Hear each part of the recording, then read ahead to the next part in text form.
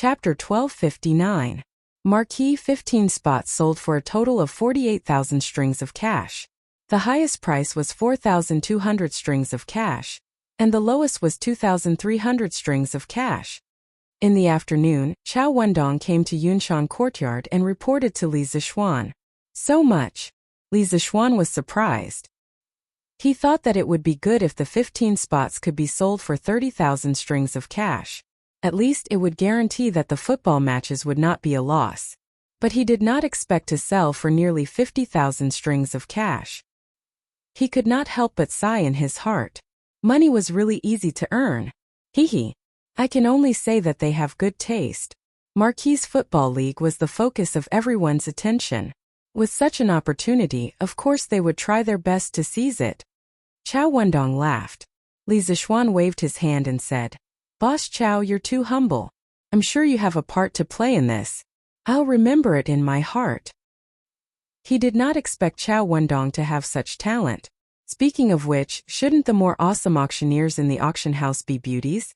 After all, the charm of a beauty was great. But how could an old man like Chao Wendong have such great charm? Chao Wendong was flattered and said, "Marquee, you're exaggerating. Marquee, you're exaggerating." Zhengguan's second year, March 2nd. The two football stadiums in Lantian County and Plum Village were built at the same time. These were two open-air football stadiums. In the snowy weather, the game naturally had to be postponed. But even in modern football stadiums, most of them were open-air. If one wanted to use glass to cover the roof with modern technology, it would be very difficult.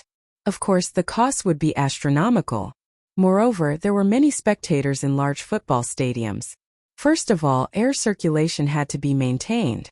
Secondly, during the game, everyone would shout loudly. How loud would tens of thousands of people shout at the same time? It was a little scary just thinking about it. If the stadium was completely enclosed, it would cause an echo. The whole stadium would become very chaotic, and even the people around you would not be able to hear clearly. If it was half enclosed, the sound would be transmitted through the roof and would not cause an echo. Therefore, Li Zixuan did not plan to build an enclosed football field now, nor in the future. At this point, there were a total of 3 soccer fields in Lantian County. The soccer field in Yanhuang College was called Soccer Field No. 1 by Li Zixuan. The one in Lantian County was called Soccer Field No. 2, and the one by the Ba River was called Soccer Field No. 3. There was no grand ribbon-cutting ceremony for the completion of the 2 football stadiums. There was only the orderly exit of countless craftsmen and workers, as well as the official sale of the tickets for the ranking league. It was worth mentioning that before this, the more than 300 teams that had come to Chang'an to participate in the ranking league had all arrived and drawn lots. There were a total of 10 groups with 32 teams in each group. There were a total of 160 matches in the group stage. The No. 2 and No. 3 football stadiums were put into use at the same time. It could be said that they were fighting on 2 fronts. There would be 4 matches per day in each football stadium, 2 in the morning and 2 in the afternoon. There would be a total of 20 days of competition to determine the top 50 teams. Then, there would be an elimination round. The reason why only 2 football stadiums were used was mainly because they were worried that if the teams played in Yanhuang College, it would affect the students' learning state. Li Gang had talked to Li Zixuan more than once about this problem. Li Zixuan had to give face to the old man. On the 3rd day of March, the Datong Daily spent an entire page introducing the schedule of the ranking league, including the list of teams, the time of matches, and the introduction of some famous teams. After the people bought the newspaper, they searched for news about their favorite teams. The Ferocious Tiger Team. This is the Ferocious Tiger Team formed by the King of Jiangxia. The team members are all former heroes in the army.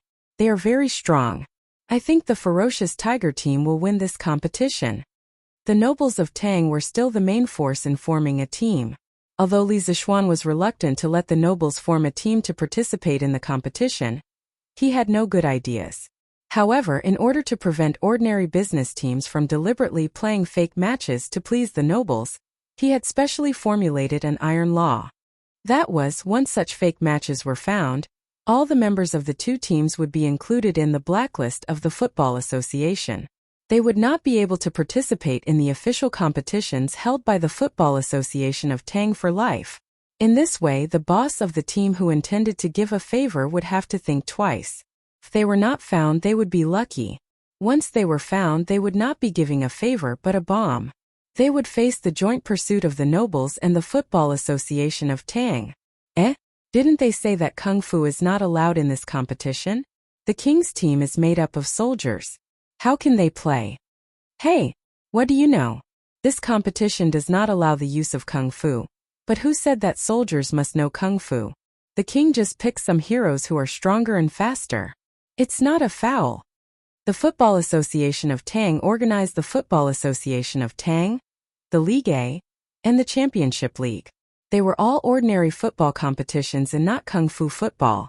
Under normal circumstances before the competition, the players of both teams had to be personally checked by a martial arts expert who was at least at the Grandmaster level. If the team members did not have true Qi, it would be fine. Once they found out that you had true Qi in your body, you would not be immediately removed from the field. However, you would enter the Football Association's focus list. Every match you played, there would be experts who would focus on you. Any action that was out of line would be regarded as a foul. Once a foul was committed, you would be sent off with a red card. At that time, your team would be in a disadvantageous situation of 10 versus 11. Therefore, for most of the bosses of the team, the ideal player was not a Kung Fu expert, but a young lad who did not have true Qi but had a strong physique and quick reflexes. Oh, I see. But I have high hopes for Team Mountain Fire. It's the team that Boss Chow's son set up. Don't underestimate this team. Young Master Chow spent a lot of money to select all the players from all over the world. Previously, Team Mountain Fire and Team Ferocious Tiger played 2 matches and both won and lost. Their strength can be said to be on par. What? Team Mountain Fire is so powerful? They can even defeat the Ferocious Tiger team of the King of Jiangxia? Heh, how can it be fake? I have high hopes for Team Wind and Thunder. You have never been to the south, so you don't know the strength of Team Wind and Thunder. I have heard that Team Wind and Thunder is one of the top 5 teams in the entire south. Top 5? Who is the boss of Team Wind and Thunder? They are so powerful. Team Wind and Thunder's boss is Zheng Yinhong, the owner of Jiangnan's Misty Rain Villa. He gathered talents from more than 40 states and counties in Jiangnan for his own use. Of course, the team he formed is brave and powerful. Wow! Then I have high hopes for Team Wind and Thunder too. Let's see when Team Wind and Thunder's competition will be held. 10th of March. It will be held on 10th of March. Team Wind and Thunder is in Group A. On 10th of March they will be playing against Team Qingyun in Jinzhou. It will be held in Lantian County's No. 2 football stadium. I want to watch it. I have been there before. Do you think you can watch this competition whenever you want to? Did you see what is written on the newspaper? You need to buy tickets to watch the competition. The group stage tickets cost 200 coins and the knockout tickets cost 500 coins. 200 coins? Where can I buy it? I want to watch Team Ferocious Tiger's competition. Outside of No. 2 and No. 3 football stadium. The tickets will be sold at 9:45 a.m. today. Damn! Hurry up and line up. Let's go. Let's go together. Chapter 1260. A ticket cost 200 copper coins. It wasn't expensive, but it wasn't cheap either. To the rich, 200 copper coins was just the cost of a meal. It wasn't even enough for a meal. However, to the poor who couldn't even afford to eat, 200 copper coins could save their lives. It was enough for a family of 5 to eat rice for a month. But then again, for those who worked hard to make a living, even if you gave them a ticket for free, they wouldn't have the time to watch the competition. Therefore, those who were well off were the main force to watch the competition. At 8:45, the tickets for the second and third football stadiums started selling on time. At this time, the 2 football stadiums were surrounded by many commoners. Fortunately, the 2 football stadiums had more than 10 ticket sales windows open at the same time. This greatly increased the speed of selling tickets. I want 2 tickets for the Wind and Thunder team against Qingyun team on the 10th of March. The closer to the front, the better. Okay, a row of 7 seats and a row of 8 seats. Here you go. It's a total of 400 copper coins. You can use copper coins or Tang Yuan. Hey, here. Here you go for 100 Tang Yuan. Buddy, Give my young master 2 tickets for each of the 160 group matches of the fixed-rank league. Little brother, are you sure? Why? Are you worried that my young master can't afford it? Let me tell you. No. Little brother, you misunderstood. What I mean is that the 160 group matches will be held in 2 football stadiums at the same time. Even if your young master bought 160 tickets, he won't be able to watch them all. At most, he can only watch 80 matches. That's none of your business. My young master asked me to buy 160 matches. I have to buy 160 matches. Hurry up. I don't want the seats near the front. The seats in the middle will do. Okay. Please wait a moment. There's a total of 320 tickets. You need to pay 800 strings of coins. Here you go. Here's 800 tangyuan. Commoners with average family backgrounds only wanted to buy 1 or 2 tickets to their favorite teams to watch the live matches and satisfy their cravings. However, a considerable number of rich young masters would not even bother to choose. They would just buy a full set of tickets and go to whichever match they wanted to watch. As for wasting resources, they didn't care at all. In addition, the tickets for this tournament were printed by the workshop.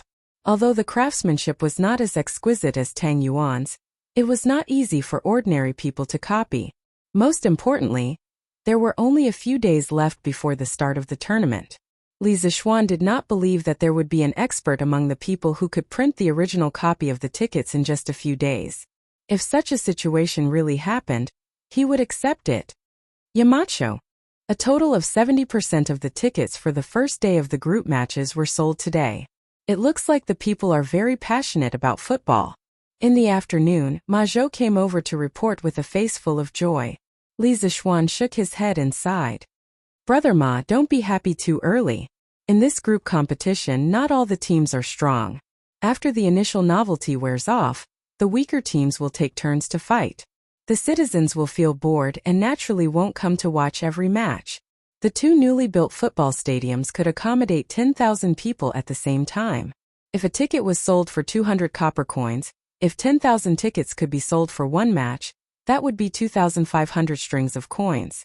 160 matches would be 400,000 strings of coins. Of course, this was only an ideal situation. In the group competition, the good and the bad were mixed together. The strength of each team was uneven. When they played against each other, the viewing experience would naturally be worse. Correspondingly, it was impossible for every match to be full. For some of the more unpopular matches, it was already not bad if there was a 20% attendance rate. Li Zixuan estimated that the ticket income for the group competition would be around 150,000 strings of coins. Although it was far less than 400,000 strings of coins, it was still quite a large number. Li Zixuan even planned to increase the prize money for the First Division, Tang First Division, and the Champions League next year. Marquis is right. It looks like I'm still not as good as Marquis. Ma Zhou was not stupid. After thinking for a while, he understood the key point. He chuckled and said as he pinched his stubbled chin. Li Zixuan hurriedly said, "Haha, Brother Ma, don't make fun of me. Oh right, during the league competition, Datong Daily needs to do a good job of reporting and publicity. It's best to send someone who knows football to record every match. After the match, they have to extract the exciting process of the match in time and publish it in the next day's newspaper. This way, more people who don't have the opportunity to watch the match live will be able to understand the situation immediately." Ma Zhou's eyes lit up. He immediately gave a thumbs up and said, Great.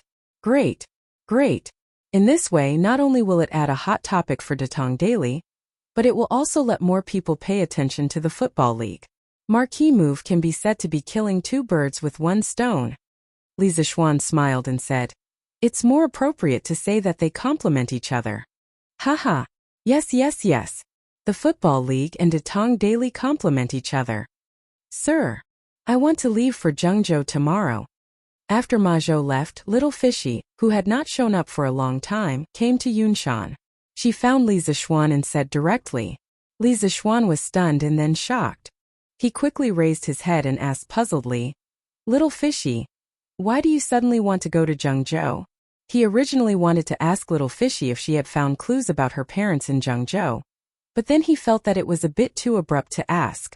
If he misunderstood, wouldn't he be reminding little Fishy of the past for no reason?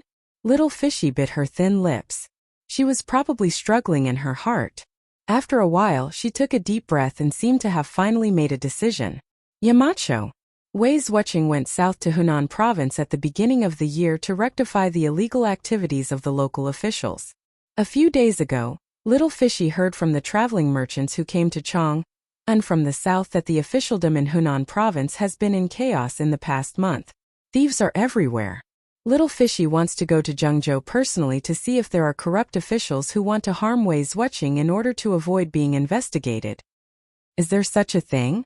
Li Zixuan was shocked when he heard this. He frowned and thought for a while, then said, "Since that's the case, then you can't go to Zhengzhou even more. You're a little girl, and you're going to such a dangerous place alone. If something happens to you, how can I be at ease? Besides, Hunan province is in chaos. This matter should be handled by the imperial court. What does it have to do with you? Even if you go, you can't change the situation, and you can't save Wei's watching from danger." Chapter 1261. Sir. I'm a reporter. I'm a reporter from Datong Daily. I'm a reporter from Datong Daily that you personally appointed back then. Only by going to the scene and witnessing it with my own eyes can the news have vitality and not be wrong. This is the responsibility of a reporter. That's what you told me back then. Yunshan Villa. Although Li Zixuan's words were reasonable, little Fishy was not swayed at all. She looked at Li Zixuan firmly and said word by word. At that moment, Li Zixuan's heart was slightly touched. It was hard to imagine that the person who stood in front of him and said these words was only a 12 or 13-year-old girl. Although the ancient people matured early, it was rare for someone to have such awareness at this age. That's right. I did say that to you before. Li Zixuan avoided little Fishy's persistent gaze and turned around. He clasped his hands behind his back and said, "But if the rumors are true and Hunan Circuit is in chaos, I won't let you take the risk alone. If you lose your life, how can you talk about responsibility and responsibility?" Little Fishy said with a sincere face, "Sir, I have to go. Right now, more than half of the officials in Hunan Circuit want to kill Wei's watching. As the saying goes, even a strong dragon can't suppress a snake in its old haunts. Although Wei's watching has the imperial edict, it's hard for him to do anything alone. If things go wrong, his life might be in danger. And in the dark, it's easy to breed corruption and evil. Some people cover the sky in Hunan Circuit and the court is far away. The bad things he does probably won't spread out of Hunan Circuit. In this way, he'll be even more unscrupulous. So, sir, little Fishy wants to be the light and bring a ray of light to the people of Hunan Circuit. I want to find out the truth and use Datong Daily to make those corrupt officials hesitate. Let the people of Tang Dynasty see the true colors of those corrupt officials." "But, sir, no buts. Last year, little Fishy came to Chang'an from Yuezhou alone. Why can't I go to Zhengzhou from Chang'an today? I have my own way of surviving, so I won't have any accidents along the way. In the past year in Chang'an, although you and I are not related, you have taken good care of me. You are like Fishy's brother, but more like a teacher. Without your support and care, Fishy would still be a beggar on the streets of Chang'an City. Therefore, little Fishy is grateful to you from the bottom of her heart. Thank you for taking care of me. And thank you for letting me come into contact with such an interesting and meaningful job as a reporter.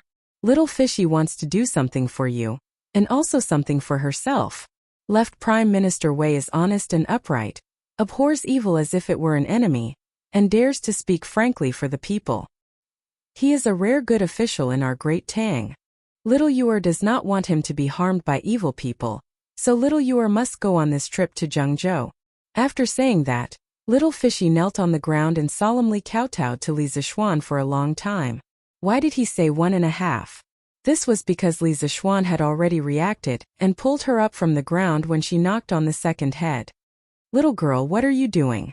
Get up quickly." After Li Zixuan lifted little Fishy up from the ground, he said with a serious expression, "I don't need a reason to be nice to others, and I don't need anything in return. Since you insist on going to Zhengzhou, I won't stop you. You can go as Datong Daily's special correspondent. In fact, Li Zixuan had only taken little Fishy in at the beginning because he sympathized with the little girl's pitiful background. That was why he had taken her in at Datong Daily's editorial department.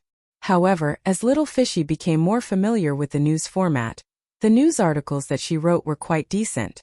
In the past year, in the entire editorial department, most of the news articles that were hired by Ma Zhou belonged to little Fishy. This girl had a strong learning ability and was very likable. She had become Datong Daily's #1 reporter and cutie. There was no one in the editorial department who hated her. Li Zixuan saw little Fishy as a younger sister and a junior with great potential. He did take care of her on a daily basis. "Thank you, sir, for your help." Little Fishy was overjoyed when she heard that. Li Zixuan shook his head. If he could, of course, he didn't want this little girl to put herself in danger. However, Chang'an City is about to hold a football league, and there will be a lot of hot topics. It's a good source of news. Little Fishy, are you really not going to stay? Little Fishy blinked and shook her head decisively. No, sir. Little Fishy feels that going to Zhengzhou to help Wei Zuoqing expose the darkness of the local officialdom is far more meaningful than reporting on the football league in Chang. Seeing that this little girl was so stubborn, Li Zixuan sighed helplessly and said, "Sir, you call me sir. Since you call me mister, then I naturally can't let you go alone and risk your life. Wait for me here for a moment, I'll be right there. You're not allowed to leave without permission," Li Zixuan said without allowing her to say anything, then turned and left. Little Fishy looked at Li Zixuan's back with a puzzled expression. She didn't understand why the latter left her here alone. However, her puzzlement didn't last long. After less than half an hour, Li Zixuan returned. Behind him was a little boy who was about 13 or 14 years old, wearing a Taoist robe. "Sir, he is..." Little Fishy was the kind of person who couldn't keep her thoughts to herself. She looked at the little Taoist boy and asked.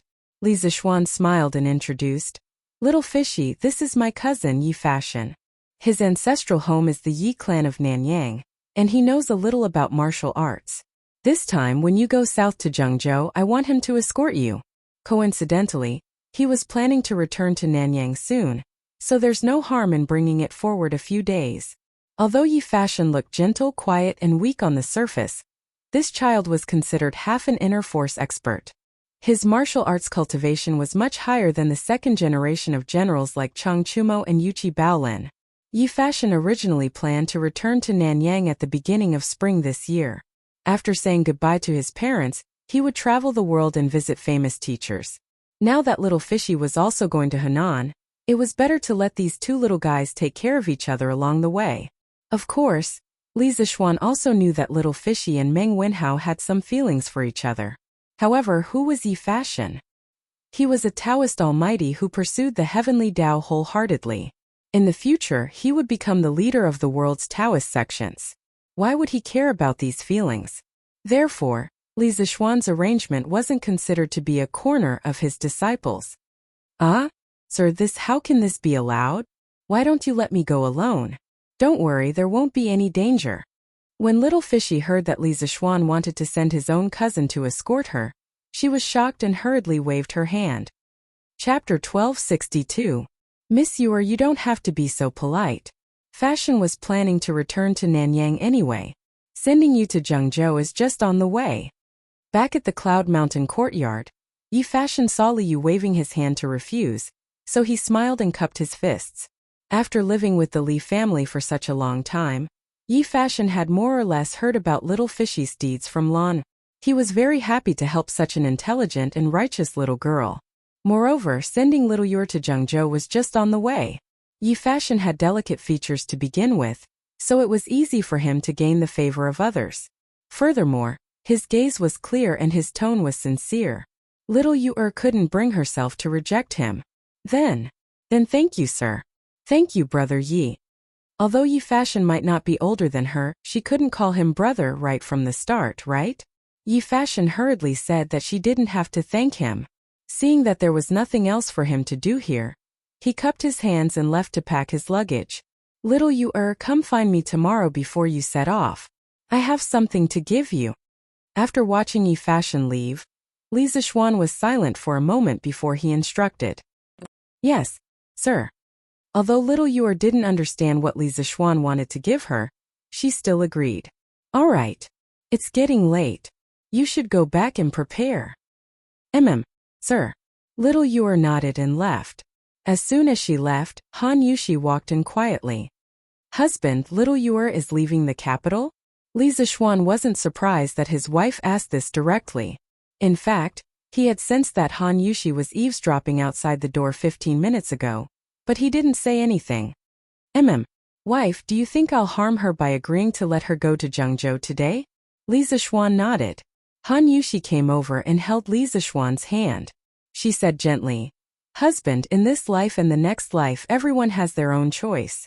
It doesn't matter whether it's right or wrong. But as long as she thinks it's worth it, it's worth it. There's nothing harmful about it. Since little Fishy was able to muster up the courage to bid farewell to you, she must have already made up her mind. Husband, you don't have to worry too much. This concubine sees that this child is a person with good fortune. This trip to Zhengzhou is just a small test for her. It won't be that easy for an accident to happen. Upon hearing this, Li Zixuan's brows immediately relaxed. My wife is right. It seems that I have worried too much. Yamacho, I'm coming. The next morning, Li Zixuan had just finished his breakfast and returned from his sword practice on the Cloud Mountain when Yor arrived at the courtyard with a bag in her hand. Yes. Are you ready? Do you have enough travel expenses? Li Zixuan took the handkerchief that Han Yushi handed over and wiped the sweat on his forehead as he said warmly, Yes. I'm ready. I have enough travel expenses too. For some reason, when Han Yushi stood beside Li Zixuan, Yor seemed a little reserved. She put her hands behind her back and replied softly, I guess you're anxious too. Wait here for a while. I'll go get the things for you. My wife, get someone to inform the monk that it's time for him to leave. Li Zixuan put down the handkerchief and walked into the house as he spoke to Han Yushi. Yes, husband. Han Yushi replied. The husband and wife went their separate ways, leaving Yor alone in the main hall. Half an hour later, Li Zixuan carried a wooden box to the main hall. Yor was puzzled. She didn't know what Li Zixuan was up to. Li Zixuan handed the wooden box to her with a solemn expression. There's a telegraph machine and a battery to power it. Take it with you. In case of an emergency, you can send a telegram here. I'll leave the other telegraph machine in the Datong Daily editorial office and wait for news from you. Although I don't know if this telegraph machine can send messages back to Chong and from hundreds of miles away, you should still take it with you. Who knows, it might come in handy. In this era of agriculture, there was no electricity in the entire world. The spatial spectrum was very clean and there was almost no interference. In theory, a few watts of radio frequency power would be enough to connect the entire world. This was the most basic telegraph machine. If he wanted to communicate from Zhengzhou to Chong, and it might not be impossible. Sir, Yor had been in the workshop for so long. How could she not know the preciousness of the telegraph machine? It could be said that this telegraph machine was the most important and precious thing to Li Zixuan so far. She opened her mouth in shock and wanted to refuse, but Li Zixuan interrupted her. I told you to take it, so take it. This telegraph machine won't be of much use to me for the time being. Take it first. If you need it, then it'll be the best use. Yor bit her lip and hesitated for a moment. She stepped forward and took the wooden box in Li Zixuan's hands and said, Sir, Yor will never be able to repay your kindness in this lifetime. Haha, you little girl, who asked you to repay me? Li Zixuan laughed. At this moment, Han Yushi walked in with Yi Fashion, followed by Yi Guozhong. Husband, grandfather and the monk are here. Han Yushi said softly. Cousin, the monk is ready. We can go now. Yi Fashion carried a bag and was still wearing a gray robe. He looked like an otherworldly being. Li Zixuan nodded and then went to Yi Guozhong and said, Grandfather, about the monk, I didn't have time to discuss it with you. It's really... Haha. Little Xian, you don't have to be like this. Without waiting for Li Zixuan to finish, Yi Guozhong waved his hand and interrupted. The monk wants to go to the south to seek Taoism and visit the masters everywhere. No matter how much your grandmother and I tried to persuade him, he still insisted on it. It's just that it's been brought forward by a few days. I thought it through. My children and grandchildren have their own blessings. I'm almost 70 years old. Why do I have to think so much? Let the monk's father and mother worry about it. Haha. Li Zixuan was surprised.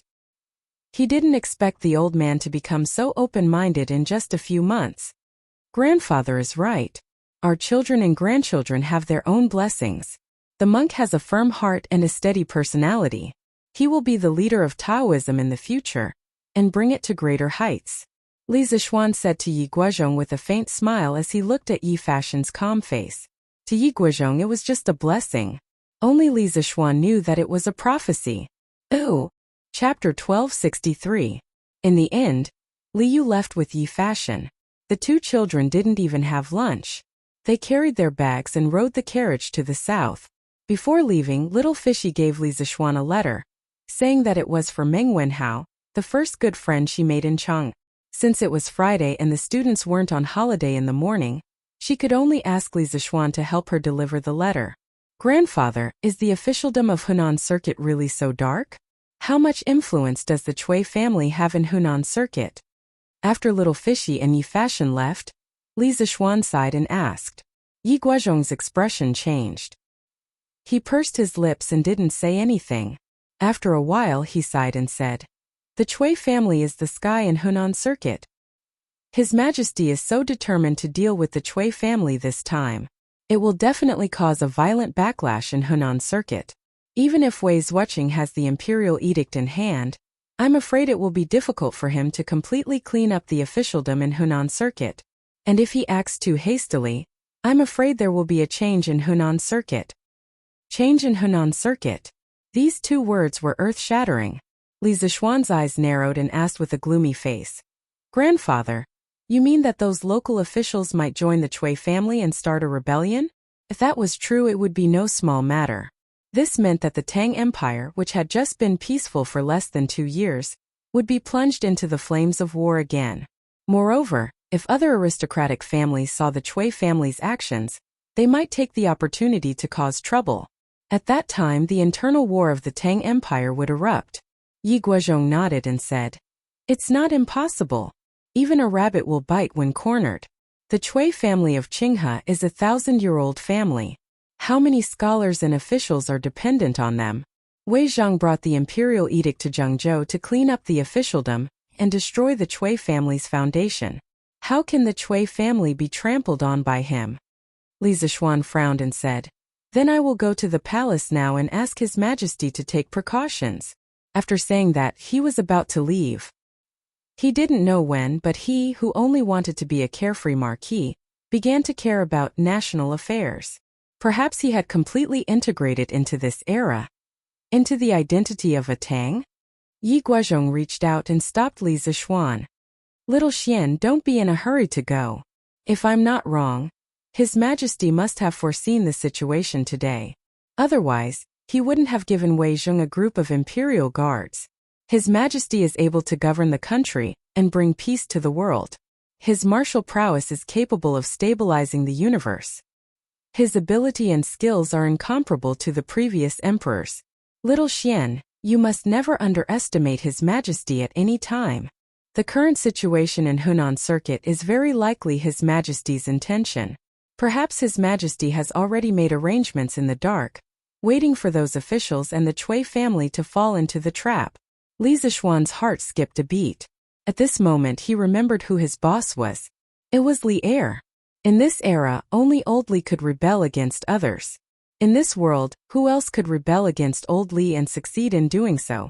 Even old Li's sons couldn't do it, let alone those clowns in Hunan Circuit. Maybe he was worried for nothing. Grandfather, you are right. I was a little rash. Li Zixuan clasped his hands and said with a look of acknowledgement. It felt good to have such an old fox at home to show him the right way. Here. Wenhao. This is a letter for you from Little Fishy. In the afternoon, accompanied by the sound of the school bell and drum, the students excitedly swarmed out of the classroom. Some went home, while others went back to the dormitory. Li Zixuan stood at the entrance of the academy. When he saw Meng Wenhao walk out, he quickly called him to the side and took out the letter that Little Fishy asked him to pass to Meng Wenhao. He handed it to Meng Wenhao and said, A letter for me from little fishy? Meng Wenhao murmured in confusion. Then he reacted and hurriedly asked, Yamacho, you mean little fishy has left the workshop? Where did she go? Li Zixuan pointed at the letter and said, You'd better read the content of the letter first. Although Meng Wenhao was anxious, he could only do as he was told. He quickly opened the letter, opened the rice paper inside and read the words on it. Wenhao, I'm leaving. I'm leaving Chang. There's a place that needs me.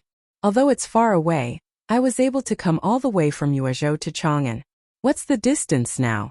I'm a reporter from Datong Daily. I'm needed there, so I'm going. But you don't have to worry. Sir sent someone to protect me. I'll be fine.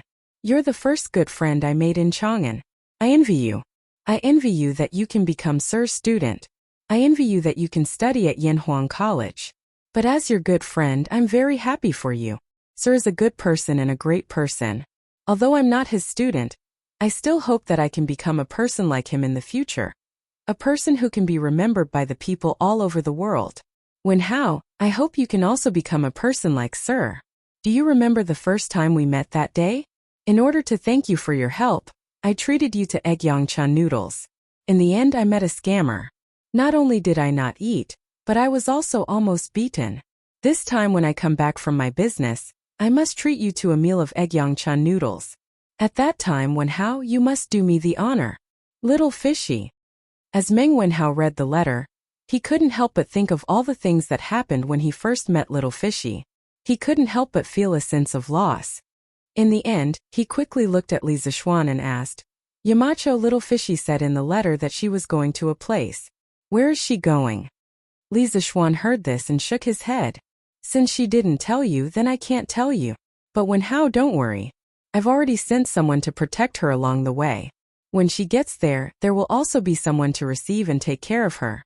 I believe there won't be any accidents. When they arrived in Zhengzhou, little fishy could seek refuge with Wei Zheng. Although Wei Zheng was now in a difficult situation, it was much safer for little fishy to be with Wei Zheng than to be alone. Meng Wenhao felt a little relieved, but deep in his heart, there was still a trace of a bad premonition. He asked again, Yamacho, what little fishy is going to do? Is it dangerous? Li Zixuan was silent for a moment before he replied. There is a certain risk, but this is the path that she has chosen. At the same time, this is her responsibility. I have no right to interfere, and I can't interfere. Wenhao, as her good friend, all you can do now is to believe in her and bless her.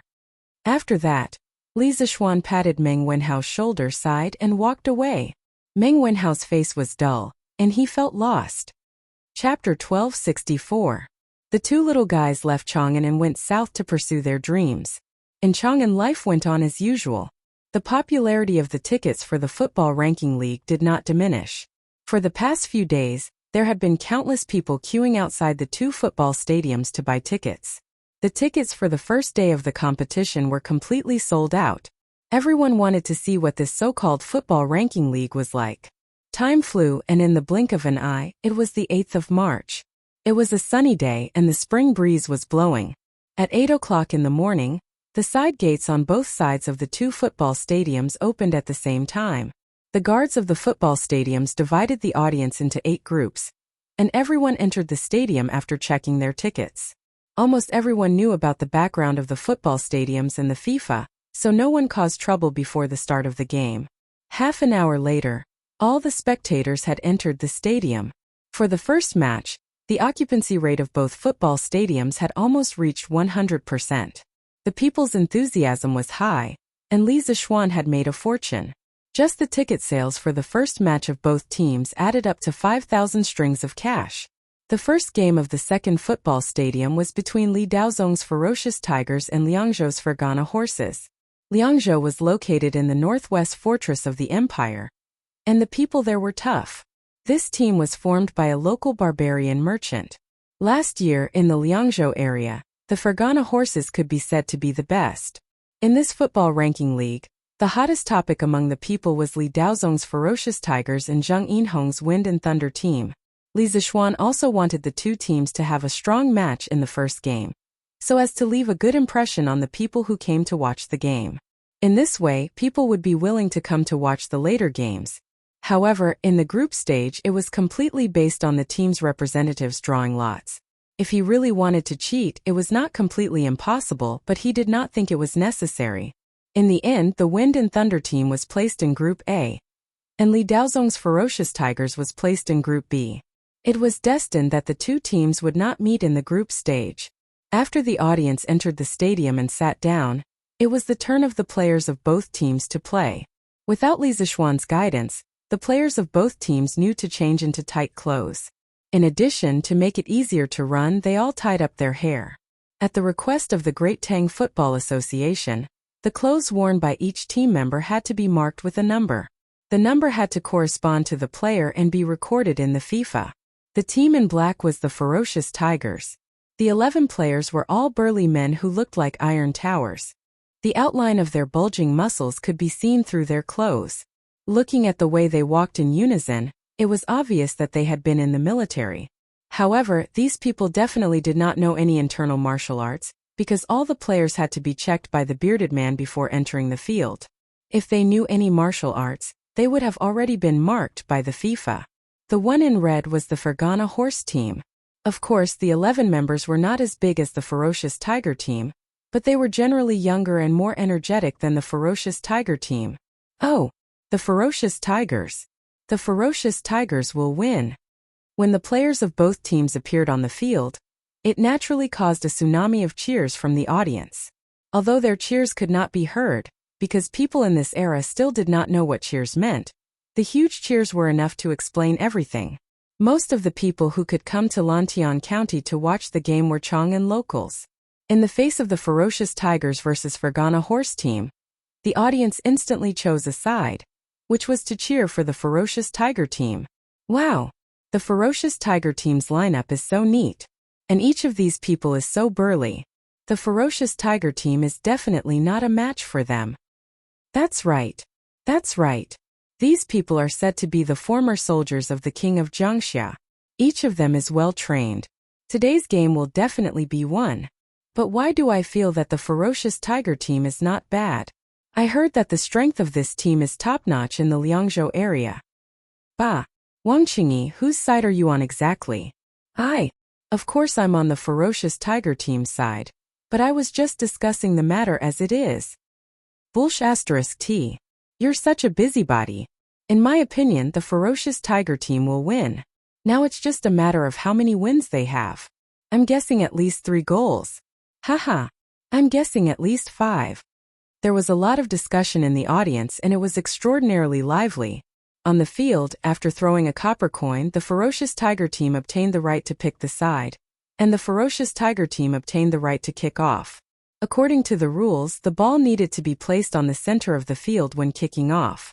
All the players had to be in their own half of the field, and the opposing team members should be at least 3 feet away from the ball until the game started. Beep! As the referee on the field let out a long bamboo whistle, the number 1 player of the Ferocious Tiger team gently kicked the ball placed on the center of the field to his number 3 player, and he quickly ran to the opposing team's half of the field. The first game of the Tang Football Association's ranking league officially began. Marquis Yong'an, what do you think of this King's team? In the first 15 minutes of the game, both teams fought fiercely, trying to take the lead to score. However, the strength of the center backs of both teams was not to be underestimated, so after 15 minutes, there were a few shots, but not a single goal was scored. Li Daozong, who was in the stands, was not in a hurry.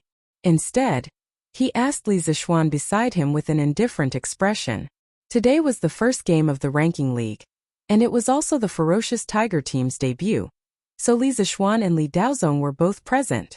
Not only that, Li Daozong had even brought Li Shuyan along. The young lady was sitting on Li Daozong's lap. Li Zishuan might have been an otaku in his previous life and had never played football, but he had watched a lot of serious football matches, so he had a good eye for a game. Upon hearing this, he thought for a moment, and instead of answering, he asked, "Your Highness, do you want to hear the truth or a lie?" Li Daozong was first stunned, but then he laughed out loud. Haha, interesting. Interesting. Then this king wants to hear what's the lie. What's the truth? Little Shuyan also turned her head at this moment, and shifted her gaze from the field to Li Zishuan. Her big cute eyes blinked as if they could speak, making her look extremely cute. Li Zixuan could not help but be melted by the little loli's cuteness.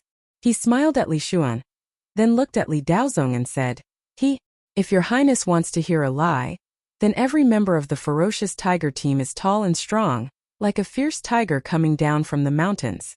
No other team can match them. Li Daozong frowned. This sentence seemed to be the truth to him, but Li Zixuan was lying. Then what's the truth? Chapter 1265. This is the truth. Your highness, although your ferocious tiger team is brave and fierce, but in terms of speed and flexibility, they are still slightly lacking. Liangzhou's Fergana horse team can be said to be like their name, running like the wind. Previously, the ferocious tiger team made 2 mistakes in passing, both of which were caused by underestimating the opponent's speed. Moreover, in this quarter of an hour, the ferocious tiger team's ball was intercepted more than the Fergana horse team. In addition, in terms of stamina, this nephew presumptuously asserts that the ferocious tiger team will definitely be inferior to the Fergana horse team in the later stages. Lantian County's No. 2 football stadium stands. Li Zixuan insisted on listening to the truth, so Li Zixuan had no choice but to speak his own analysis truthfully. As the saying goes, those closely involved can't see the game clearly, while those on the sidelines can see the game clearly. The players on the field may not understand their own strengths and weaknesses, but Li Zixuan, who was half an expert, was able to see through some key information after watching for a while from the stands. Li Zixuan repeatedly nodded his head as he listened to the first few sentences, but when he heard the last sentence, he had a disapproving look as he said, "How can Marquis Yong and conclude that the ferocious tiger team's stamina is inferior to the Fergana horse team? You must know that although the ferocious tiger team's members are not martial arts experts, they are all heroes who have been in the army for at least 4 to 5 years. How can ordinary people be compared to them?" Li Zixuan replied neither hurriedly nor slowly, "Your Highness, as far as I know, the ferocious tiger team's members are all above 30 years old, while the Fergana horse team's members are all below 25 years old. The youngest one is only 17 years old. In terms of strength, they are indeed inferior to the ferocious tiger team, but in terms of stamina, the ferocious tiger team cannot compare to them. In addition, in terms of tactics, the ferocious tiger team does not have a complete set of tactics. Instead, they have a feeling of blocking soldiers with arms and water with earthwear. On the other hand, the Fergana horse team can often play some small coordination, and the ferocious tiger team's players are unable to break through, and also difficult to defend. So, before the end of the first half, if the ferocious tigers can't widen the score and secure victory, there's definitely a risk of losing in the second half. According to the experience of his previous life, generally speaking, a player's golden age began at the age of 19, reached its peak at the age of 24 to 26, and slowly came to an end at the age of 28. Around the age of 30, many professional players would choose to retire or leave the main position. This was because when a person passed the age of 30, their muscles would begin to atrophy, and their physical ability would begin to decline. Some players who were disciplined and diligent in training might be able to delay it, but players who indulged in debauchery all day might even bring it forward. Even though the players of the Fergana Tigers had trained in the military for many years, in terms of endurance, they were definitely not as good as the young lads of the Fergana Tigers. Moreover, Liangzhou was located on the frontier, and was often harassed by the Turks. The people there were tough and valiant. For the Fergana precious horses to be able to stand out from that place, their strength was naturally not to be underestimated. Brother Xiao Xian, are you saying that Royal Father's ferocious tiger team is going to lose? But Shuyan thinks that the uncles in the ferocious tiger team are very strong. Li Shuyan had already reached the age where she could understand things. She could still understand the gist of Li Zixuan's words. After Li Zixuan finished speaking, the little girl pouted her cute little mouth and said. Li Zixuan smiled and said, "Haha, Big Brother didn't say that the ferocious tiger team would definitely lose. They still have a good chance of winning. Shuyan, let's just watch carefully." Little Shuyan replied with an and turned her attention back to the field. Li Daozong, on the other hand, frowned and fell into deep thought. On the field, the center back of the ferocious tigers rolled the ball and passed it to the feet of another center back.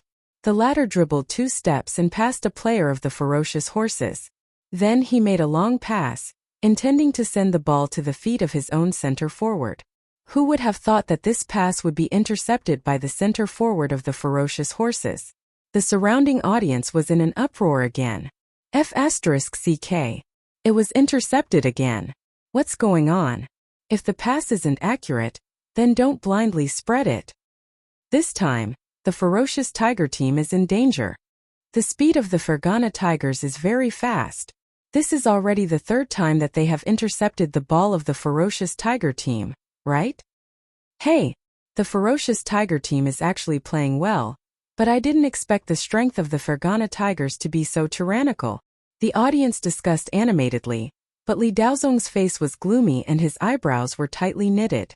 Marquis Yong'an, in your opinion, if the ferocious tiger team wants to win this match as soon as possible, what changes do they need to make? The Fergana Tigers' one chance to counterattack was finally narrowly neutralized by the two defenders of the ferocious tiger team. However, Li Daozong couldn't sit still anymore. He turned his head and humbly asked for advice. From the looks of it, he finally believed in Li Zishuan's evil. Li Zishuan frowned slightly and pondered for a moment. He said, "The ferocious tiger team's offense is easily intercepted, but fortunately, their defensive ability is quite good. They have played until now and have not fallen behind in the score. I think they must have practiced a lot of tactical changes on a daily basis. Next, if the ferocious tiger team wants to quickly break through the opponent's defensive line, first, they need to completely give up on long passes to the ground. This is because the opponent's running speed is very fast and their reaction is very flexible. Second, they need to make use of more short-distance passes. Through the player's constant change of formation, they can bring the ball to the opponent's penalty area. This is because the ferocious tiger team has a considerable advantage in terms of individual strength and dribbling ability. In terms of the evolution of formation, the ferocious tiger team has an absolute advantage. We need to play to our strengths and avoid our weaknesses. Third, I see that the defensive ability of the two defenders of the ferocious tiger team is very outstanding. The next time they intercept the opponent's ball, they can directly pass the ball from the back half of the field to the front half of the field. Of course, they need to leave a striker in the front half of the field. This move is called defensive counterattack. It can often produce unexpected results. When Li Daozong heard this, his eyes lit up. However, he still had some doubts, so he asked, "What is a defender and what is a striker?" Li Zishuan sweated and said, "I don't have time to explain this in detail. The general idea is that a defender represents a player in the backfield who defends, and a striker is a player who creates opportunities for his teammates and dribbles the ball to break through and score. Your Highness, what do you think of these three suggestions?" Li Daozong pondered for a moment and clapped his hands. "Good. We'll do as you say. I'll immediately ask the team manager to inform the players to change their tactics." After that, he whispered a few words to a middle-aged man behind him, and the latter hurried down the stands. "Haha! What a good way to play to our strengths and avoid our weaknesses. What a good defensive counterattack. I didn't expect this. A small football game because of the two of you is a bit like two armies facing each other. Interesting. Really interesting." When the ferocious tiger team in the field had just started to implement the new tactic, Li Zishuan and Li Daozong heard Li Er's laughter. The two of them were shocked and quickly turned around. They saw Li Er in his regular clothes walking towards them with Li Changqian following behind him. Oh. Chapter 1266. Greetings, Your Majesty. In Lantian County No. 2 football stadium, Li Zishuan and Li Daozong saw Li Er coming over and quickly got up to greet him. Without waiting for them to finish, Li Er waved his hand and said, "No need to be so courteous. I just finished the morning court. I'm just here to take a look." In fact, he was not the only one who came over. The civil and military officials in the court, many of them who had no official duties, came over after the morning court. Football was a new hot-blooded sport. Not only did the people like to watch it, but the court officials also liked to watch it. Of course, in order to avoid criticism, the officials would not personally set up a team. Only people like Li Daozong from the Li Tang Empire or those nobles who had nothing to do all day would mess around with a team. Because these people did not have official duties, they did not care about hard work and reputation. They just wanted to play all day long and no one could say anything. Your Majesty, this way please. Li Zishuan led Li Er to where they were sitting before. This area was considered the VIP room of the entire football stadium. It was separated from the audience by a tarpaulin.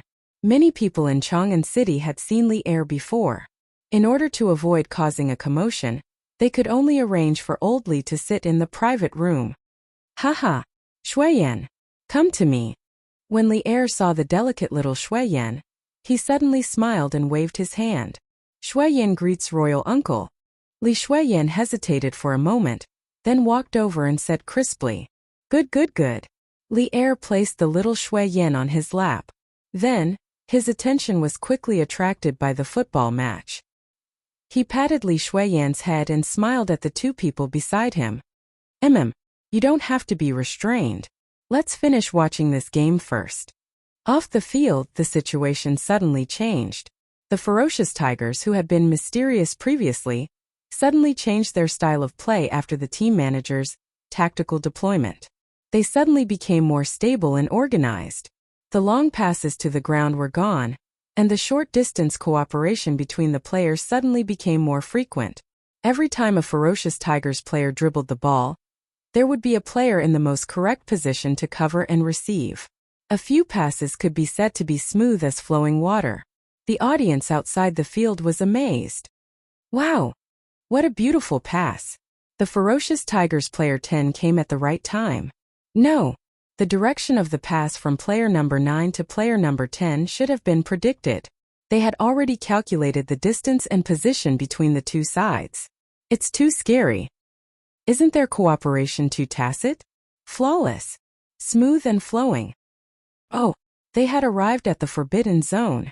Look, the ferocious tiger team has entered the restricted area of the Fergana horse team. Whoosh! It was the ferocious tigers on the field. After a series of wonderful combination of quick plays and quick passes, they finally broke into the penalty area of the ferocious horses once again. At this moment, the football was at the feet of the ferocious Tigers' number 1 player. He was less than 2 feet away from the opponent's goal, and there were no teammates near him. There were only 2 opposing defenders who were rushing towards him. At this critical moment, the spectators in the stands fell silent. Every one of them had their hearts in their throats. Li Er's face was also flushed with excitement. His pair of tiger-like eyes stared unblinkingly at the ferocious Tigers' number 1 player. At this critical moment, the ferocious horse's goalkeeper actually chose to abandon the goal and attack. The ferocious Tigers' number 1 player could not help but be overjoyed. He suddenly accelerated, and when he was about to reach the opponent's goalkeeper, he made a wonderful feint and bypassed the opponent's goalkeeper. Oh, they're going in. They're going in. Shoot! Ferocious Tigers! Shoot! Although they had not shot, the spectators in the stands were already cheering in advance. The ferocious Tigers' number 1 player did not disappoint. His right foot kicked the football fiercely and completed an unobstructed shot from outside the opponent's goal. Oh! Without the commentator to liven up the atmosphere, the 10,000 spectators in the stands were already ignited by themselves. Cheers! Screams! Loud roars! It was as if the entire football field was going to be overturned. The entire Wuning Square in Lantian County could hear the deafening roars from here. Good! Good! Good! At this time, Li Er had already placed the little snow goose on the ground. He stood up and cheered loudly with a face full of excitement. Football was an extremely hot-blooded sport. Of course, the most hot-blooded time was the moment when a goal was scored. It was especially hot-blooded and made people want to explode on the spot.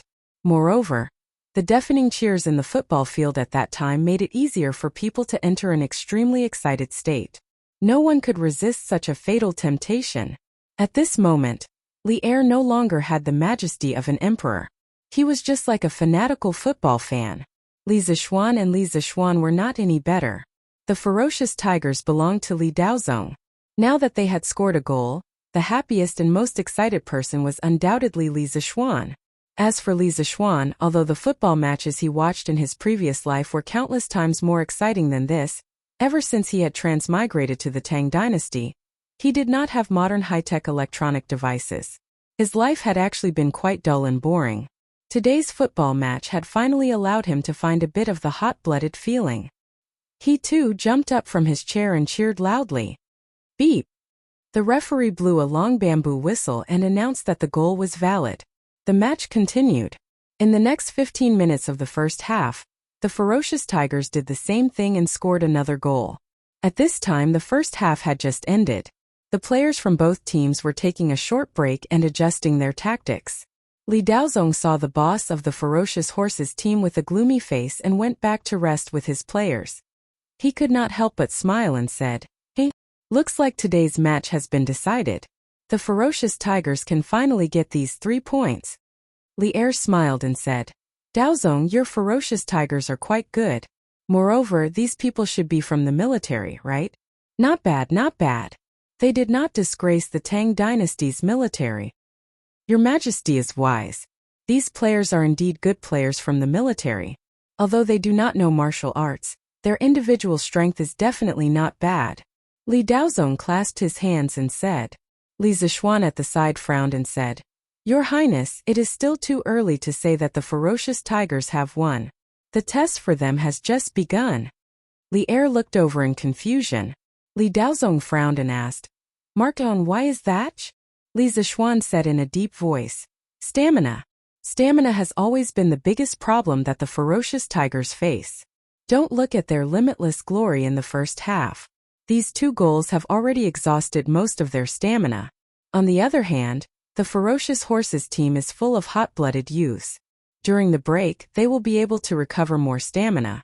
In the second half, the ferocious Tigers team's goal will be welcomed by the opponent's continuous and fierce attacks." Chapter 1267. Xiao Xian. How should the ferocious Tigers deal with this? Li Zishuan was now completely convinced by Li Zishuan. He also felt that Li Zishuan's analysis was reasonable. The ferocious Tiger's stamina was indeed not as good as the ferocious horses. Therefore, he did not care about losing face and directly asked Li Zishuan, "Shrink the front line and focus on defense. Changing the formation is the strength of the ferocious Tigers. Next, let them build their own half of the field into an iron wall. Strive for everyone to run the shortest route to achieve the best results. Of course, while defending, they also have to wait for an opportunity to counterattack. After all, the best defense in the world is offense. Currently, the ferocious horses are the ones who should be anxious. Your Highness, let the players defend well. They can even pass each other's feet in their own half of the field to stall for time. Wait for the opponent to make a mistake, then give a fatal blow and completely seal the victory." Li Zishuan looked at the backs of the ferocious Tigers players and said. Li Zishuan nodded slightly. He, who had experienced hundreds of battles, could naturally see that Li Zishuan's arrangement was the best plan. Li Xiaogong pondered for a moment and nodded. "Okay. Thank you." Then, he turned his head and gave a few instructions to the manager of the ferocious Tigers. The manager took the order and left, presumably to make tactical arrangements. After about a quarter of an hour, the second half began. Both teams changed sides and played again. When they came on the field, the audience in the stands gave the ferocious Tigers the loudest cheers. These people were addicted to watching the ferocious Tigers in the previous 45 minutes. The ferocious Tigers did not disappoint them. They scored 2 goals in a row, making most of the people in the stands become loyal fans of the ferocious Tigers. Isn't it a matter of course for the fans to cheer for their favorite team? Seeing this scene, Li Zishuan secretly smiled. This was the result he wanted. The appearance of fans was the symbol of the prosperity of football. If there were no fans, modern football would not be so popular. It might even die out in the middle of the game. When the number of soccer fans in Great Tang grew larger and larger, it would be hard for Great Tang's soccer to not flourish. By then, Great Tang, as the country of origin of world football, no matter how weak it was, it wouldn't be as weak as the modern-day national football team. It would definitely become a world football powerhouse. By then, Han football would no longer be a joke in the eyes of foreigners. By then, Li Zishuan would have achieved his goal of bringing football to Great Tang 1,000 years in advance. Beep! The referee blew the whistle and the Fergana horses kicked off. Under the cover of the 3 players and the coordination of the passing, the football quickly charged into the Fergana Tigers' front half of the field. His attacks were as swift as lightning. The Fergana horse team had played the entire half of the field, but they still retained their physical strength. Under their sudden outburst, the ferocious tiger team was actually somewhat unable to withstand it. Quickly get into a defensive formation. Everyone defend. The manager of the ferocious tigers was sweating profusely. He stood by the side of the field and shouted. He did not care if the players on the field could hear him. The sudden change in style caused the audience in the stands to be unable to react for a moment. When they finally reacted, they could not help but turn pale with fright. What's going on? Didn't the ferocious tiger team play well in the first half? Why is the Fergana horse team going to shoot now? It seems like the ferocious tiger team's physical strength is failing. Their physical strength is failing? How is that possible? The ferocious tiger team scored 2 goals in the first half. How can their physical strength be failing? The reason why the ferocious tiger team was able to score in the first half was because of their ingenious coordination. Now that the Fergana horse team has changed their style and is attacking with all their strength, the ferocious tiger team is in danger. The ferocious tiger team will win. It was unknown who shouted loudly, but the audience in the stands began to shout. For a moment, the shouts of the ferocious tiger team will win became louder and louder. It even reached the sky. Li Xiaogong looked at the ferocious tiger team players below the stands and could not help but clench his fists. The ferocious tiger team was destined to withstand pressure in the second half. However, whether they could withstand the pressure completely depended on the ferocious tiger team players' teamwork and performance. The roaring in the stands more or less gave the ferocious tiger team players some invisible strength. They quickly restored the formation that was previously disrupted by the opponent and resisted the Fergana horse team's attack with all their strength. In the end, the Fergana horse team's wave of attack was intercepted by the combined efforts of the 2 defenders of the ferocious tiger team. The goalkeeper went out to catch the ball that was rolling, and then threw the ball to his own players. Next, there was a jaw-dropping scene. The ferocious tiger team players actually moved left and right in their own half of the field. The audience in the stands was in an uproar. What are the ferocious tiger team players doing? Why aren't they attacking? It looks like they are stalling for time. Yes, that's right. Anyway, the ferocious tiger team is leading by 2 o'clock. As long as they drag it out until the end of the game, they will be able to get these 3 points. But isn't this against the rules? It really doesn't seem to be against the rules. Isn't that too sullen? If the ferocious tiger team doesn't attack, how can they be called the ferocious tiger team? Why don't we just call them the tortoise team? Some of the audience expressed their understanding of the ferocious tiger team's passive game, but some of the audience felt very angry. After all, everyone hoped that the person or team they liked was super powerful. Moreover, attacking football was obviously more interesting than defensive football. The boss of the Fergana horse team did not know what the audience was thinking, but he was so angry that he was about to stomp his feet. He stood by the side of the field and shouted loudly, "Attack! Everyone press up and attack! You must break the goal!" With a boom, almost all the Fergana horse team players moved out and entered the ferocious tiger team's half of the field to fight for the ball. After all, they were young men. They were full of vigor and energy. After a few fights, the ball quickly fell to the feet of the Fergana horse team players. Several players cooperated with each other and fought with the ferocious tiger team players several times. Finally, the ball was shot into the opponent's goal. Oh, it's in! It's in! The audience in the stands sighed, but this did not prevent the Fergana horse team players from celebrating. All the players hugged each other. After being suppressed for half of the field, they could finally party to their heart's content. Just play like this. Equalize the score as soon as possible. The boss of the Fergana horse team shouted at the top of his voice. His players did indeed do so. When there was still a quarter of an hour before the end of the game, the number 1 player of the Fergana horse team finally sent the ball into the ferocious tiger team's goal once again. Haha! It's in! It's in! We equalized the score. The Fergana horse team players celebrated in the ferocious tiger team's half of the field, but the ferocious tiger team players were all gloomy. Hurry up and score another goal. We have to win this game. The boss of the Fergana horse squad shouted once more. Chapter 1268. From a 2 o'clock lead in the first half to a 2-2 tie, the sudden change in the situation caught everyone off guard. Li Daozong pursed his lips tightly.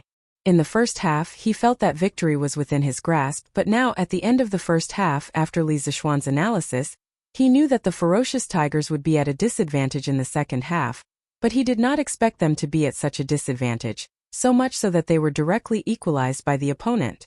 Moreover, according to the current momentum, the ferocious tigers' goal would definitely be broken through again in the following period of time. At that time, not only would the ferocious tigers not get 3 points, they might not even get 1 point. The atmosphere in the stands suddenly became solemn. Although many people were scolding the ferocious tigers players for not living up to expectations and wasting a good situation, they still hoped that the ferocious tigers could win. Perhaps this was the modern national football fans' attitude towards the national football team. The ferocious tigers players all had solemn expressions, and the ferocious horses players on the opposite side were all crazily pressing into the ferocious tigers' half of the field as if they had been injected with chicken blood. However, the continuous fierce attacks since the start of the second half had consumed more than half of their stamina. On the other hand, although the ferocious tigers had been suppressed in the second half, they had been shrinking and defending in their own half of the field, moving their feet left and right. In comparison, the ferocious tigers players had consumed much less stamina. Therefore, at this time the physical condition of the players on both sides had basically reached the same level. In fact, the ferocious tigers' condition was even slightly above the ferocious horses. This was a very important detail, but the ferocious horses' boss, who was anxious to let the team take the lead, neglected this detail. For him, nothing was more important than scoring another goal. Attack! Attack! Everyone attack! The ferocious horses' boss roared crazily on the sidelines. His players were also attacking crazily on the field, but how could they easily break through the ferocious tigers' meticulously built iron bucket formation? The previous 2 goals were only because they used their physical advantage to force a breakthrough. The breakthrough was very difficult. Now their physical advantage no longer existed. The scales of victory were gradually tilting towards the ferocious tigers.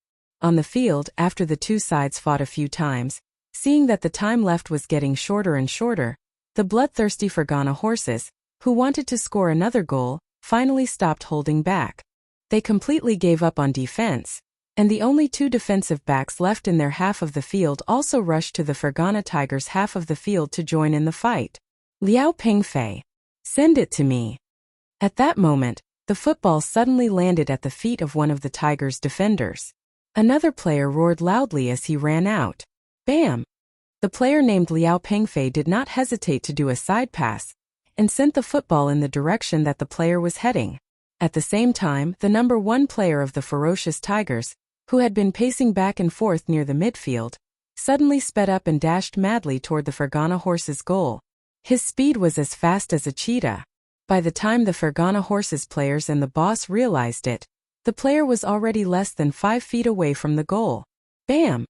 The ferocious tigers player who received the football did not hesitate to kick the football under the ball. The football flew high ahead like a cannonball, and its destination was the direction that the number 1 player was heading. Return to defense. Quickly return to defense. The Fergana horse's boss, who was still in a state of madness, came back to his senses at this moment. He turned pale with fright and hurriedly shouted. In fact, there was no need for him to say anything. The Fergana horses players had already reacted. They all ran toward their own goal in a panic like a swarm of bees. Whoa! In the stands, the spectators who were already in a state of despair suddenly burst into an uproar. They were first shocked and incredulous. Then they excitedly stood up from their seats and shouted in unison at the top of their voices. Ferocious tigers! Victory for sure! Ferocious tigers! Victory for sure! Ferocious tigers! Victory for sure! Li Daozong, Li Er, and Li Zishuan also stood up from their seats at this moment. Their eyes stared intently at the field without blinking. They saw that the number 1 player on the field had already received the falling football at this time, and had single-handedly charged into a spot 3 feet in front of the goal. He could directly shoot at this distance, or he could play it safe and dribble forward before shooting again. The Fergana horse's goalkeeper did not dare to abandon the goal to attack this time because he had suffered a loss in the first half. He bent his body and stared at the number 1 player of the ferocious Tigers with a guarded expression. At the same time, he secretly prayed that his teammate could rush over before the opponent shot. Bam!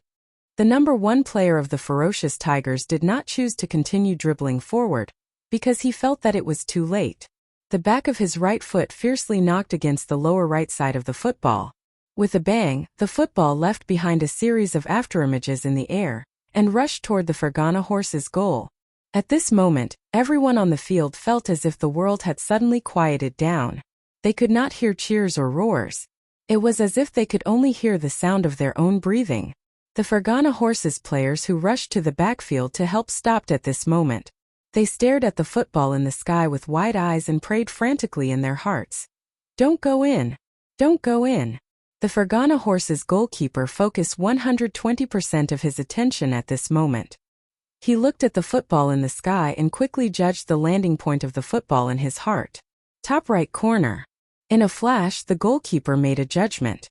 At the same time, his body also reacted. His whole person bounced up from the ground and rushed toward the upper right corner of the goal. Oh no! Some of the spectators in the stands with good eyesight felt their hearts skip a beat. They secretly cursed because the flying direction of the number 1 player of the ferocious Tigers was vaguely toward the upper right corner of the goal. Li Daozong and Li Er both clenched their fists. A few blue veins could be seen on their foreheads. It was obvious that the two of them were also very nervous at this moment. Just when everyone thought that the shot was going to be blocked, the football suddenly changed direction when it was 5 feet away from the goal and went straight toward the lower left corner of the goal. The Fergana horse's goalkeeper closed his eyes in despair. He was still in the sky at this time. Even if he saw the football change direction, what was the use? Bang! In the end, the football fell into the net without any suspense. Beep! This was the whistle that indicated that the goal was valid. Beep! Beep! Beep! Coincidentally, it was followed by 2 short and 1 long whistle that signaled the end of the game. Oh! It went in! The ball went in. The ferocious Tigers won. The ferocious Tigers won. Ha ha ha. At this moment, the entire football field was like a powder keg that had been ignited and completely exploded. Cheers and roars rose and fell one after another. The ferocious Tigers finished off the Fergana horses with a strange shot at the last moment. This made many spectators in the stands unable to help but hug each other and cry with joy. Even though they did not know each other before, they got to know each other because of the game. Because of such an exciting game, this was enough. They won. The ferocious Tigers actually won. Ha ha ha. Li Xiaogong hugged the little snow goose behind him and gave it a big kiss. Then he talked to himself excitedly. Chapter 1269. Wonderful. Too wonderful. In the stands, Li Er was not clapping his hands and laughing. Instead, he was waving his fists and laughing excitedly without the image of an emperor. Then he smiled and said, Daozong, in my opinion, why don't you let Li Zishuan train your feral tiger team? This kid knows more about football than you do. Ha ha. Li Daozong hugged Li Shuyan and turned his head to look at Li Zishuan. With a face full of smiles, he said, Your Majesty, I would like to hire the Marquis of Yong and to coach the team, but firstly, I can't afford the price. Secondly, the Marquis of Yong and is usually busy with official business. I'm afraid he has no time to take care of it. Li Er laughed. Ha ha. It's true that you can't afford it. This kid is the one who doesn't lack money in the whole Tang Empire. Just the money from the tickets for this match should be quite a lot, right? Li Zishuan took 2 steps forward and clasped his hands. He smiled bitterly and said, Your Majesty, the money from the tickets will eventually belong to the Tang Empire Football Association. It will not fall into my personal pocket. No matter how much money I earn, it has nothing to do with me.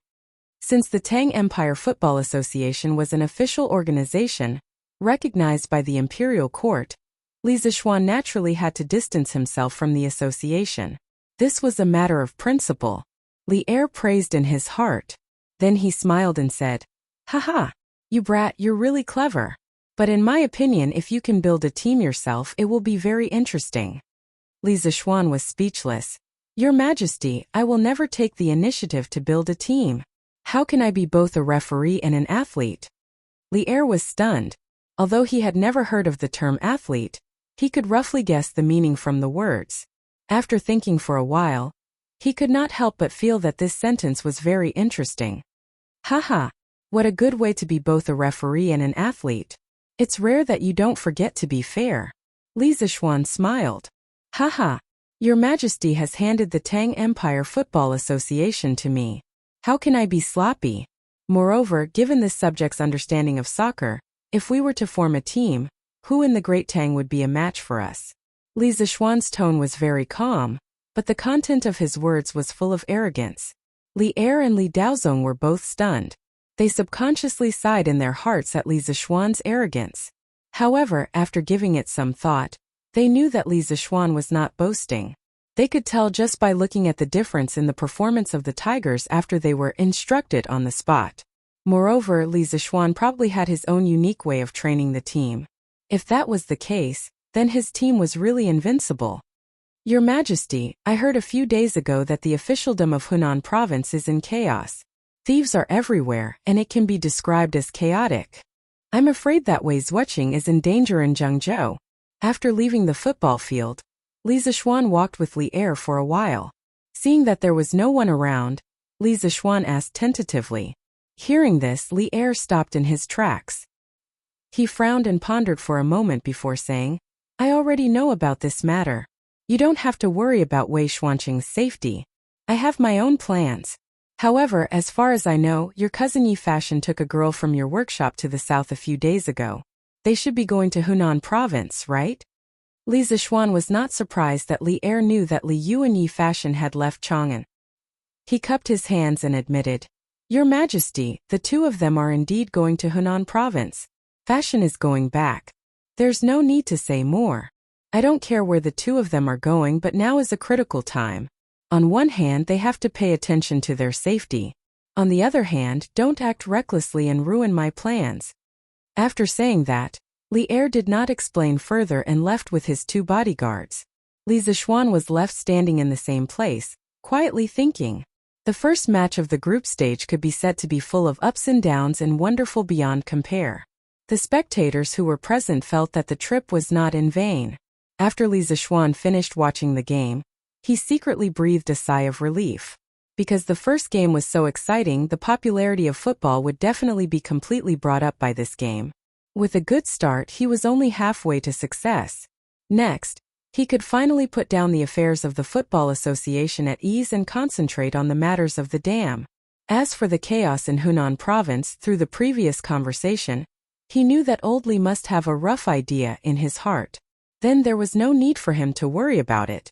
At noon, the second match of the two football stadiums ended at the same time.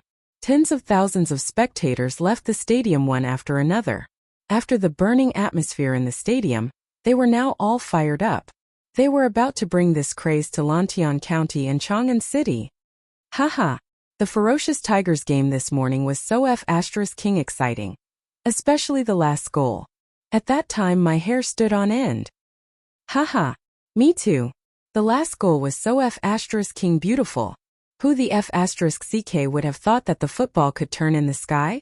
The number one player of the Ferocious Tigers is too amazing. What's his name again? Who knows? I want to be sworn brothers with him. That person is called Lu Changfeng, but you want to be sworn brothers. Are you worthy? If he wants to be sworn brothers, he should be sworn brothers like me. Hehe. CK. Lu Shixiang, what right do you have to say that I'm not worthy? Hey! Because you're not as tall as me.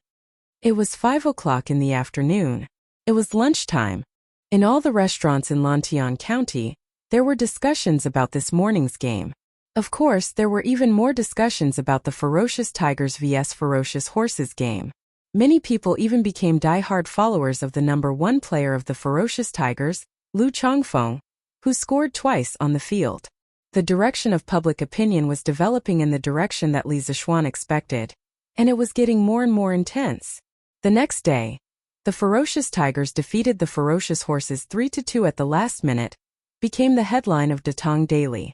People could be heard talking about yesterday's game everywhere in Chang'an City. The ranking league had completely become the hottest topic among the people. Hey, did you hear? Yesterday, the ferocious tigers of the king of Jiangxia defeated the ferocious horses of Liangzhou at the last minute. It was so exciting. I heard. Unfortunately, I didn't go to watch it yesterday. Brother Zhang, did you go yesterday? I didn't go either. Then how did you know that the game was exciting? Of course, I heard it from others and saw it in the newspaper. But I plan to watch today's game. Brother Zhao, do you want to go with me? I want to go. I have to go. Let's hurry to the football stadium in Lantian County and see if there are any tickets left. Chapter 1270.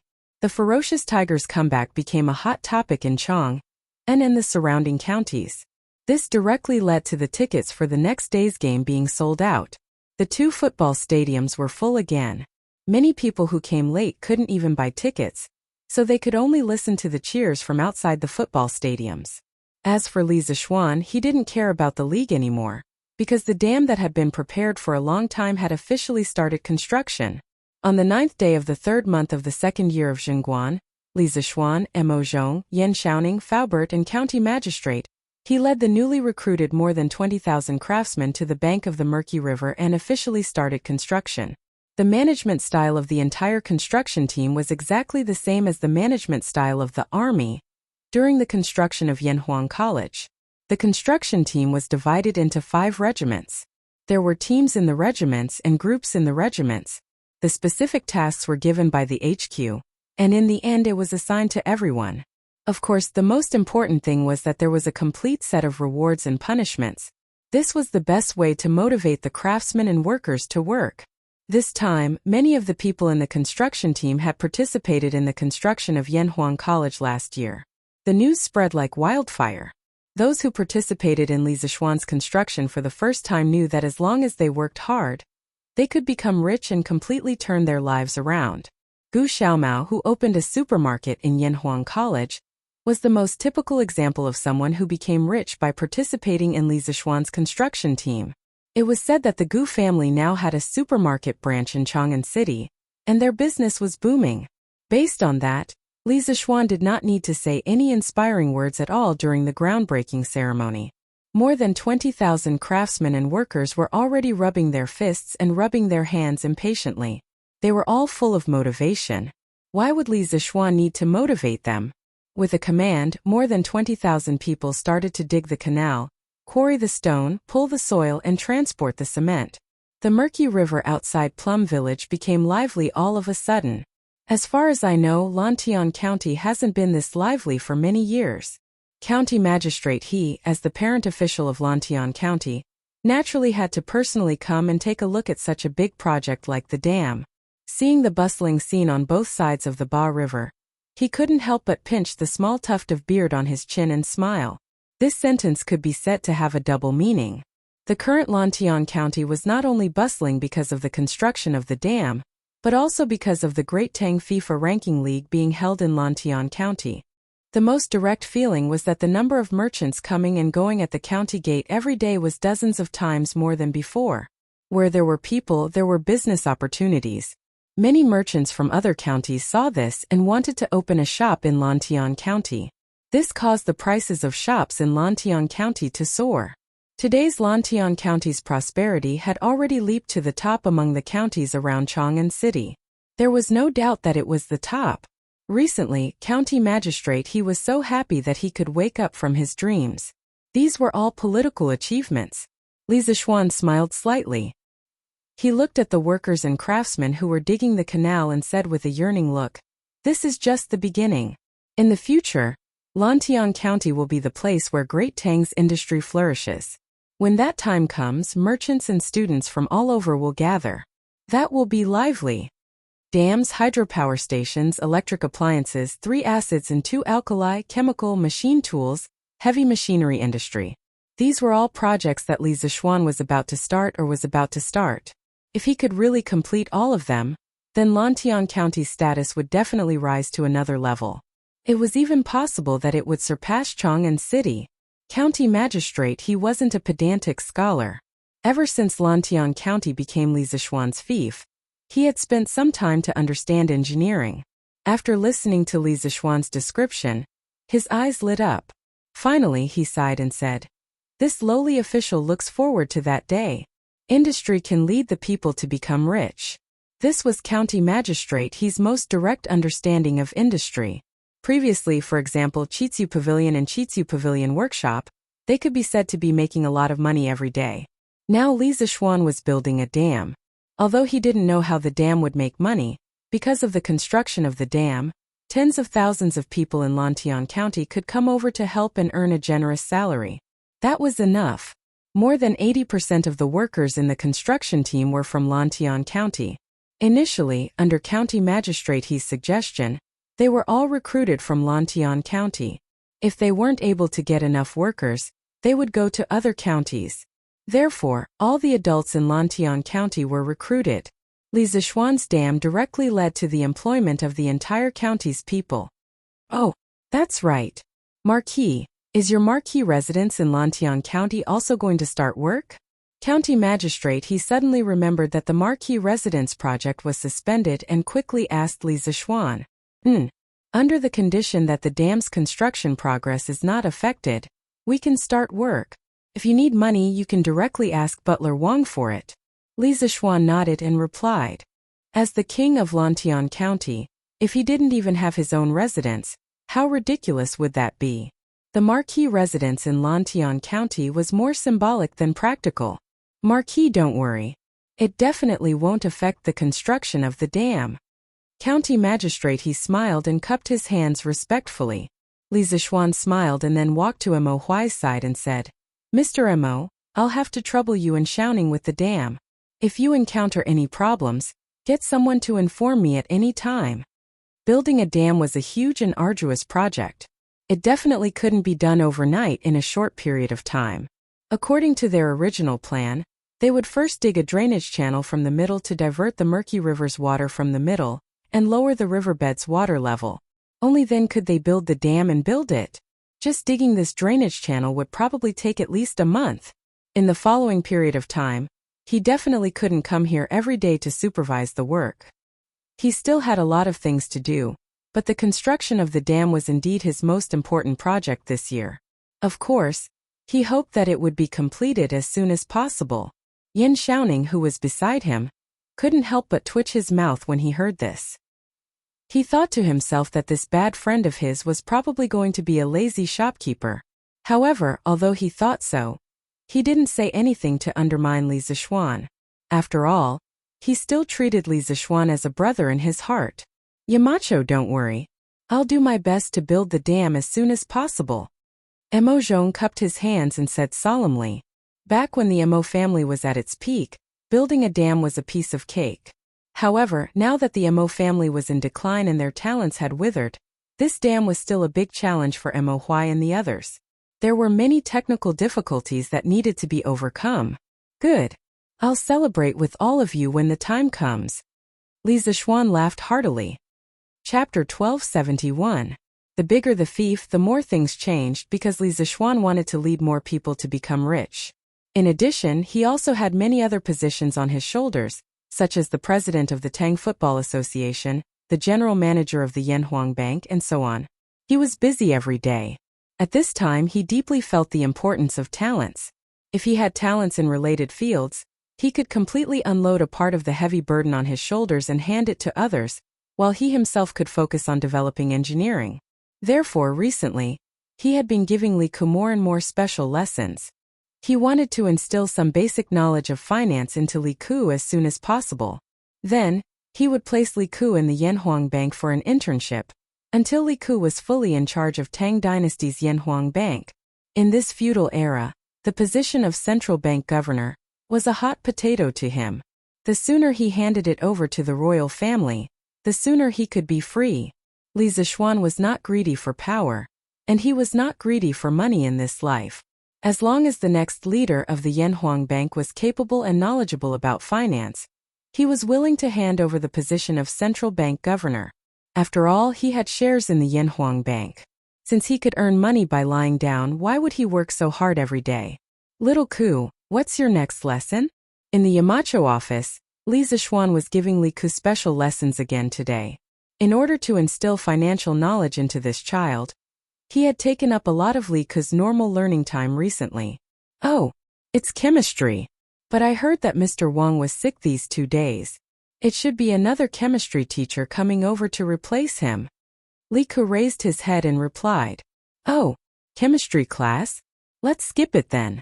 I happen to be free today, so I'll teach you more. Li Zixuan nodded and replied. Li Zixuan had already been set as Tang Dynasty's future economist. For physics and chemistry classes, Li Zixuan felt that there was no need for this child to listen to every lesson. To an economist, these classes were too hardcore. Speaking of which, as a principal, he actually encouraged students to skip classes. He could be considered as the weirdest principal in history.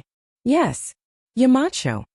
Li Ku frowned and thought to himself that he would have to look for other students to tutor him this weekend. Although he did like economics, he also wanted to be a well-rounded student. He still wanted to get a good ranking in the next final exam. If he continued to skip physics and chemistry classes, he would most likely fail in the final exam.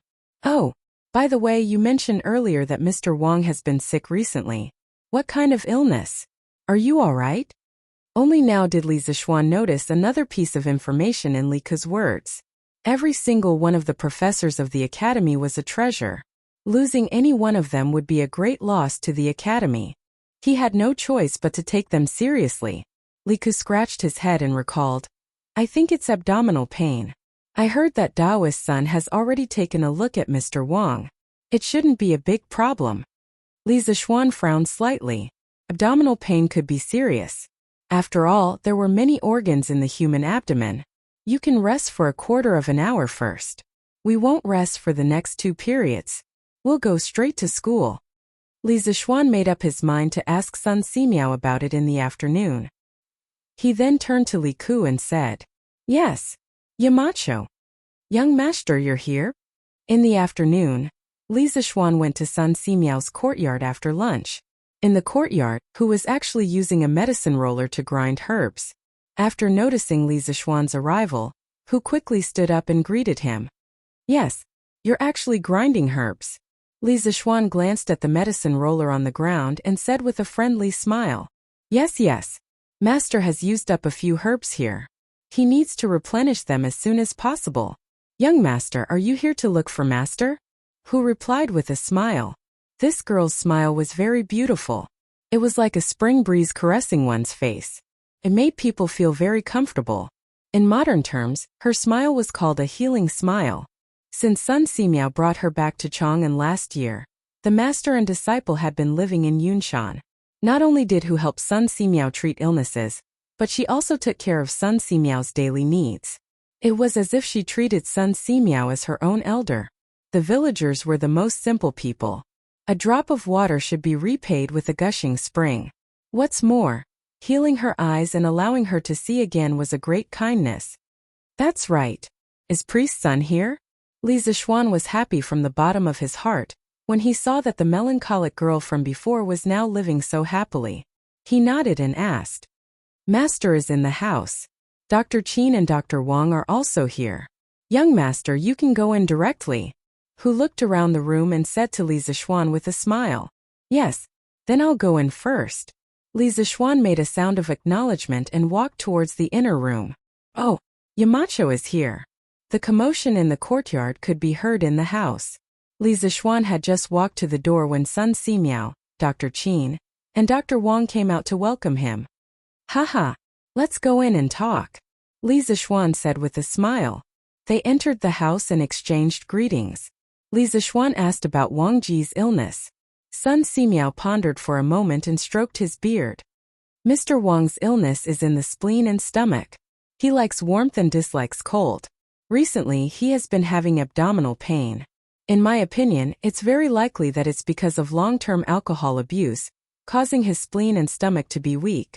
Recently, he's been overworked or suffering from the cold, causing his abdominal pain to be particularly severe. I've already given him a few prescriptions to warm his spleen and relieve his stomach pain. They'll take effect in 1 day and he'll recover in 3 days. Xiaoxian, you don't have to worry. Li Zixuan breathed a sigh of relief. At the same time, he wondered if he should find a way to make Wang Ji quit drinking. One had to know that drinking was the most harmful to the stomach. Although the bearded man was also a heavy drinker, his internal energy was strong, and he naturally didn't care about this little loss. Wang Ji was different. This old man was just a weak scholar after all.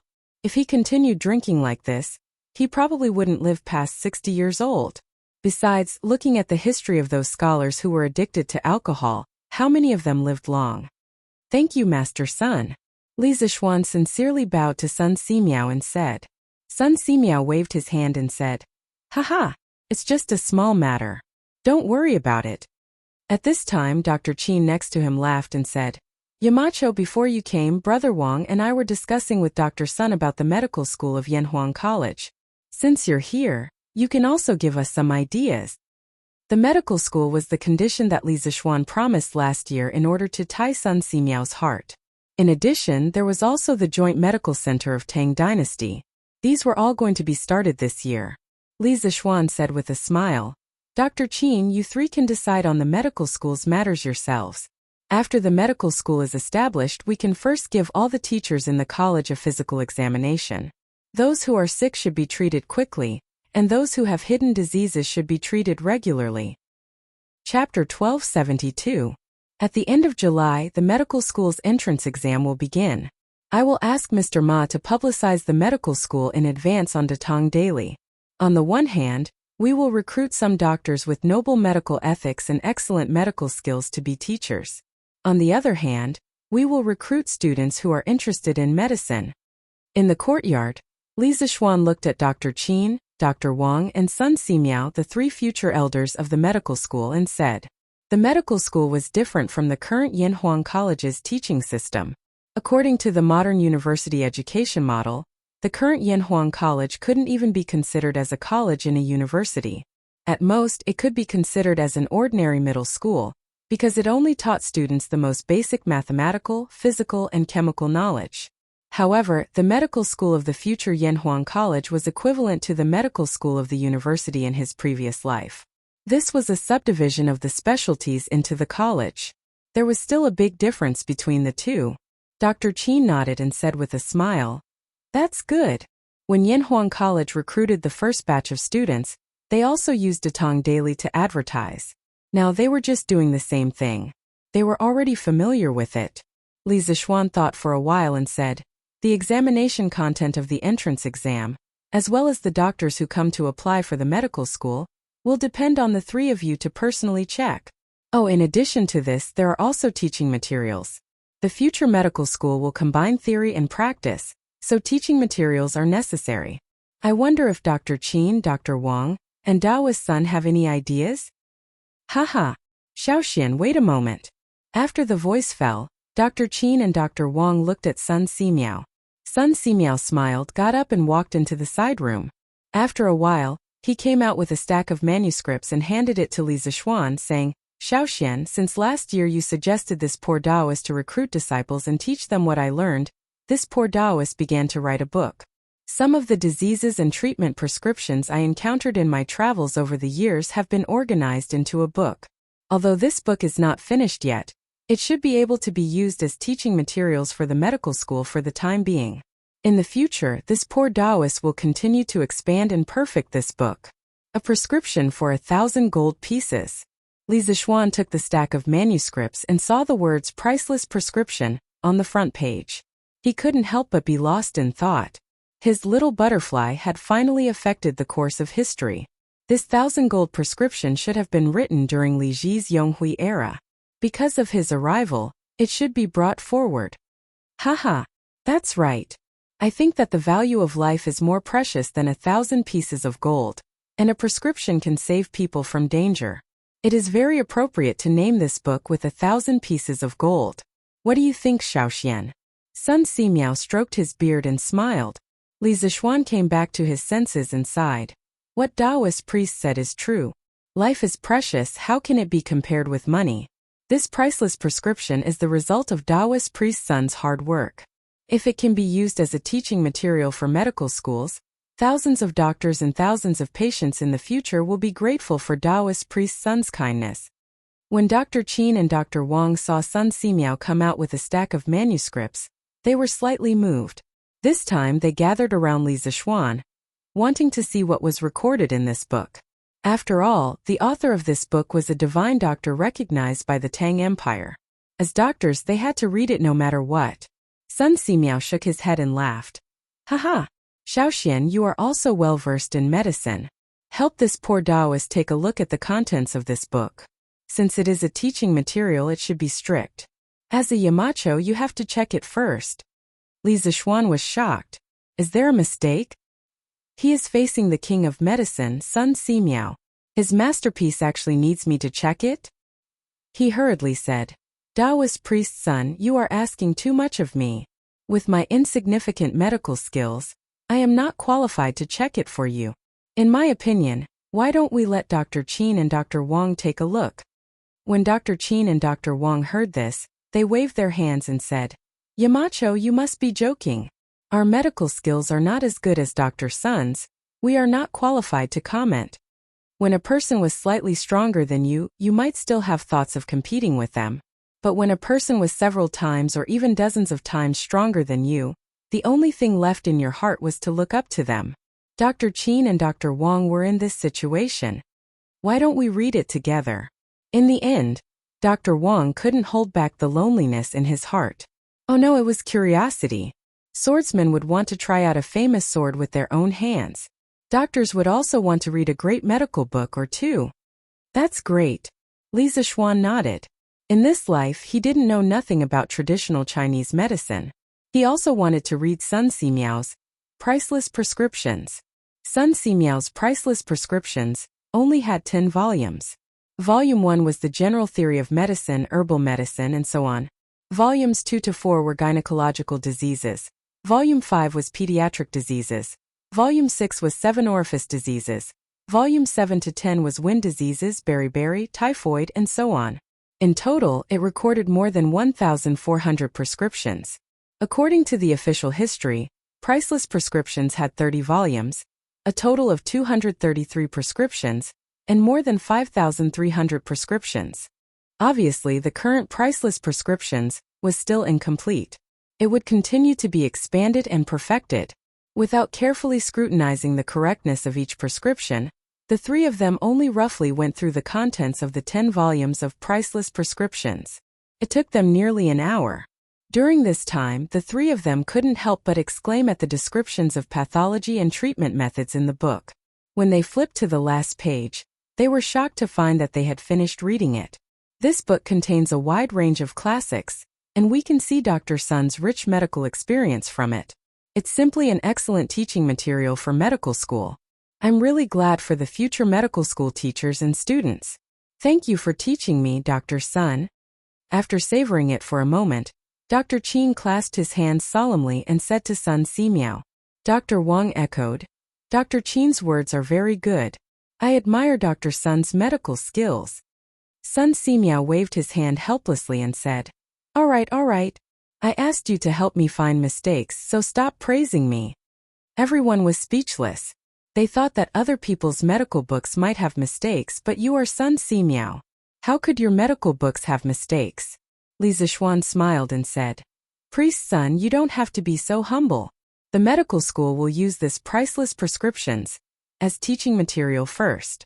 Later on, Priest Sun, you will bring Dr. Qin, Dr. Wang, and the other teachers of the medical school to complete the Priceless Prescriptions together.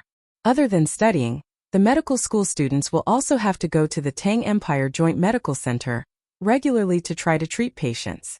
From next month onwards, we can build a Tang Empire Joint Medical Center in Lantian County and Chang and City respectively. Ooh! Chapter 1273. Medical practitioners should practice. People who practice medicine must have rich experience in treating illnesses and saving lives. Yamacho is using the Tang Empire's Joint Medical Center to complement the medical school's teaching. Wonderful. Wonderful. Dr. Wang clapped and sighed. Actually, in addition to prescriptions of 1,000 gold, I think Priest's son and the two of you can consider compiling a medical reference book on the medicinal properties of herbs for students to refer to in the future. After handing the prescriptions of 1,000 gold to Sun Simiao, Li Zixuan suddenly had another idea in his mind. He looked at Sun Simiao and the others and said, "Medicinal properties of herbs?" Sun Simiao frowned and said, "Xiaoxian, most of the medicinal properties of herbs are recorded in Shenong's Classic of Materia Medica. Why do you have to go the extra mile and write another book?" Shenong's Classic of Materia Medica, also known as Materia Medica or Materia Medica, was one of the 4 classics of Chinese medicine. It was the earliest Chinese medicine book in China. It originated from Shenong and was passed down orally from generation to generation. It was compiled into a book during the Eastern Han Dynasty. The book was not written in a short period of time, and the author was not a single person. Li Zixuan shook his head. Of course, he knew about the existence of Shenong's Classic of Materia Medica, but he didn't mean to write another book. He wanted to write a medical book similar to Compendium of Materia Medica. He pondered for a moment and said, "Priest's son, Shenong's Classic of Materia Medica does record the medicinal properties of a large number of herbs, but the classification method is a little rough. Moreover, many of the records have been lost for a long time, so it's inevitable that there will be some mistakes. For people who practice medicine, a small mistake is likely to cost the patient's life. Therefore, I hope the 3 of you can spare some time in the future. On one hand, you can revise and correct the mistakes in Shenong's Classic of Materia Medica.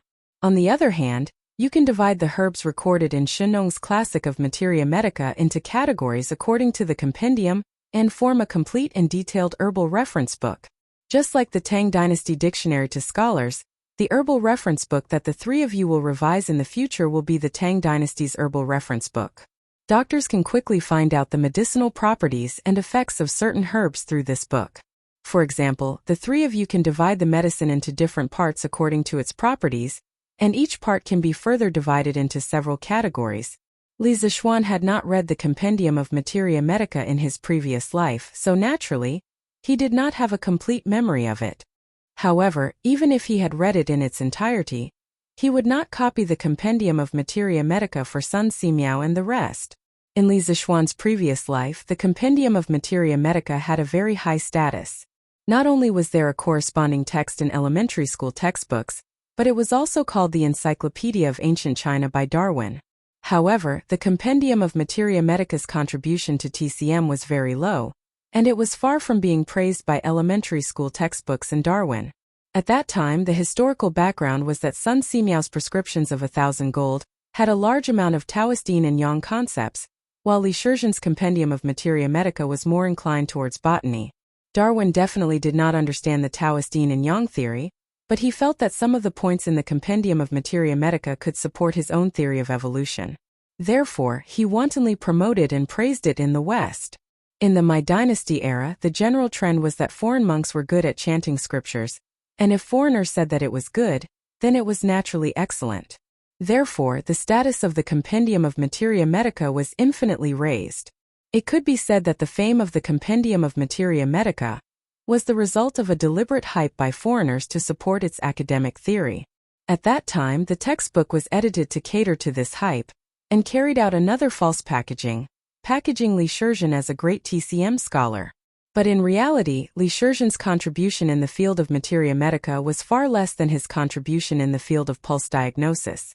When he first became famous, he relied on the 2 medical books, Lakeside Pulse Technique, and Examination of the 8 Extraordinary Meridians, and not the Compendium of Materia Medica. In his previous life, Li Zixuan had a master's degree friend from the Capital University's medical department who said that in the Chinese Medicine Encyclopedia, only 3 herbs were recorded in the Compendium of Materia Medica. The rest were mostly recorded in the Shenong's Materia Medica and the Materia Medica collection annotations, written by Tao Hongjing of the Southern Liang Dynasty. In other words, when it came to the commonly used Chinese medicine was basically based on the Shenong's Materia Medica and Tao Hongjing's Materia Medica. Moreover, although the Compendium of Materia Medica recorded as many as 1892 types of medicine, Li Shizhen was just a poor doctor in the countryside who did not even have a published book. Naturally, He did not have the financial resources and ability to verify each and every one of these 1,892 types of medicine. This led to many of the medical records being untrue. In the end, in the Compendium of Materia Medica, there were such absurd prescriptions as foot-binding cloth to treat typhoid and fever, and hanging rope to treat insanity. However, this did not mean that the Compendium of Materia Medica had no merit. Its greatest contribution was that it opened the way for the classification of medicinal herbs. It used a man-made classification method. Compared to the rubbish and primitive classification methods in the previous medical books, the Compendium of Materia Medica's man-made classification method was many times more advanced and scientific. In the Compendium of Materia Medica, Lycurgus divided all the medicinal herbs into 16 divisions: water, fire, earth, metal, stone, grass, valley, vegetable, fruit, wood, clothing, insect, scale, mesa, bird, beast, and human. Each division was further divided into several categories, with a total of 62 categories. Among them, there were 1,195 types of plants, 340 types of animals, and 357 types of ores. With such a classification, if a doctor wanted to find out the medicinal properties of a certain medicinal herb, it was simply too convenient. It was as convenient as looking up rare words in the Tang Dynasty dictionary. Therefore, what Li Zixuan wanted to do was to recommend the excellent classification method of medicinal herbs in the Compendium of Materia Medica to Sun Simiao and the others. He wanted them to use this classification method to organize some of the previous medical books and form a medical reference book similar to the Compendium of Materia Medica.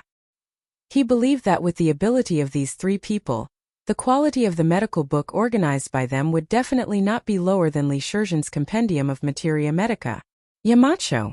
If we use this classification method to organize the previously recorded medicinal herbs into a book, then when the students learn about medicine, it will undoubtedly be more convenient and faster.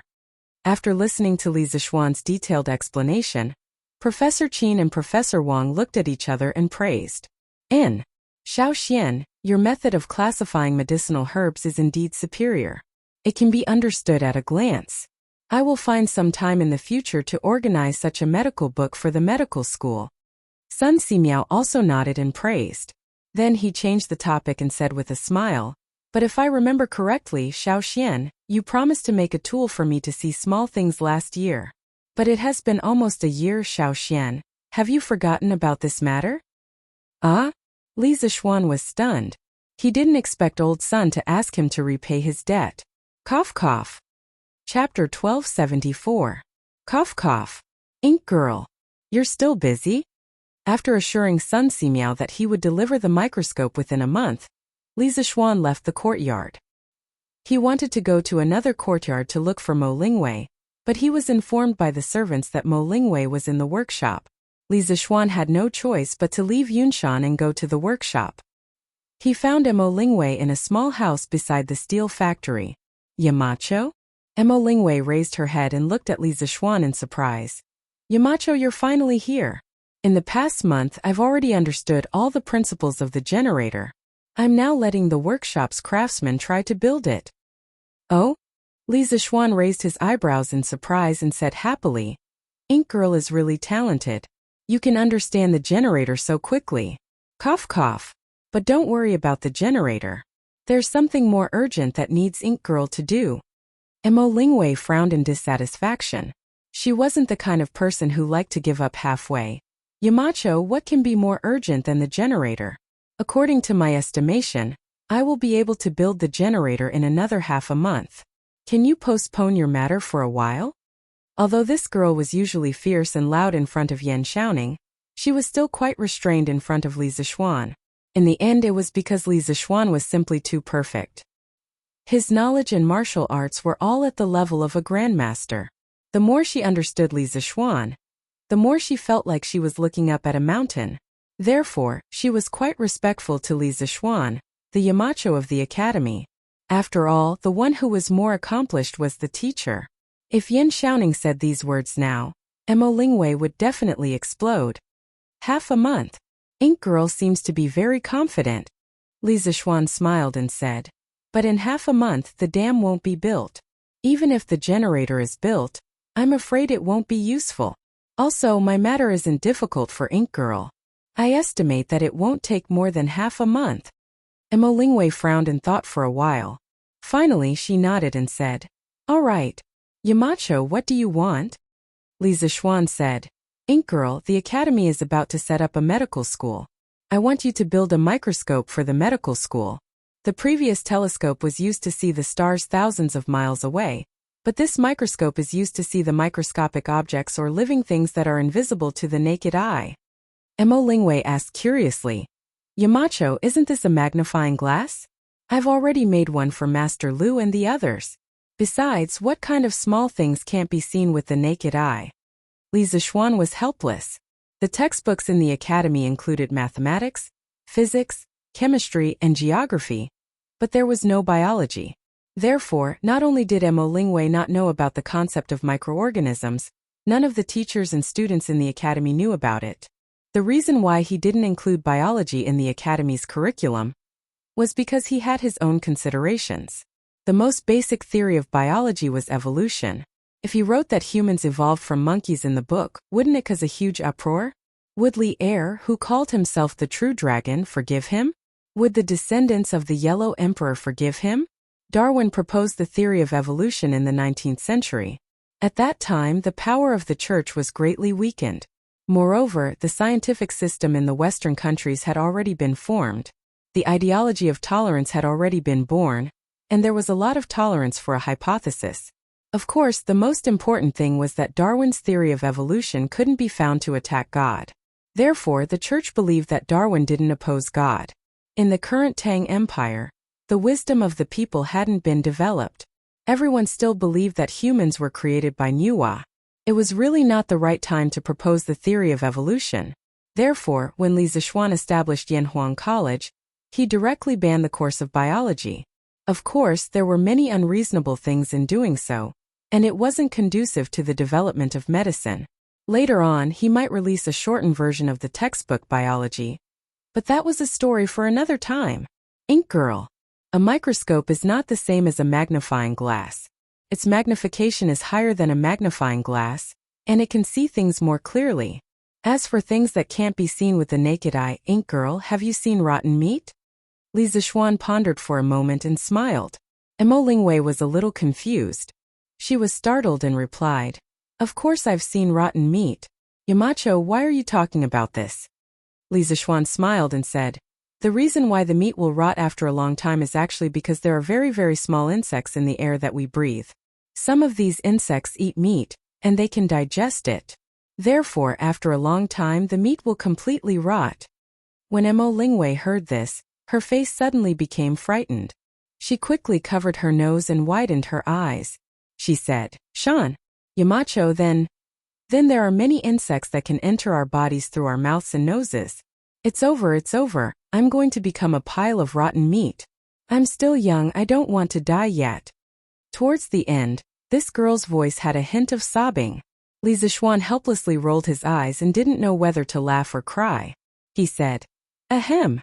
Ink Girl, although there are some insects that can enter our bodies through the air, there are many things in our bodies that can kill these insects. Therefore, only dead people's bodies will rot, and living people won't. Ink Girl, don't worry too much. Emolingwei blinked and put down the slender hand that was covering her nose and mouth. After holding it in for a while, this girl's face was red. She quickly took a few breaths and said angrily, Phew! You scared me to death. Yamacho, why didn't you finish your sentence? You made me think that I was going to rot. Li Zixuan was speechless. He thought to himself, You're the one who was too dramatic. Are you blaming me? Okay, Ink Girl, let's get back to the topic. Let me tell you about the structure of a microscope. Li Zixuan coughed twice. Then he saw that there was chalk and a small blackboard in the room. He walked to the blackboard and picked up the chalk. He began to draw as he explained. The simplest microscope is actually a convex lens. However, this convex lens is a little special. Its curvature is very large and its focal length is very short. The magnification factor is much larger than a normal convex lens. Of course, this kind of convex lens requires the skills of the lens maker. What I'm going to tell Ink Girl today is not this kind of single convex lens magnifier. Instead, it's made up of two convex lenses. One with a long focal length is called the objective lens, and the other with a short focal length is called the eyepiece. The light reflected by the object first passes through the objective lens to form an image. At this time, the object should be between 1 and 2 focal lengths of the objective lens, forming an enlarged inverted image. Then, using the first image as the object, it passes through the eyepiece to form a second image. Chapter 1275. Microscopes were not a unique product of advanced industrial society. In the beginning, microscopes were made by hand. In 1590, 2 Dutch opticians and their father began to try to make microscopes with lenses. They put some lenses into a circular tube, and an important discovery was made. Objects near the bottom of the tube were magnified, and the magnification was much higher than that of any single magnifying lens. To a large extent, their first microscope could be considered an innovation. It could not be used as a scientific instrument because the magnification was only 9 times, and the image was somewhat blurry. The world's first real microscope appeared in the late 17th century. The inventor was Leeuwenhoek, a Dutch cloth merchant and pioneer of microscopes. He made a simple microscope by himself. It only had one lens that could be held in the hand for observation. Leeuwenhoek made greater achievements than his contemporaries by making lenses in an innovative way. He made a lens out of a small glass ball, and the magnification reached 270 times. At that time, the magnification of other microscopes was only 50 times. He used this lens to make the world's first practical microscope. Currently, Li Zixuan's workshop had no shortage of opticians who knew how to polish lenses. Mo Lingwei also knew how to polish lenses. However, the most difficult part of a biconvex microscope was not the lens, but a series of fine adjustment devices. Li Zixuan planned to imitate Leeuwenhoek's microscope. He would connect a convex lens with a long screw to a metal holder, and through the small displacement caused by the screw, he would be able to adjust the focus of the microscope. Currently, there were no lathes in the workshop. The screws needed to be polished and carved by hand, which was more time-consuming. Yamacho, I understand what you mean. This microscope should be easier to make than astronomical telescopes. The lecture on the principle and manufacturing process of microscopes lasted for almost 2 hours. The small blackboard was full of light circuit diagrams and formulas. At this time, Mo Lingwei said excitedly. Li Zixuan nodded slightly and said, "Generally speaking, microscopes are simpler than astronomical telescopes. After all, Ink Girl, you are very experienced in polishing lenses." Mo Lingwei immediately frowned and said, "Yamacho, polishing lenses is very troublesome. Look at my hands. They used to be smooth but now they are a bit rough. How can I get married in the future? How about I ask Xiaoning to help me polish lenses?" Looking at Mo Lingwei's white and flawless slender hands, Li Zixuan was speechless. How was it rough? Wasn't she lying through her teeth? Ink Girl, Xiaoning has been busy building dams recently. How can he have time? But what you said is not unreasonable. How about this? I will ask someone to make some skin protection treasures in the future. How about I give you some? Speaking of cucumber masks not only on the face but also on the hands, Li Zixuan thought silently in his heart. Mo Lingwei's eyes lit up. Now everyone had a consensus that Li Zixuan's products must be the best. Although she didn't know what could protect her skin, it didn't stop her from ordering one from Li Zixuan. Okay. Yamacho. Then it's settled. Helplessly, Li Zixuan walked out of the workshop. He cursed in his heart. If Yan Xiaoning married Mo Lingwei, the Yan family would be lively in the future. This girl is lively and interesting, but sometimes she is very noisy. Husband, Dad wrote a letter. When he returned to the Yunshan residence, Han Yushi greeted him as soon as he entered the courtyard. Oh? What did father-in-law say in the letter? How is he doing over there? Li Zixuan held his wife's slender waist and asked with a smile. Han Yushi struggled but couldn't break free, so she gave up. She turned her head to look at Li Zixuan and replied, "Father said that he bought 3 farmsteads over there, and has already dug the sewage treatment pond near the mine. It's already in use. He asked someone to buy a lot of curved plows from the workshop and rented them for free to the people who don't have plows. The spring plowing over there has already started a few days ago. Father even let the commoners drink boiled water. He said that if anyone was found to drink unboiled water, their rent would increase by 5%. Now, father's manors were the manors in Yifang County that loved to drink boiled water the most. County Magistrate Wang of Yifang County has praised them many times. Oh, Dad also asked you in the letter. Now that the sewage treatment pond is done and the water quality of the river beside the villages has also improved, what else should be done? Li Zixuan nodded slightly. It seemed like Han Tianhu wanted to move the Han family village's development model over there. He pondered for a moment and said, since there is a sewage treatment pond, the next step is to plant trees. Plant trees beside the river. Once there are more trees, not only will the water in the river become cleaner, but the air will also become fresher. Lan Province was rich in water sources.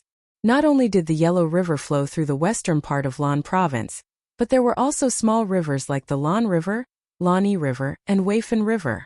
Rich water sources meant that there was a variety of crops, so the people in this area lived a very happy life. It was also because of this reason that the political and economic centers of the dynasties before the Song dynasty were all in the north. However, after the population expansion of the Sui and Tang dynasties, as well as the chaos at the end of the Tang dynasty, serious soil erosion would occur in the Lus Plateau, causing the water source to be polluted and even dry up. At that time, this land would no longer be a livable land, and China's political and economic center would gradually move southward. The most direct and effective way to control soil erosion and water pollution was to plant trees. Not only did they plant trees in Yifang County, Li Zixuan also wanted to suggest Li Er to plant trees in the waters near Chang, and on a large scale. Chang'an was currently the largest city in the world, with a population of over 1 million. At its peak, the population exceeded 2 million. Even though Chang'an was surrounded by 8 rivers now, behind the prosperity of Chang, and was a serious drain on its natural resources and ecological environment. It was destined to not last long. The modern Chang, and had always been lukewarm among all the provincial cities in the country, and one of the most important reasons was the lack of water. Yes, the modern Chang'an lacked water. The Tang dynasty's 8 rivers around Chang, and had no water left in the modern era. If not for the Heihe River Diversion Project, who knew what would happen to Chang'an? If Tang dynasty wanted to stand at the top of the world forever, and if Chang'an wanted to continue to prosper and expand, then the Forest Protection Project had to be started now. Han Tianhu's letter gave Li Zixuan the idea of promoting Tree Planting Day in Tang dynasty. If the momentum was good, it might really work. The main thing was to think of a way to convince Li Er. Oh. Chapter 1276. Arbor Day? Ha! Guanin's servant, do you think this kid has nothing better to do? He wants to plant trees? 2 days later in the evening, Li Er was reading memorials in the Hall of Nectar. He saw a strange memorials and couldn't help but laugh at Empress Zhongsun who was beside him. At this time, Li Zixuan spent an entire day organizing a memorials that suggested Li Er to promote Arbor Day, and to encourage the people of the Yellow River region to build more protective forests. During this time he also went to the Yanhuang College Library to look up a lot of ancient books. Oh, it was worth mentioning that since the day the library of Yanhuang Academy was built, Li Gang had been working hard to expand the number of books inside. Many of the unique books that even the nobles could not get their hands on were all obtained by old Mr.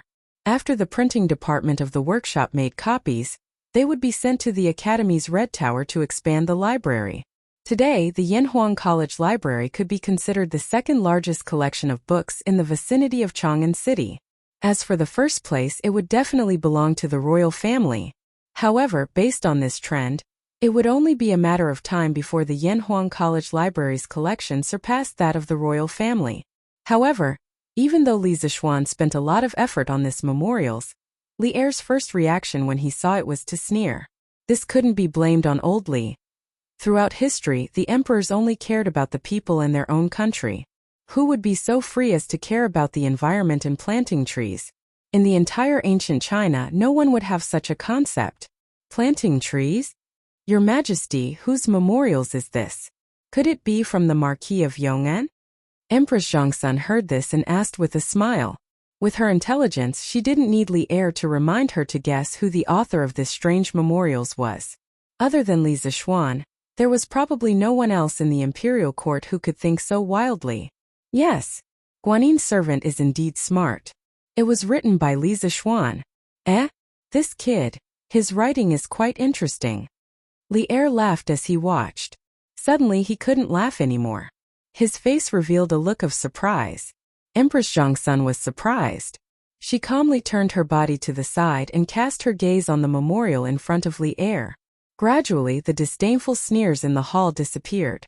Instead, a solemn atmosphere gradually filled the hall. After a quarter of an hour, Li Er stood up and walked 2 steps with his hands behind his back. He then instructed Zhao Song in the hall, "After the morning assembly tomorrow, have Feng Xianling, Du Ruhui, Zhongsun Wuji, Xiaoyu, and Yin Lide stay behind to discuss matters. Also, summon Li Zixuan to the palace tomorrow to wait for the emperor." Zhao Song's eyebrows twitched. He hurriedly stepped forward and cupped his fists solemnly. This old servant obeys. "Husband, do you think His Majesty will listen to what you say?" After dinner, Han Yushi came to the study room with a cup of hot water. Seeing Li Zixuan reading a book, she couldn't help but ask. Obviously, she had also read the contents of the memorial. Li Zixuan raised his head and said with a smile, "Haha, wife. There's a saying that goes, do your best and know your destiny. This memorial is already the best your husband can do. Furthermore, I've asked Li Gang and Ma Zhou to help me check it out. If His Majesty can listen to these words, it will naturally benefit the future generations. If he can't, your husband will also find a way to do his part. After all, I don't want our future generations to not even have a mouthful of clean water to drink." These words were not alarmist words. According to the current development of the Tang Empire, in less than 20 years, it would enter a full flourishing age. At that time, the population of the Chang, an area, would continue to surge. This would bring great pressure to the ecological environment of the Lus Plateau. The water of the Yellow River would also become more turbid. The 8 rivers circled Chang'an, but at that time, could the 8 rivers really support the supercity of Chang'an? In fact, in ancient times, the Yellow River was not called the Yellow River, at first, but the river. The river was called the Yellow River, because the color of the water changed. Therefore, the surname of the Yellow River was Yellow. The name Yellow River started in the Eastern Han Dynasty, but as early as the spring and autumn period, there were written records that the water of the Yellow River was not clear. However, during the Han Dynasty, the yellow color of the water became more eye-catching, so people called it the Yellow River. In the middle of the Han Dynasty, the Grand Marshal Zhongrong, courtesy name Zhonggong, said, "The water of the river is heavy and turbid. It's called a stone of water and 6 buckets of mud." This was a phenomenon that no one had mentioned in the early Han Dynasty. In the middle of the Western Han Dynasty, the Jingshui River was famous for its turbid flow. During the time of Emperor Wu of the Han Dynasty, the Jingshui River was used to irrigate the farmland and improve the soil. The Jingshui River and the Wei River Basin were the earliest areas of agricultural development in the Lus Plateau. With this kind of development, the original vegetation was destroyed and soil erosion increased, causing the water of the Yellow River to become more and more turbid. It probably developed in the Eastern Han Dynasty and became conspicuous, hence the name Yellow River. As the Tang Empire entered a full flourishing state, the Lus Plateau would have to support more people. At that time, a lot of farmland would be exploited and the soil erosion in the Yellow River Basin would become more serious. Li Zixuan said that his children and grandchildren would not be able to drink clean water in a few years was completely possible. Children and grandchildren. Han Yushi's expression suddenly became a little complicated. She muttered in a low voice, "Husband, when can we have our own children? I'm already 16 years old this year." After saying that, she blushed. Li Zixuan almost vomited blood. This sentence that he said, the focus was not on this at all, okay? "Ah, husband, what are you doing? Put me down quickly." "Hee. Wife, don't you want children? Let's go make a child." "Ooh." The next morning, the young couple was having breakfast in the courtyard when Zhao Song came to pass the imperial edict, asking Li Zixuan to enter the palace to wait for the emperor. Although Li Zixuan's expression did not change, he could not help but feel happy. After all, he was not a proper civil official and was not as experienced as Wei Zheng and Feng Xianling when it came to writing memorials. Although the process of drafting this memorial was helped by Li Gang, Ma Zhou, and the others, he was still not confident. Now that Li Er was willing to summon him to the palace to discuss matters, The matter was basically half done. The few of them rode fast on horses and rushed all the way to the imperial city. After handing Whitey over to Peng Feiji, Li Zixuan followed Zhao Song through the palace gate and went straight to Taiji Palace. In Taiji Palace, Li Zixuan and the other officials were in the morning court. Naturally, Li Zixuan could not interfere at this time. This was not the same as being late for class and making up for a report. The morning court was very formal. Besides, old Li's imperial edict asked Li Zixuan to wait in Ganlu Hall, not to participate in the morning court. Chapter 1277. Inside the Ganlu Palace. Just when Li Zixuan was bored out of his mind and wanted to find a place to sit down and rest, there was a sudden sound of footsteps outside the palace. Li Zixuan's face turned solemn, and he hurriedly stood in the hall. Haha, you must be impatient from waiting, right? Sure enough, the person who came was Li Er. Old Li walked into the hall with a majestic gait. When he walked to Li Zixuan's side, he said with a smile that was not a smile. Although Li Zixuan also had this thought in his heart, he was not stupid enough to say it out loud. Hearing this, he hurriedly cupped his hands and said, "Your Majesty must have something important to tell me by summoning me to the palace. I'm in high spirits right now, ready to listen to the imperial lecture. How can I be impatient?" Haha, you brat. Li Er used his finger to point at Li Zixuan and snappily smiled. Then he walked towards the seat of honor. At this moment a servant reported, "Your Majesty, Minister Zhao, Minister Fang, Minister Du, Minister Xiao, and Minister Yan are waiting outside the palace. Let them in." Li Er sat on the couch and said in a deep voice. After a while, a few important officials of the empire walked in. Seeing Li Zixuan in the palace, Zhang Sun Wuji and the rest were surprised.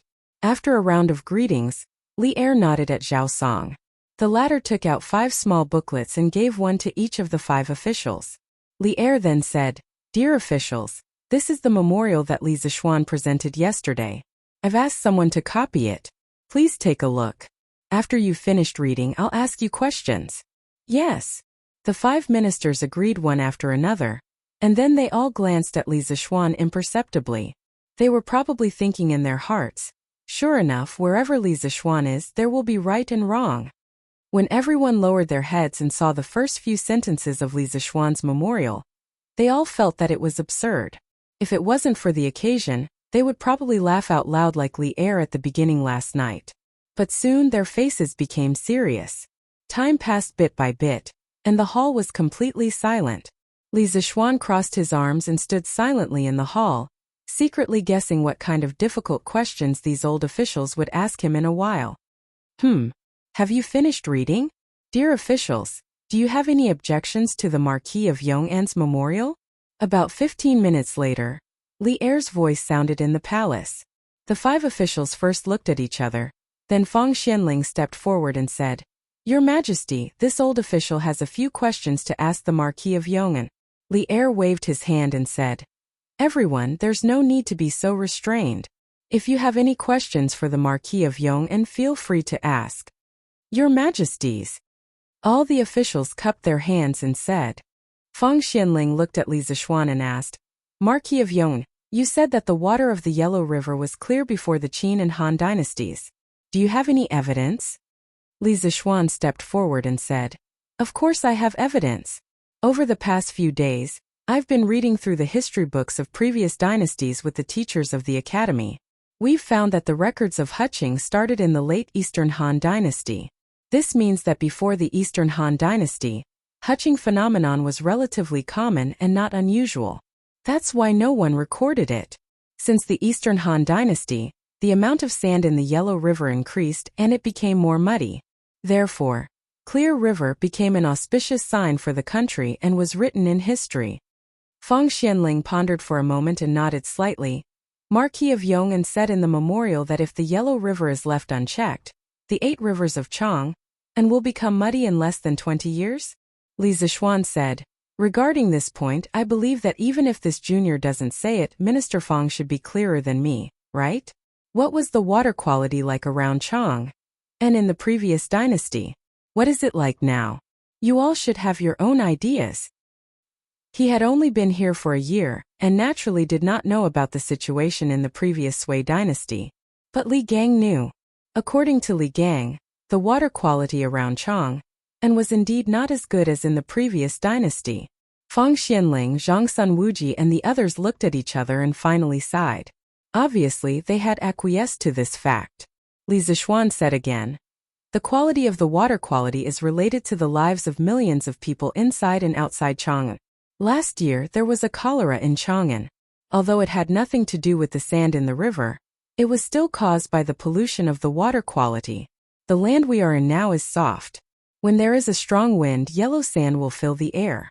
When there is a heavy rain, the yellow sand will flow into the river. In the long run, the amount of sand in the Yellow River will be higher and higher. No one can bear the consequences." Everyone's expression changed. After all, the cholera in Chang and last year was still vivid in their minds. Fang Xianling paused and asked after a while, "Marquis Yong'an, you said that the increased amount of sand in the Yellow River will easily cause the downstream riverbed to be too high. When there is a heavy rain, the Yellow River will burst its banks. Is that true?" Li Zishuan smiled and said, "Of course.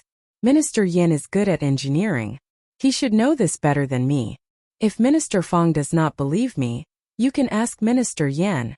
Without waiting for Fang Xianling to ask, Yan Lai nodded and said, "That's right. If the sand in the Yellow River is allowed to accumulate, the sand will be deposited downstream where the flow is slower and the riverbed will be too high.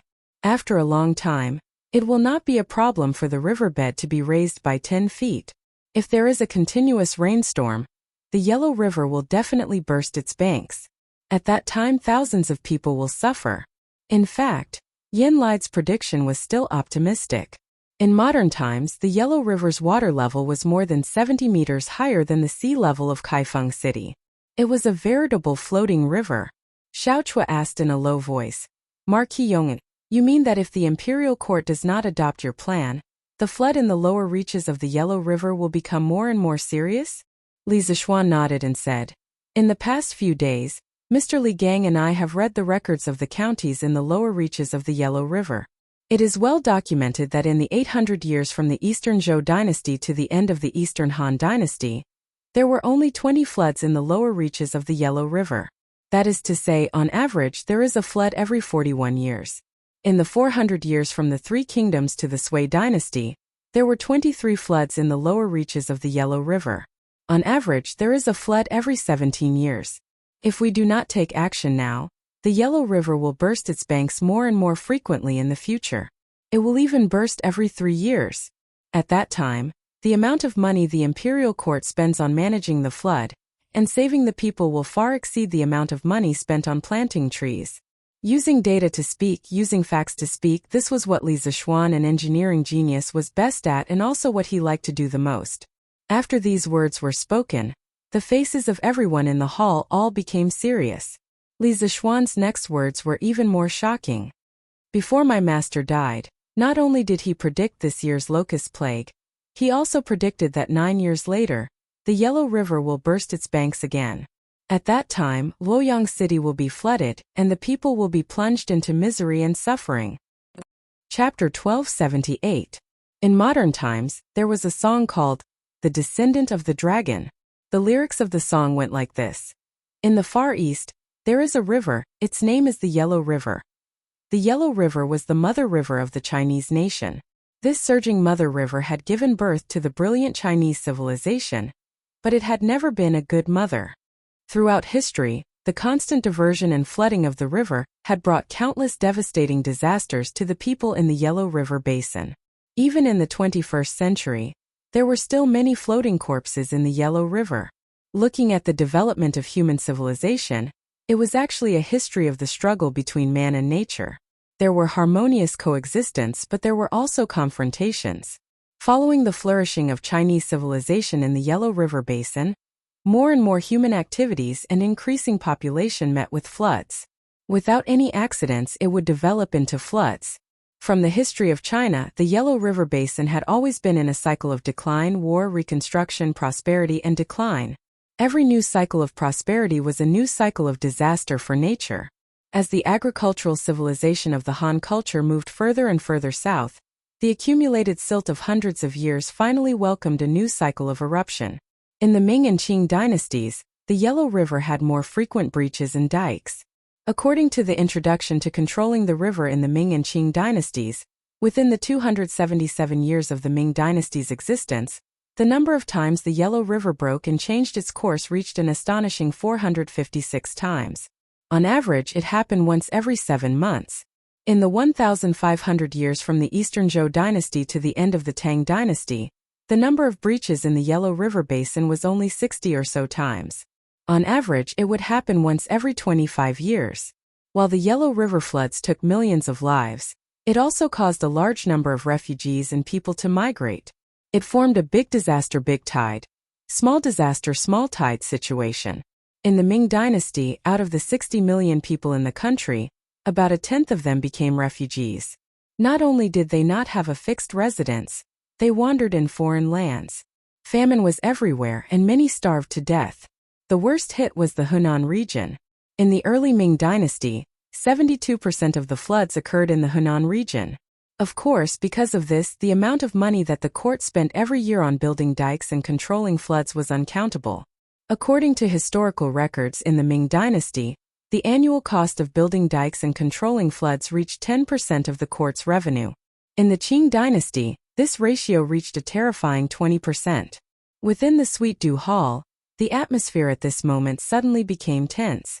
Li Er asked with an ugly expression, "There will be a flood in Luoyang in 9 years?" Li Zishuan, did spiritual master Ling Su really have such a prophecy when he was alive? The 5 ministers in the hall all looked at Li Zishuan with burning gazes. The Yellow River bursting its banks and flooding Luoyang was not a small matter. Spiritual master Ling Su had already become a legend by many people. The prophecy that he made was something that they had to pay attention to. Last year, Li Zishuan had said that in the 6th month of this year, there would be a plague of locusts in Guangzhou. In the end, with Qin Xiong and Cheng Yaojin leading the military group acting as guarantors, the court sent a fleet down south to trade for grain. At that time, Zhang Sun Wuji and the rest of the civil officials felt that even if the locust plague didn't happen as scheduled, the imperial court wouldn't lose out by exchanging so much food from a small country like Nanyang at such a low price. Moreover, everyone could predict that the decisive battle between the Great Tang and the Turks would take place in the next few years. Even without the plague of locusts, the Great Tang would still need a lot of provisions to prepare for war. Therefore, they had agreed to Li Zishuan's plan of stockpiling provisions. But now Li Zishuan had said that in 9 years, there would be a flood in Luoyang, causing the entire city to be flooded. How could they accept this? One must know that Luoyang's position in the Great Tang was second only to Chang'an. In the first year of Emperor Yang's great undertaking, Luoyang was already established as the eastern capital. After Li Yuan established the Tang dynasty, he ordered people to build palaces in Luoyang. Later on, Wu Zetian, who had monopolized power and was the ruler of the dynasty, directly changed the name of the eastern capital to Chengdu. From this, one could see the important position of Luoyang in the Tang dynasty. Chang'an was the political center of the Great Tang while Luoyang was the economic and cultural center of the Great Tang. Although the population of Luoyang was not as large as that of Chang'an, it wasn't far off. The city had at least 700,000 to 800,000 people. If Luoyang was flooded, the loss would be too great. Under the gazes of the crowd, Li Zishuan cupped his hands towards Li Er with a solemn expression. "Your Majesty, this is a matter of great importance. This subject does not dare to speak carelessly. My teacher said that in the 11th year of Zhengguan, yellow gas filled the sky. It rained heavily and the valley water overflowed. It entered Luoyang Palace and was 4 feet deep. It damaged the left gate and destroyed 19 palaces and temples. This matter was of great importance." Li Zishuan indeed did not dare to speak carelessly. According to official history, in the 7th month of the 11th year of Zhengguan, Luoyang would indeed be flooded. However, these words were not said by spiritual master Ling Su, but written in the history books. What? Water entered Luoyang Palace? Hearing Li Zishuan speak as if he had seen it with his own eyes, Li Er's face was instantly shrouded in a layer of haze. Luoyang Palace's terrain was so high. If even Luoyang Palace was flooded 4 feet deep, then wouldn't the common people be flooded and millions of corpses would be strewn across the land? According to what you said, if we plant trees in the Yellow River Basin, we can avoid the Luoyang flood 9 years later? Last year, Chang'an City did not have any snow for the entire winter. This year's locust plague was almost a foregone conclusion. Li Er did not dare to ignore the prophecy of Li Zishuan's master, spiritual master Ling Su. Li Zishuan pondered for a moment and cupped his hands. Your Majesty, as the saying goes, it takes 10 years to grow trees and 100 years to nurture people. A sapling growing into a tree is not a matter of 1 or 2 days. Improving the soil structure of the Yellow River Basin is definitely not something that can be done in 1 or 2 years. This subject cannot guarantee that planting trees will be able to change the fate of Luoyang being flooded 9 years later. However, compared to building dams and disaster relief, planting trees is definitely the most effective and cheapest way to control the Yellow River. Once there is a large-scale shelter forest in the Yellow River Basin, the amount of sand in the Yellow River will be greatly reduced. At that time, even if we cannot avoid the Luoyang flood 9 years later, the overhanging rivers and dams that may appear 10 or 20 years later will definitely not appear so easily. This is a matter that will benefit the current generation and the future generations. Your Majesty is wise and has great ambitions. This subject hopes that Your Majesty can make a careful decision.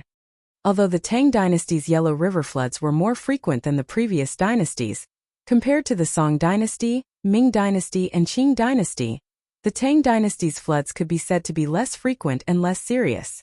However, Li Zishuan was a descendant of the Yellow Emperor, and a transmigrator who knew about the future. Since he was reborn in such an open and tolerant era, he felt that he had a responsibility to control the Yellow River when it was just beginning to become dirty. This way he could prevent millions or even hundreds of millions of Han people from dying in the flood. Those people who died in the Yellow River floods were his compatriots. His Tang dynasty did not allow for any regrets. Therefore, Li Zishuan spent a lot of effort and a lot of words to persuade Li Er, and this group of trusted officials of the Tang dynasty to believe in his policy of planting trees and preventing floods. Thousands of years later, perhaps no one would remember Marquis Yong and Li Zishuan, but those who drank the water of the Yellow River as they grew up would remember him as the person who initiated the planting of trees and forests. Oh, Chapter 1279. Within the Ganlu Hall. After Li Zishuan said that, Li Er frowned and fell into deep thought. The 5 ministers in the hall were no longer as casual and indifferent as when they had first entered. They all lowered their heads, silently digesting Li Zishuan's words in their hearts. A moment later, Xiaoyu stepped forward and cupped his hands. Your Majesty, the words of the Marquis of Yong'an make sense. If the Yellow River is raised in a few years, the amount of money needed to build a dam will be in the tens of thousands. In comparison, the cost of planting trees is just a drop in the ocean. I suggest we return to the old system and re-establish the positions of Shan Yu and Lin Heng. The old system that Xiaoyu mentioned was the old system of the Zhou dynasty. During the Western Zhou dynasty, the imperial court established the positions of Shan Yu and Lin Heng to manage the forests of the country. In the rights of Zhou, there was a clear description of these 2 positions. Mountain Yu is in charge of the government of the mountains and forests. Things are fierce and are thus forbidden. Midwinter chop yang wood, midsummer chopping wood. Common people chop ji wood, chop ji wood. When the time comes, the people chop ji wood. When the time comes, the people chop ji wood. Shan Yu cuts ji wood in the middle of the season, and Lin Heng is under Shan Yu. If there is any injustice, he will be rewarded and punished accordingly. This meant that Shan Yu's position was higher, and he was mainly in charge of protecting the resources of the forests and making decisions on the planting and cutting of trees. Lin Heng's position was lower, and he was under Shan Yu's leadership. His main responsibility was to patrol the forests and enforce laws. From this, one could see that the dynasties before the Qin and Han dynasties placed a lot of importance on protecting the environment and forests. However, the history of planting trees in China could be traced back to 3,000 years ago. The Book of Rites said, "In the first month of spring, the virtue is in the trees." This meant that planting trees in the spring was the greatest moral act. As early as the Yushun era in the later period of the patrilineal clan society, there was an official in charge of the forest called Yuguan.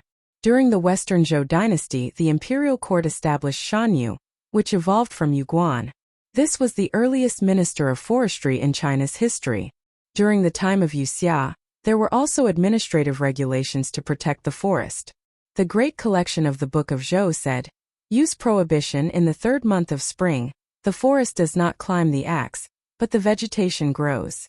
Therefore, the concept of protecting the environment in forests was not first proposed by modern people. Our ancestors had considered this problem from the very beginning.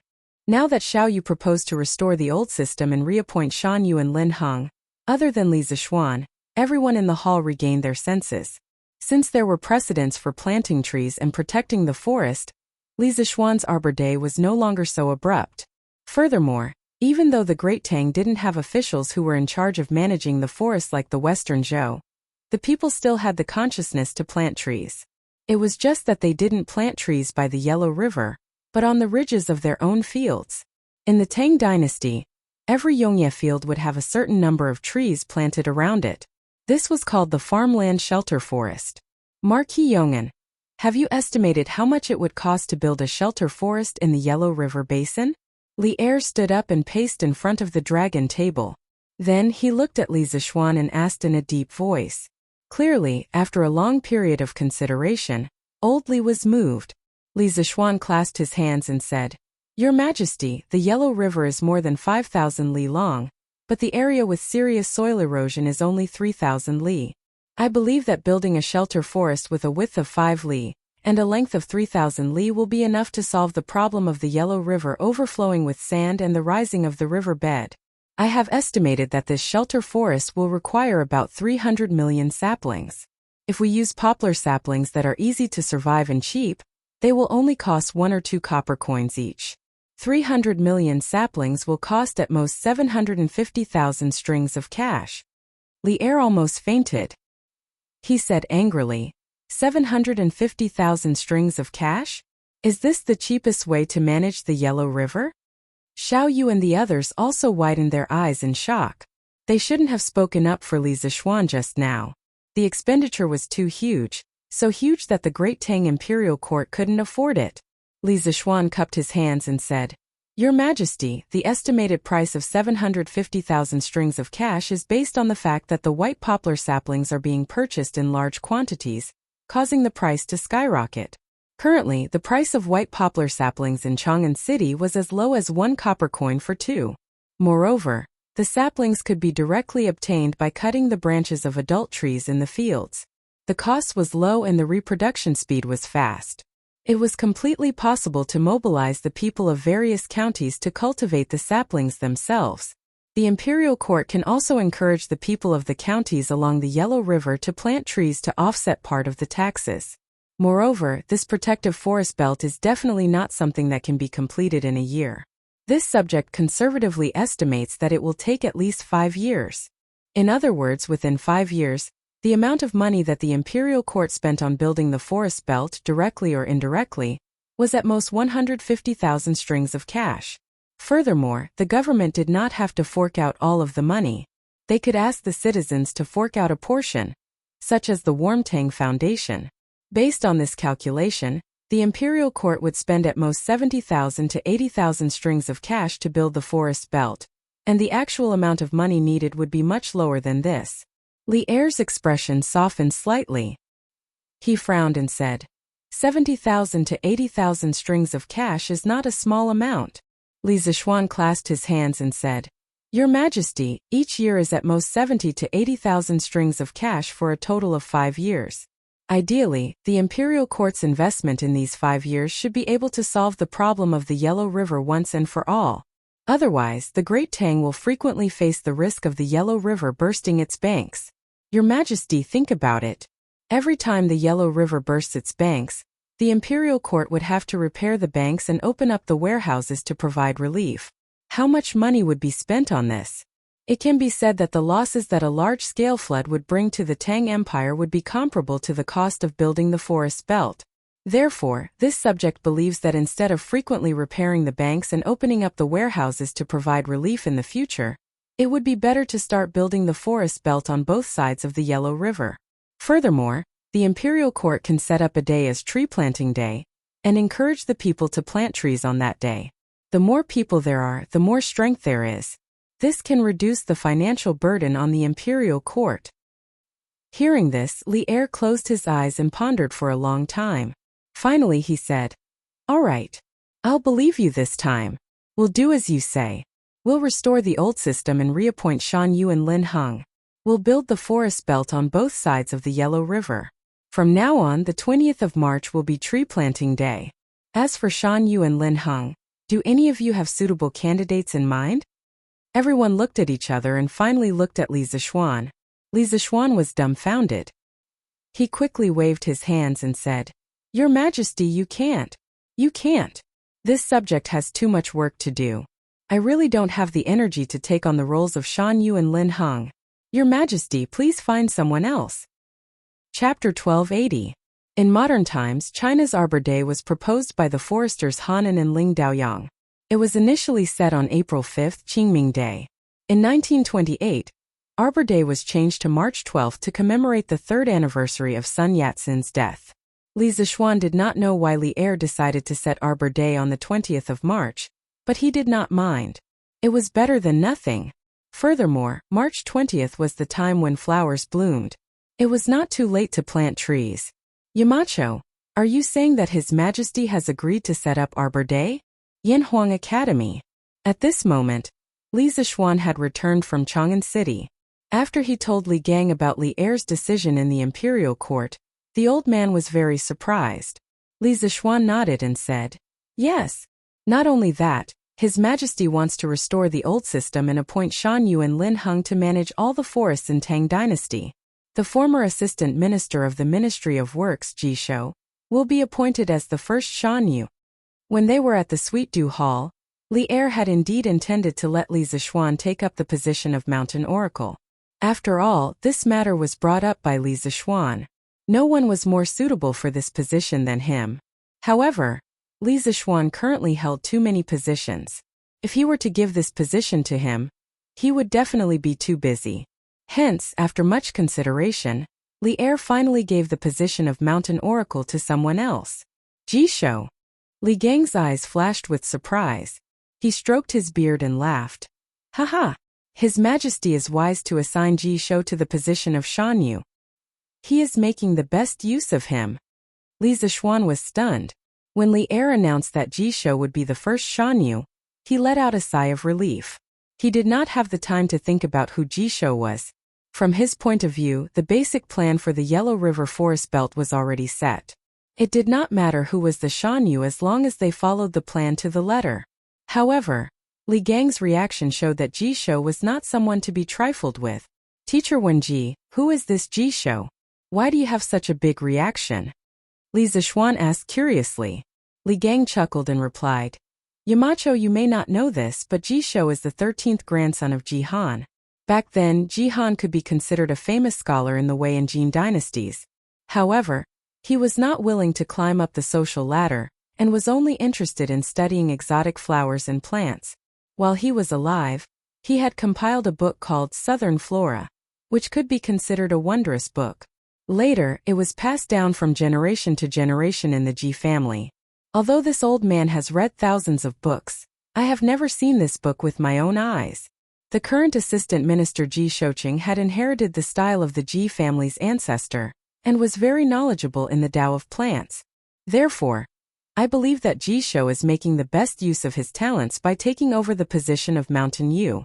What Li Zishuan didn't know was that Southern Flora was the world's earliest flora, more than 1,000 years earlier than the Western botanical monographs. Therefore, to say that Ji Han was the world's first botanist was fully deserving of the title. Although Li Zishuan didn't know the historical position of Southern flora and fauna, he was quite surprised when he heard that there were people in ancient times who especially liked to study exotic flowers and plants. Oh? If that's the case, Ji Shou is very suitable for the position of Mountain Yu. Your Majesty's talent in using people is far better than even Qin Huang and Hanwu. This praise was truly from the bottom of Li Zishuan's heart. The reason the Great Tang Imperial Court was able to operate so efficiently was inseparable from Li Er's ability to make the best use of people and resources. From this perspective, Old Li was a very qualified leader. After getting Arbor Day from Old Li, Li Zixuan didn't slack off. On the same day, he asked Ma Zhou to instruct all the editors of Datong Daily to promote the Yellow River Forest Protection Belt and promote the upcoming Arbor Day. He wanted to use Datong Daily to let everyone know the importance and significance of the Yellow River Forest Protection Belt. Since he could convince Li Er and Zhang Sun Wuji, Li Zixuan believed that he could convince the people of Tang Dynasty. He wrote down the contents of his memorial word for word and handed it to the editors of Datong Daily. At the same time, he also wrote down the conversation between the emperor and the official in the imperial court and handed it to the editors. Of course, he deleted the part about Xingguan's prophecy about the Luoyang flood. After all, if this was announced in advance, wouldn't the world fall into chaos? As for the following matters, it would all depend on the editors of the editorial department. After a year of training by Ma Zhou, the editors of the editorial department had already broken away from the ranks of corrupt scholars. Their thinking could be said to be the most advanced in the entire Tang dynasty. The next day, His Majesty rearranges Mountain Yu and Lin Heng's positions. Every year, the 20th of March will be Arbor Day, planting trees to end the flood of the Yellow River for thousands of years, starting today. His Majesty wishes to plant trees by the Yellow River 30 miles east of Chang and city on Arbor Day, planting trees to benefit the present and the future generations. Discussing the importance of planting trees. Without any warning, the front page of today's Tang Dynasty Daily was almost entirely filled with articles related to planting trees. At first glance, the commoners were somewhat confused. Mountain Yu and Lin Heng? What positions are these? How would I know? Scholar Su, do you know? You are all ignorant and incompetent. Mountain Yu and Lin Heng were officials in charge of the forests and forests during the Western Zhou dynasty. Looks like His Majesty wants to restore the old system. Ah? Restore the old system? What's the use of having these two officials? There's a Arbor Day? What kind of day is that? As the name suggests, Arbor Day means that everyone is supposed to plant trees on that day. Plant trees? Then why do we need to plant trees? You, Huang Jinzhou, can't you read the newspapers? Do you need to ask about everything? Hehe.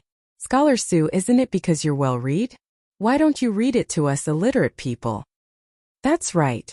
Scholar Su, you're the star of literature. If you don't read it to us, who will? What the newspapers are saying is that the reason why the Yellow River has become muddy in recent years is because the soil on both sides of the river is loose and flowing into the river. Duke Yong'an believes that if the soil on both sides of the river is allowed to erode, in the long run, the lower reaches of the river will be raised by a few feet. When that happens, there will be a suspended river in the lower reaches of the river. Once there's a storm, the river will burst its banks. When that happens, the people will be plunged into misery and suffering. That's why Duke Yong'an wrote to His Majesty and suggested building a 3,000-mile-long shelter forest on both sides of the river to prevent the river from becoming muddy. Chapter 1281. What? Planting trees can prevent the flooding of the Yellow River? Is this a joke? The entire front page of Tang Daily was filled with topics related to tree planting and afforestation. After learning that planting trees could solve the problem of the Yellow River flooding that had plagued the people in the north for hundreds of years, everyone was shocked. Even the emperor is going to plant trees himself, how can it be fake? Furthermore, these words came from the Duke of Yong'an, so it must be true. That's right. How can the Duke of Yong'an's words be fake? It will be the 20th of March in another 2 to 3 days. By then, I will be planting trees by the Yellow River in the east of the city. I will go too. The saplings beside my Yongye field are all ready made. I will go plant a few trees too. When the Yellow River clears up and there are no more floods, Cho-san will have a part to play. Haha. Since the Emperor and Marquis are going, then what reason do we have not to go? Go.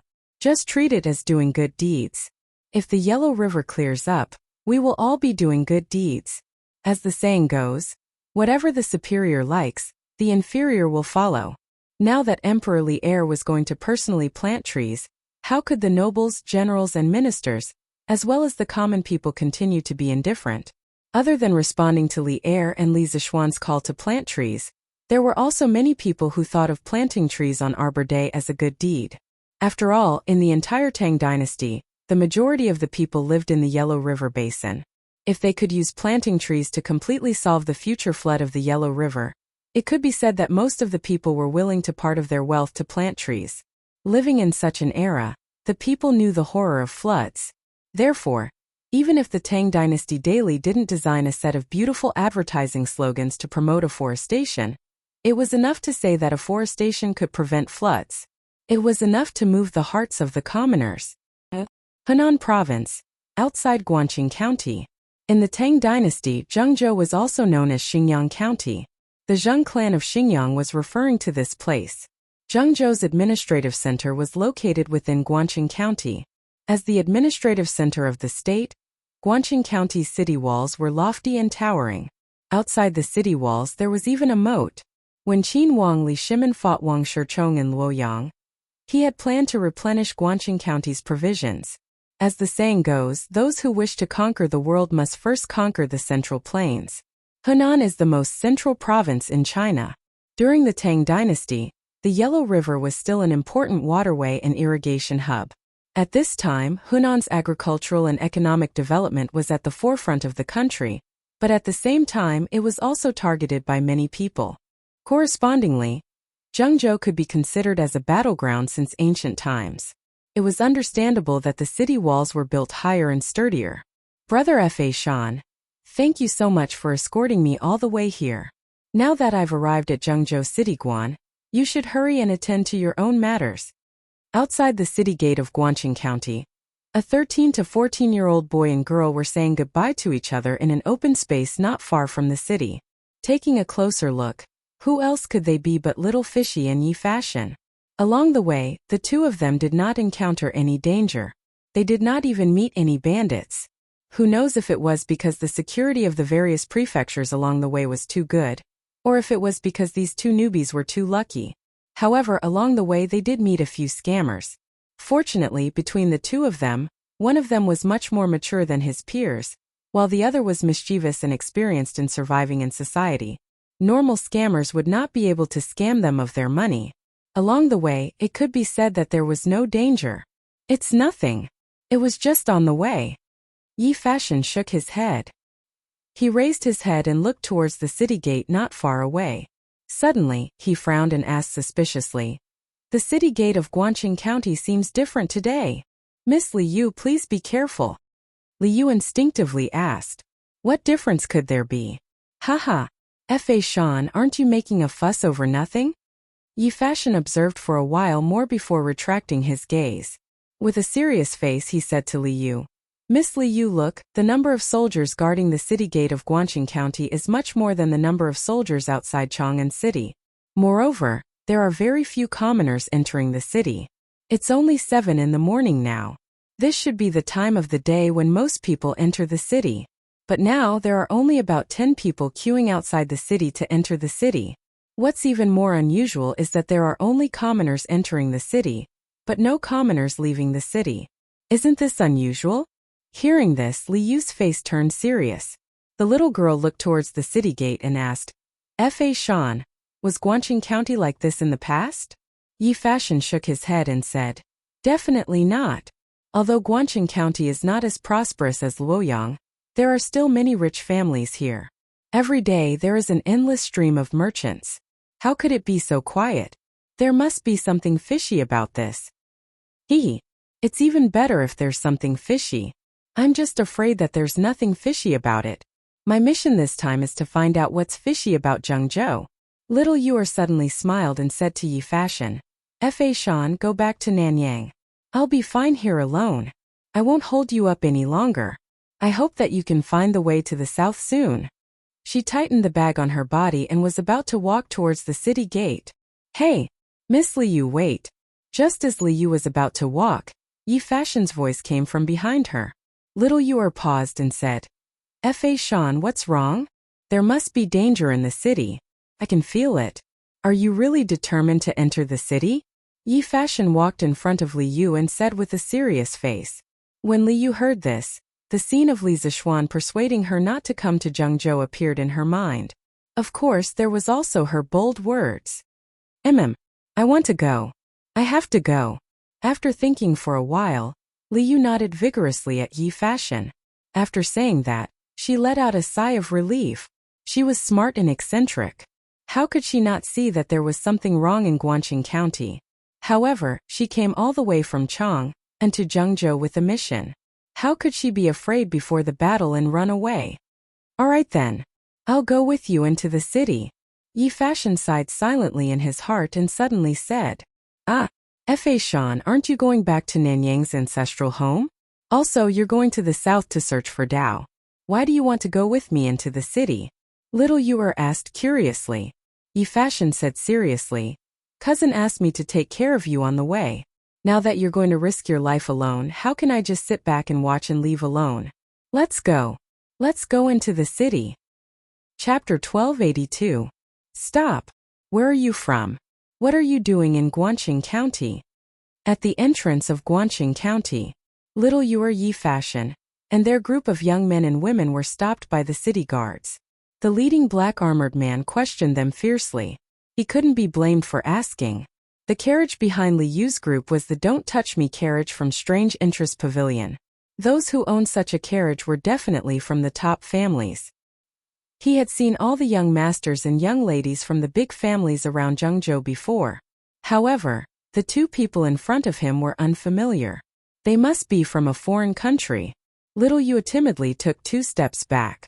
Just as she was about to say something, Yi Fashion stepped forward and said, General, my sister and I have come from Bianzhou to Zhengzhou to visit our relatives.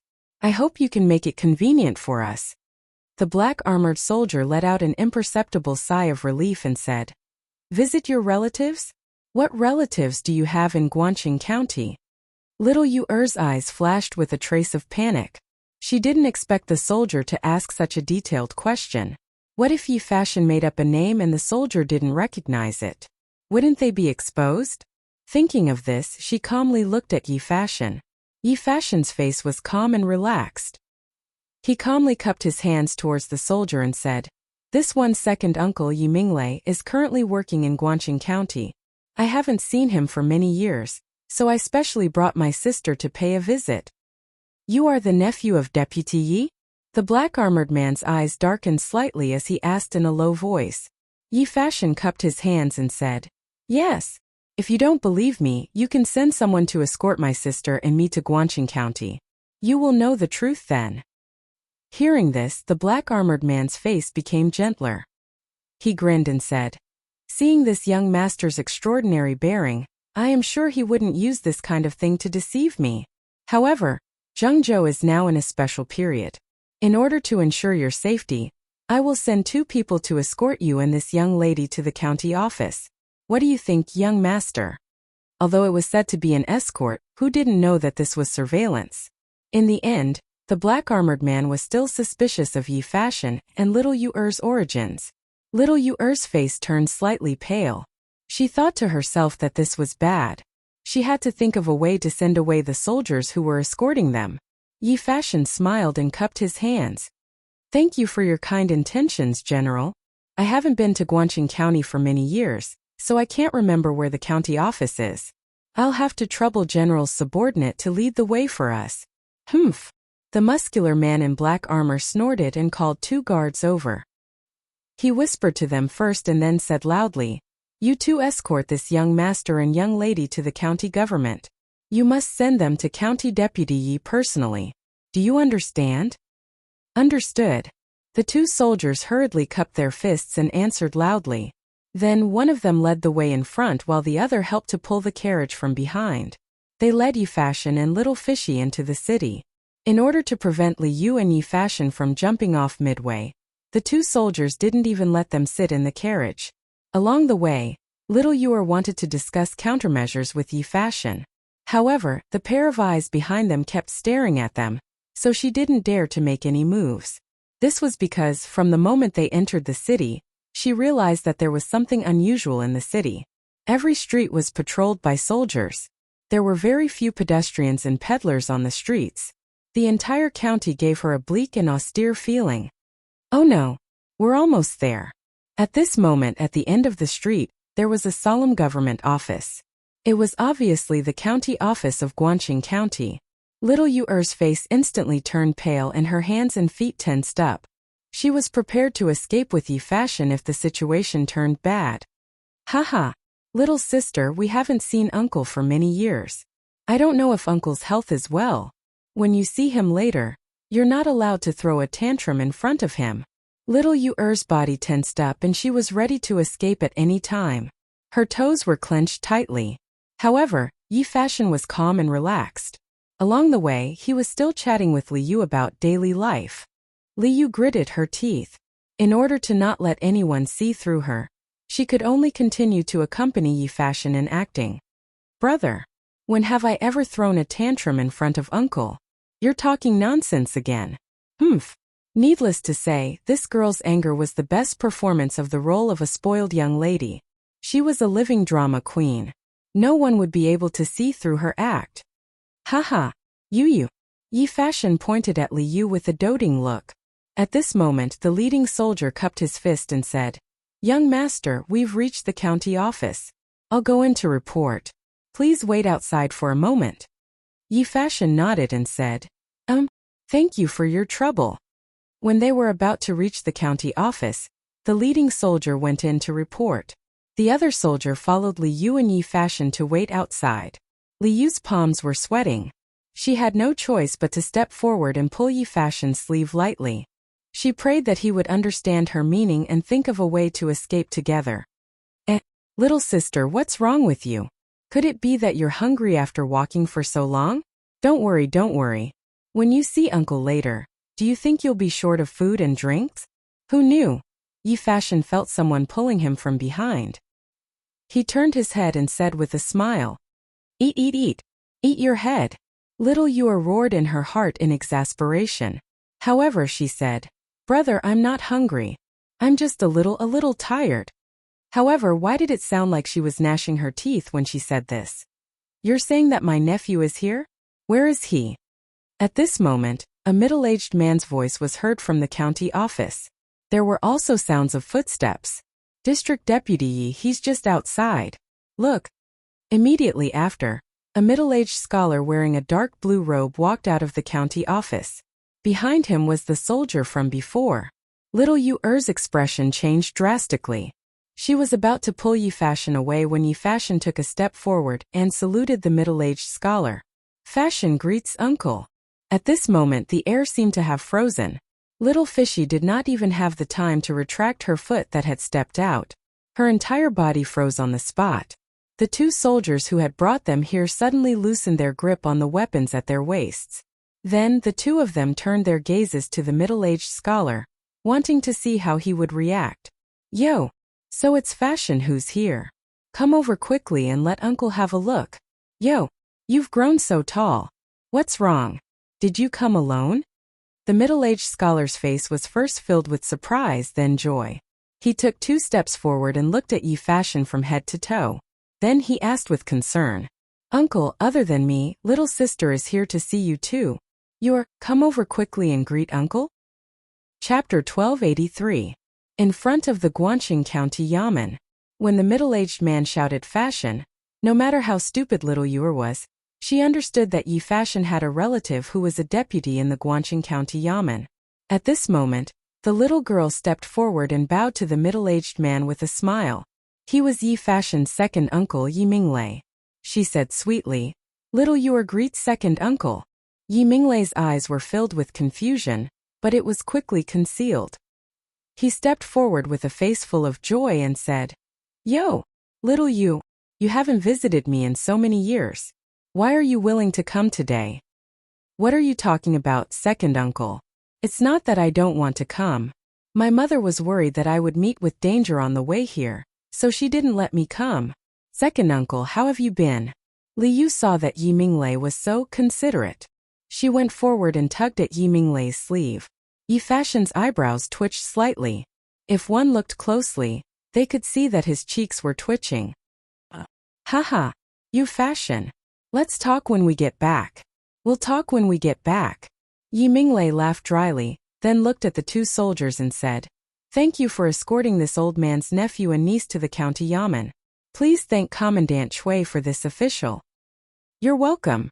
Deputy Yi will take our leave first. The leader of the soldiers saw that Yi Fashion was indeed Yi Minglei's nephew, so he cupped his fist and bid farewell. Yi Minglei clasped his hands together and watched the two soldiers leave. Then he calmly said, "Monk, come with me." After that, he swung his sleeves and walked towards the street west of the yamen. "Yes, second uncle," Yi Fashion responded and then gave Little Fishy a look. The two of them hurriedly followed Yi Minglei, one in front and one at the back. "Hey, Brother Fashion, is Deputy Yi really your second uncle?" On the way, seeing that there was no one around, Liu pulled Yi Fashion's sleeve and asked softly. Yi Fashion looked at Liu strangely and said, "Yes. Miss Liu, you don't think that I'm purposely trying to get away from the city gate guards, do you?" Liu pouted and said angrily, "That's right. That's what I thought at the beginning. Why didn't you tell me earlier that you have a second uncle who is a deputy county magistrate here? If I had known earlier, I wouldn't have had to worry all the way." His words were full of complaints towards Yi Fashion. Indeed, on the way from Chang'an to Zhengzhou, Liu had been planning in her heart what she should do when she arrived in Zhengzhou. Only then would she be able to find out the secret behind the chaos in the officialdom and the chaos among the people in Zhengzhou. She had to admit that it was very likely that she would be in danger. After all, this was the nest of the Cui family in Qinghe, and she represented Datong daily. Her backer was the archenemy of the Cui family in Qinghe, Li Zishuan. Once her identity was exposed, she might not be able to return. Now that Yi Fashion's second uncle was a deputy county magistrate in Guangqing County, things would be much easier. At least she would have an insider, and her safety would be guaranteed. Yi Fashion was speechless. He thought to himself, women are really not easy to get along with. Father really didn't lie to me.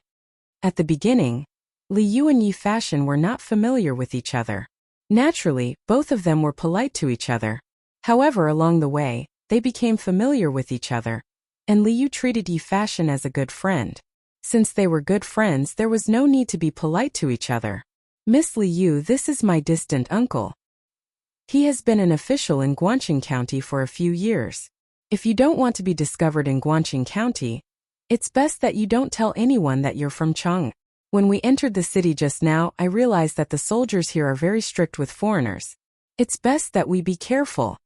Yi Fashion thought for a while and whispered to Liu. Liu stuck out her tongue. She was very dissatisfied with Yi Fashion's perfunctory attitude, but she also knew that it was not the time to throw a tantrum. She nodded and replied, "Oh, I got it." Yi Fashion nodded. Then he quickened his pace and caught up with Yi Minglei. He asked casually, "Second uncle, the two soldiers just now should be soldiers from the state government, right?" Yi Minglei paused and coughed lightly. "Fashion, how did you know?"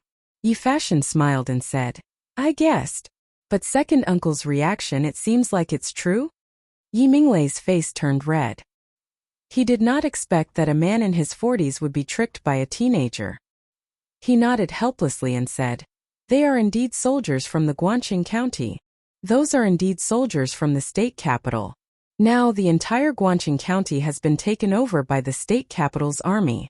The citizens outside are only allowed to enter and not leave." Little Yu'er's face changed. She wanted to go forward and ask for more details, but when she thought of her identity, she could only give up on the idea. Fortunately, Yi Fashion helped her ask the question. "Second uncle, why is this so? Why would Guangqing County be taken over by the state government's soldiers? Did something happen in the county recently?" Under normal circumstances, the law and order of a county was handled by the county government's patrolling officers. The state government's soldiers were responsible for the safety of the entire county. As long as there was no war, they would not be mobilized easily. Hearing this, Yi Minglei's expression changed. He looked around and quickly whispered, "Monk, things are different now. This is not the place to talk. If you have something to say, let's talk later. Let's go to second uncle's house first." "Okay." Yi Fashion nodded and gave little Yu'er a look. The three of them then went to the west side of the county government.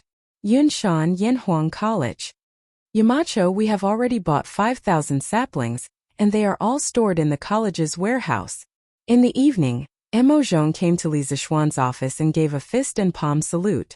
Li Zixuan raised his head and said with a faint smile, I got it. Ask Mr. Yen to inform all the students in the college to prepare for the tree planting event at the bank of the Yellow River 10 miles away. Everyone must be there. No absences are allowed. That's right, he planned to let these students participate in the tree planting event on Arbor Day. He had high hopes for these kids. The future of Tang Dynasty belonged to them. Of course, the task of protecting the environment also belonged to them. From now on, he had to instill in them the belief of tree planting. Yes, Yamacho. Mo Zhong gave a fist and palm salute before he left. Li Zixuan leaned back on the sofa and leisurely began to busy himself with his previous work. What he didn't know was that a not-so-big, not-so-small trouble was coming for him. Soon he wouldn't have the time to slack off. Oh. Chapter 1284. The Tang Football Association's Football League ranking tournament was in full swing. Those rich young masters and ladies who were usually empty and lonely had recently had their fill of watching the matches. They no longer felt that their days were boring. However, the attendance of the two football stadiums was dropping again and again. Overall, the enthusiasm of the people to watch the matches was not as good as before. There were no more full stadiums after that. Aside from the uneven quality of the matches, there was another important reason, and that was the economy. Not everyone was as rich as those rich young masters and young ladies. If they wanted to watch every match, they would have to have a gold mine at home. In addition, without the guidance of a modern person like Li Zixuan, football betting in modern society had quietly been born recently. Some rich young masters did not come to the football stadiums purely to watch the matches, but to bet with 2 or 3 of their friends. Under normal circumstances it was a small private bet, but some of the bets were not small at all. There were even bets of thousands of strings. Of course, where there was money there would be corruption. And football betting was the easiest way to breed corruption in football. In order to win the bet, some rich young masters privately bribed a team to fix the matches. The Tang Football Association had investigated at least 5 or 6 such cases in recent days. Those teams that fixed the matches were first removed from the Football Association, then everyone in the team, including the team owner, was blacklisted by the Football Association. They would not be able to participate in any football-related activities for life. As for those rich young masters who spent money to fix the matches, the Tang Football Association had already submitted the relevant evidence to the Supreme Court. If the victims wanted to pursue the matter, they could go to the Supreme Court to report. With the evidence provided by the Football Association, not only could they recover the losses, they could also punish the other party. There was always darkness under the sun. Although the Tang Football Association could not dig out all the darkness, the Football Association could use a strict punishment system to punish the chickens to the monkeys, as a warning to others. In this way, before those teams wanted to fix the matches in the future, they would have to carefully consider it. Compared to watching football matches, which was a high-cost form of entertainment, ordinary people were more willing to watch the gossip news on the Datong Daily. For example, a certain assistant minister's concubine eloped with a servant, a certain rich young master spent a lot of money on a certain singer in a brothel, and so on. These were more or less the topics of conversation after meals. Of course, there were even more commoners who liked to read the novels in the Talking About Martial World section. Compared to football matches and news, novels were a better way to kill time. However, there seemed to be something wrong with the Bragging World section in March. There were no new novels, and those that were still being serialized were all novels that had been published in the past and hadn't ended yet. In the beginning, the readers did not notice this phenomenon. But now it was already the middle of March and Big Word's Martial World was still the same few novels that were being updated tepidly. It was like a pool of stagnant water, making people feel lifeless. Everyone was looking forward to the addition of fresh water to this stagnant pool. No. Didn't Leather Knight say that they would release a new book in March? It's already the middle of March. Why hasn't he started writing yet? In the vast sea of people, there were always some people with good memories. In a tea house, 3 or 4 friends were having a small gathering. One of them suddenly shouted, "Yeah, F***CK." He had almost forgotten about it while watching the football match. What about the new Leather Knight novel? This guy had just finished writing his last book, and now he was resting for several months. It had been almost half a year. How was it? Did the newspaper publish his short story? I want to see it. Publish my ass. It's all his previous novels.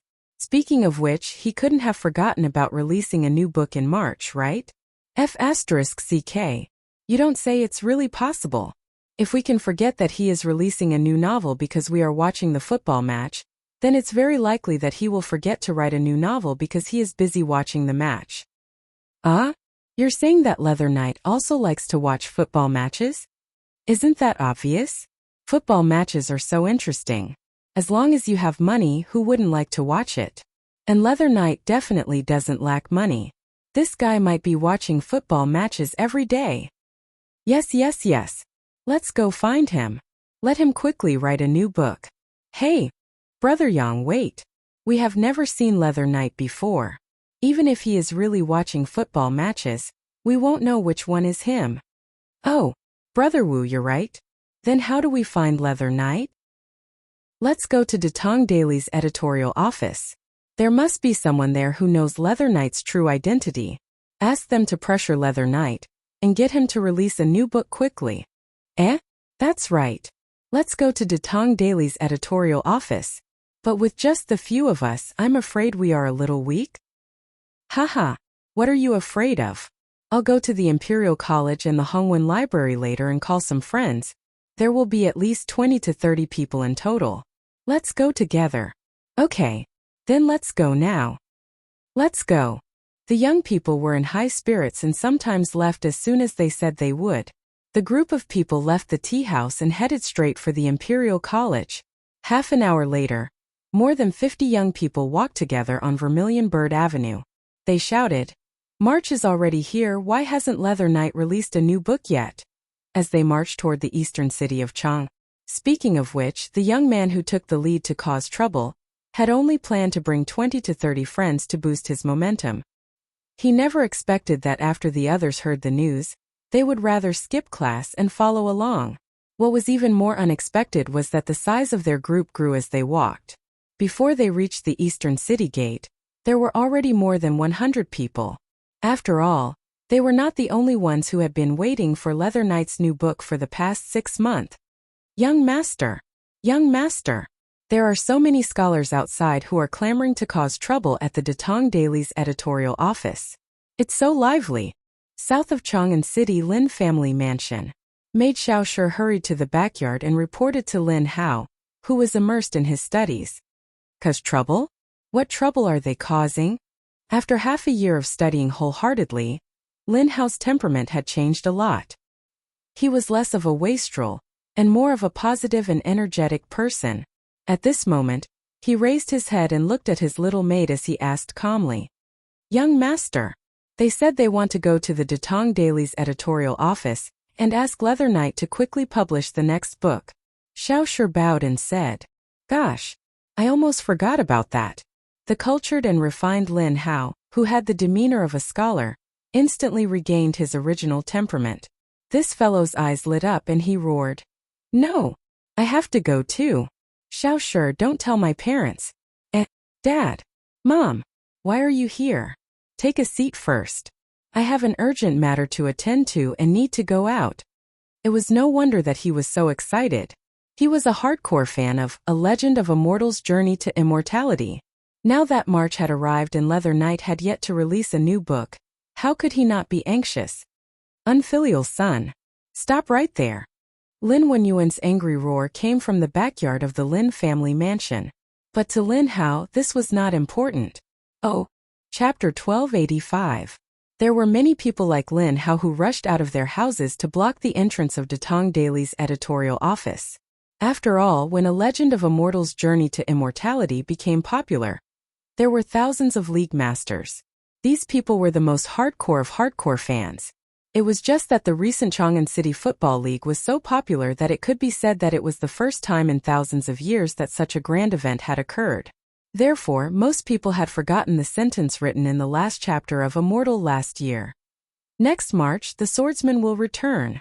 Even if some people still remembered, they thought that Leather Knight might release his book at the end of March, so they did not cause a ruckus. Now that someone was leading the uprising, the followers were of course a sea of people. At this moment, Those hardcore fans of Immortal, who had nothing to do at home, all ran out and went straight to the Datong Daily's editorial office in the new workshop outside the city. Therefore, on the cement road to Plum Village there was such a spectacle. Although the thousands of people did not walk in a very orderly manner, the slogan that everyone shouted together sounded quite imposing. Some of the villagers who were rushing into the city saw this scene and could not help but be stunned. To them, who were always rushing about to make a living, the actions of these young people on the road were completely out of their minds. What novel was more important than filling one's stomach? Manager Fu. Not good. Not good. A lot of people are coming to our workshop. In the new workshop, Song Xiaoxi rushed to Faubert's office and said breathlessly, "A lot of people? How many people exactly? What are they doing in the workshop?" Fubo didn't panic. Firstly, there were guards from the Marquis estate inside the workshop. Secondly, there were imperial guards sent by Second Li to look after the workshop. Ordinary people with evil intentions wouldn't be able to easily enter the workshop. Song Xiaoxi panted and quickly replied, There are thousands of people. Manager Fu, these people seem to be looking for Leather Knight. They said that they want him to release his new book quickly, or they will break his legs." Thousands of people? They want to break Leather Knight's legs? Cough cough. Faubert had just calmly taken a sip of water, but upon hearing this, he immediately spat out the water in his mouth, causing him to choke and roll his eyes. Although he didn't know that The Legend of Immortal's Journey to Immortality was written by Li Zixuan, The Legend of Immortal had been serialized on Datong Daily for several months. How could he not have heard anything about it?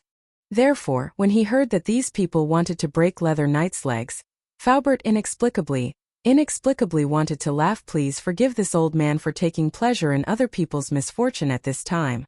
Ahem. Quickly go to the Cloud Mountain and ask Mr. Ma to come back. Only he can handle this matter." Faubert calmed himself down and hurriedly gave the order with a serious face. After all, the people who came to block the door were hardcore supporters of The Legend of Immortal's Journey to Immortality. They were also considered customers of the workshop. Since they were doing business, there was no reason to treat customers as enemies. Therefore, he added, "Tell Commander Liu outside the workshop that as long as these people don't offend the workshop, they won't do anything. Go. Speaking of which, if the Imperial Army really treated these true fans who urged him to release the novel as troublemakers and arrested them, it would be a big problem. Not only would it hurt the customers' feelings, but it would also smear Li Zixuan's reputation." "Yes, Manager Fu," Song Xiaoxi responded. He didn't even have time to take a sip of water before he ran out again. "Oh, it's already March. Why hasn't Leather Knight released a new novel yet? Did he go to watch football matches every day and forget to write a novel? Hand over Leather Knight. Tell him to hurry up and write a novel. Yes, hand him over and we'll break his legs. Tell him to write 10 chapters a day for us. How can 10 chapters be enough? He needs to write 100 chapters a day. Hand over Leather Knight. Hand over Leather Knight." Not long after Song Xiaoxi ran out of the workshop, the army of urging from Chang and arrived at the entrance of the workshop. Everyone shouted at the closed door of the workshop one after another. When they saw that no one except for the guards of the workshop came out, everyone shouted in unison, "Master, master, master, master, master, master, master. Hand over Leather Knight." In the forest a few hundred feet away, a group of Imperial Army soldiers who had been lying in ambush were all dumbfounded when they saw this scene. "General, are we going to attack or not?" A soldier swallowed his saliva and asked the man who was leading the group. The man was clad in black armor, but he gave off a scholarly and dignified aura. Looking closely at his face, he was rather handsome, comparable to Dugu Exine and Dugu Feiying. "Stay put.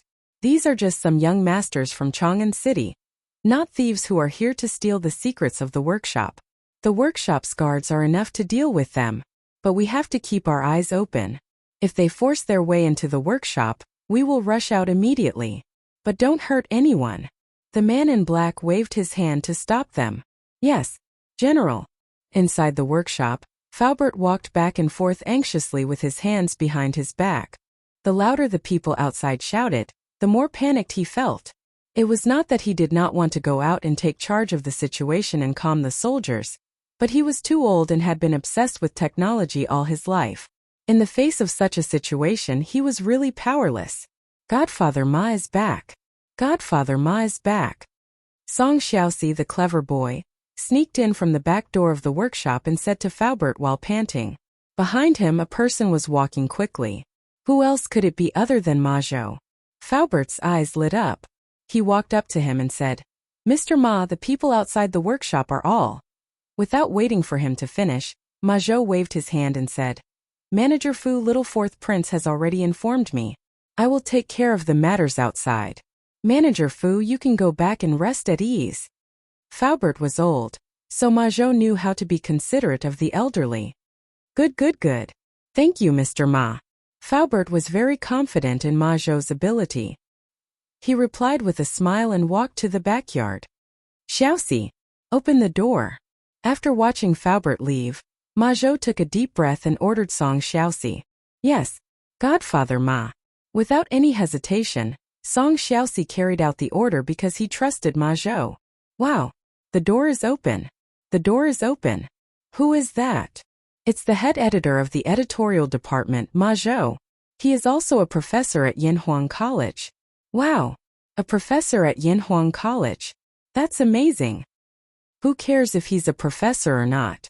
Whoever comes has to hand over the leather knight. If they don't, I won't leave today."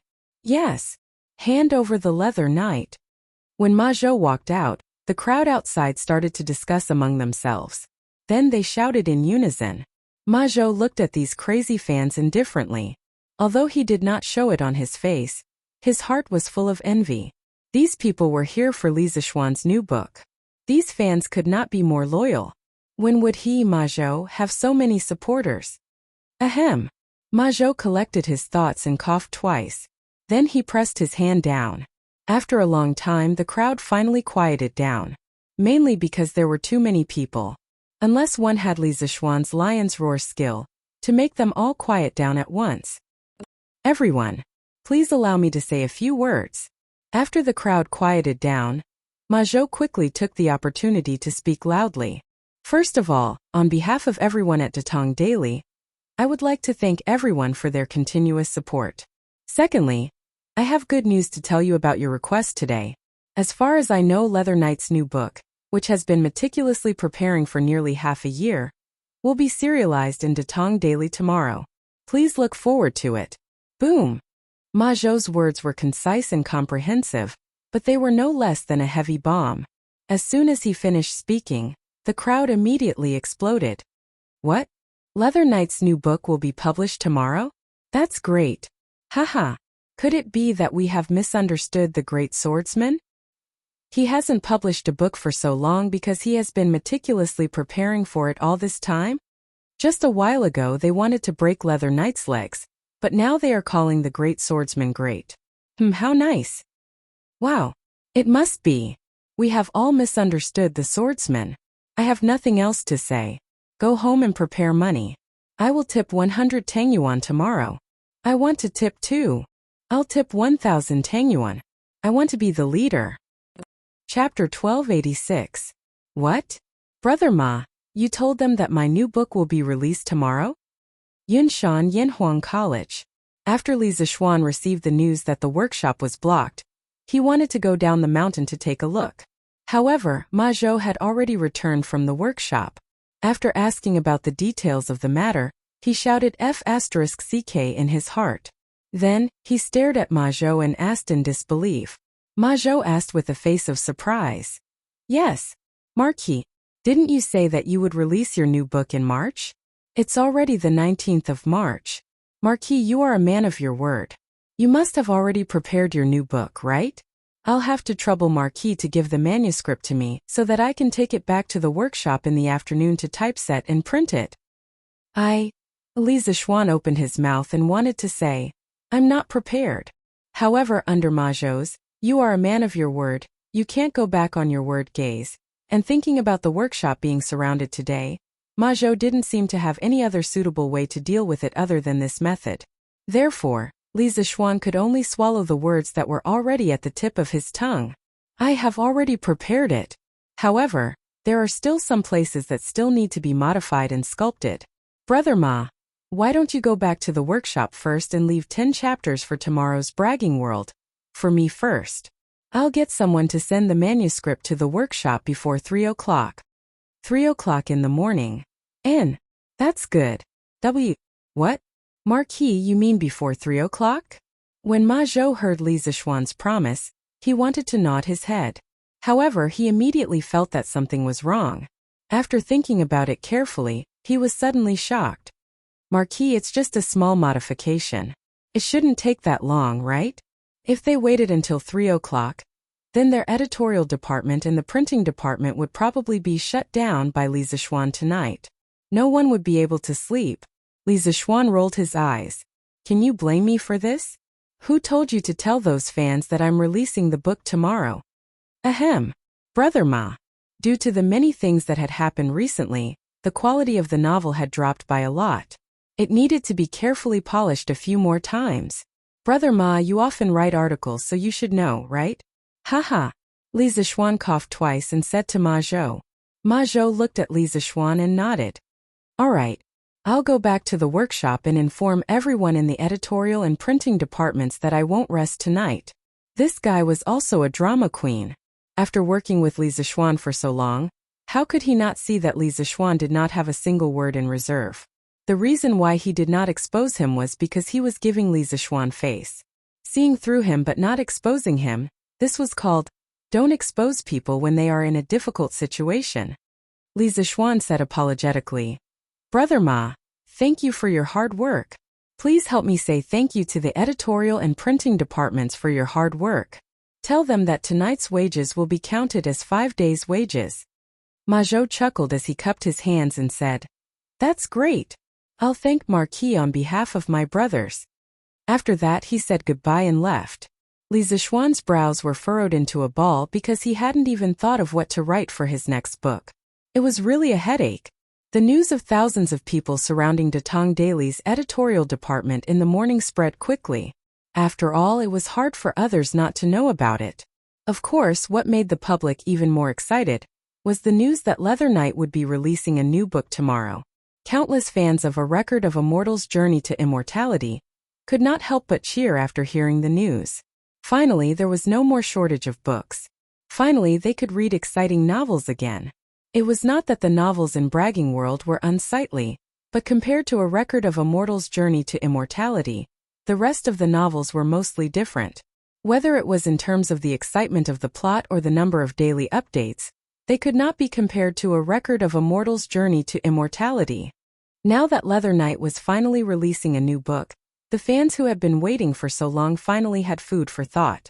They could eat their fill for a while. Those who could afford it were raising money and preparing to go to the Datong Daily offices on the streets tomorrow to tip Leather Knight for his new book. Although they had been full of complaints about Leather Knight not releasing a new book for the past 6 months, now that the new book was about to be released, they still had to tip him. Father, give me 500 Tang Yuan. After lunch, Lin Hao hesitated for a moment before extending his hand to Lin Wenyuan. Lin Wenyuan stared and said angrily, 500 Tang Yuan? What do you need so much money for? After the workshop opened for the new year, the production of bicycles was very plentiful. Because the Lin family was a member of the Chamber of Commerce, they also made a lot of money. Now that their business had expanded to the south, they had already earned back all the money they had invested previously. Therefore, the Lin family did not lack money at all. Their assets were even more powerful than before. After solving the family's financial problems, Lin Wenyuan focused on raising his son. According to the country's laws, the sons of merchants were not allowed to take part in the imperial examinations. If Lin Hao wanted to succeed in the future, it seemed that the only way was to get into Yanhuang College. Therefore, under his coercion, Lin Hao could be considered to have gone into seclusion to study for more than half a year. Lin Hao shrunk his neck and said, Father, I have my own uses. Don't worry, I will not mess around. I will stay at home and prepare for the examinations. Lin Wenyuan blew his beard and stared at him. Humph, you think I don't know what you want to do? You followed those troublemakers to the workshop in Plum Village this morning and blocked the door. I haven't even settled the score with you yet. Now you have the face to ask me for money? No way. Not only that, you are not allowed to go out for a while, and you are not allowed to read Datong Daily's novels. In another 3 months, Yanhuang Academy's entrance exam will begin. You'd better study hard for this, old man. If you get in, everything will be fine. If you don't, Father Lin snorted angrily and left with a flick of his sleeves. Lin Hao rolled his eyes at his father's back and muttered, If you don't want to give, then don't give. Why are you so fierce? Aren't you going to give your family business to me in the future? Mother Lin saw this and could not help but smile. She took out a few notes from her sleeve and said with a smile, your father is doing this for your own good. Yanhuang College is a sacred place for learning that everyone wants to go to. If you can get in, your father and mother will be proud. This is 800 Tang Yuan. Take it first. If it's not enough, ask me for more. But there's one thing I have to say. You are not allowed to delay your studies. I know you like to read Datong Daily's novels, but Yanhuang College's entrance exam is equally important. You must put aside everything else and focus on preparing for the exam. If you get in, your father and I will not scold you no matter how you read novels. Do you understand? In the end, as a mother, she knew how to dote on her son. If he wanted 500, she would give him 800. Lin Hao nodded and said, Thank you, mother. I know what's important. After that, he took the money from Mother Lin and ran out like a wisp of smoke. Xiao Shi, go to my room and get another 200 Tang Yuan. Adding this 800, that's 1,000 Tang Yuan. First thing in the morning tomorrow, you'll go help me give this money to Paixia as a reward. For the next few months, save up all the newspapers for me. When I'm done with the exam, take them out for me to read. Do you understand? Lin Wenhao returned from a rewarding journey. Once he returned to his backyard, he loudly ordered his servant. Yes, young master. Chapter 1287. Have you heard? Leather Knight is releasing a new book tomorrow. Haha. Yanhuang College cafeteria lunchtime. Damn. I almost forgot that this guy said he would release a new book in March. I didn't expect that he would release it only when March is almost over. What a scammer. Hey, Yanfu. Is this news reliable? Leather Knight is really releasing a new book tomorrow? Hey, how can it be fake?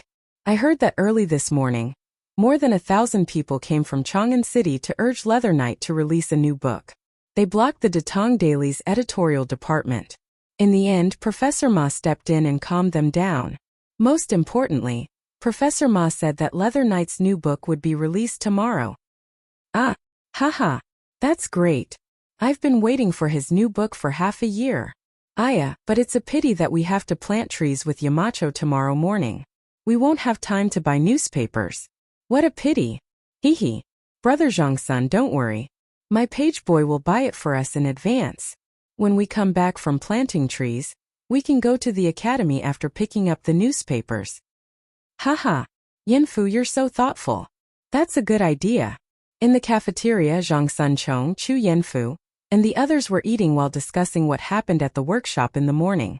When they were talking about something exciting, their laughter could cover the other noises in the cafeteria. As the saying goes, the speaker may not mean much, but the listener will. After hearing what they were talking about, a group of people immediately gathered around. Xiao Chong, did you just say that Leather Knight is releasing a new book? Is that true? Chang Chumo came over and said excitedly. Of course it's true. It's Yanfu's news. How can it be false? Haha. Then what's the name of Leather Knight's next book? Chu Yanfu replied. I'm not sure. But Professor Ma will definitely know. Chang Chumo scratched his head and said hesitantly, Forget it. I won't ask. Anyway, everything will be clear when it comes tomorrow. He was still a little scared to look for Ma Zhou, the leader of the economics department, not far away in a corner. After hearing the discussion, the three students looked at each other, put down their bowls and chopsticks, and walked out of the cafeteria together. Tianhua Hongyi, did you hear that? They said that Leather Knight will be releasing a new book tomorrow. Sai, what's meant to come will come.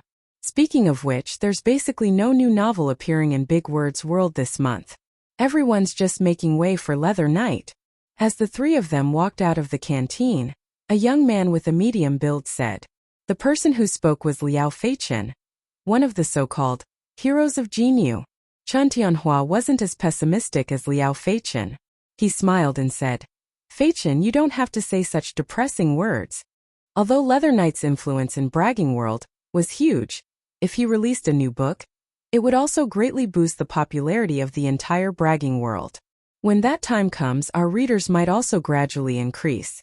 Besides, aren't you curious about what kind of book Leather Knight will be releasing this time? For us, this is also an excellent learning opportunity. Hua Hongyi laughed loudly and said, Haha, Feichen is right.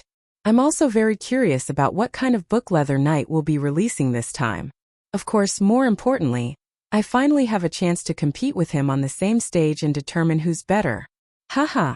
In the afternoon, I'm going to take a break from class and go to Detong Daily's editorial department.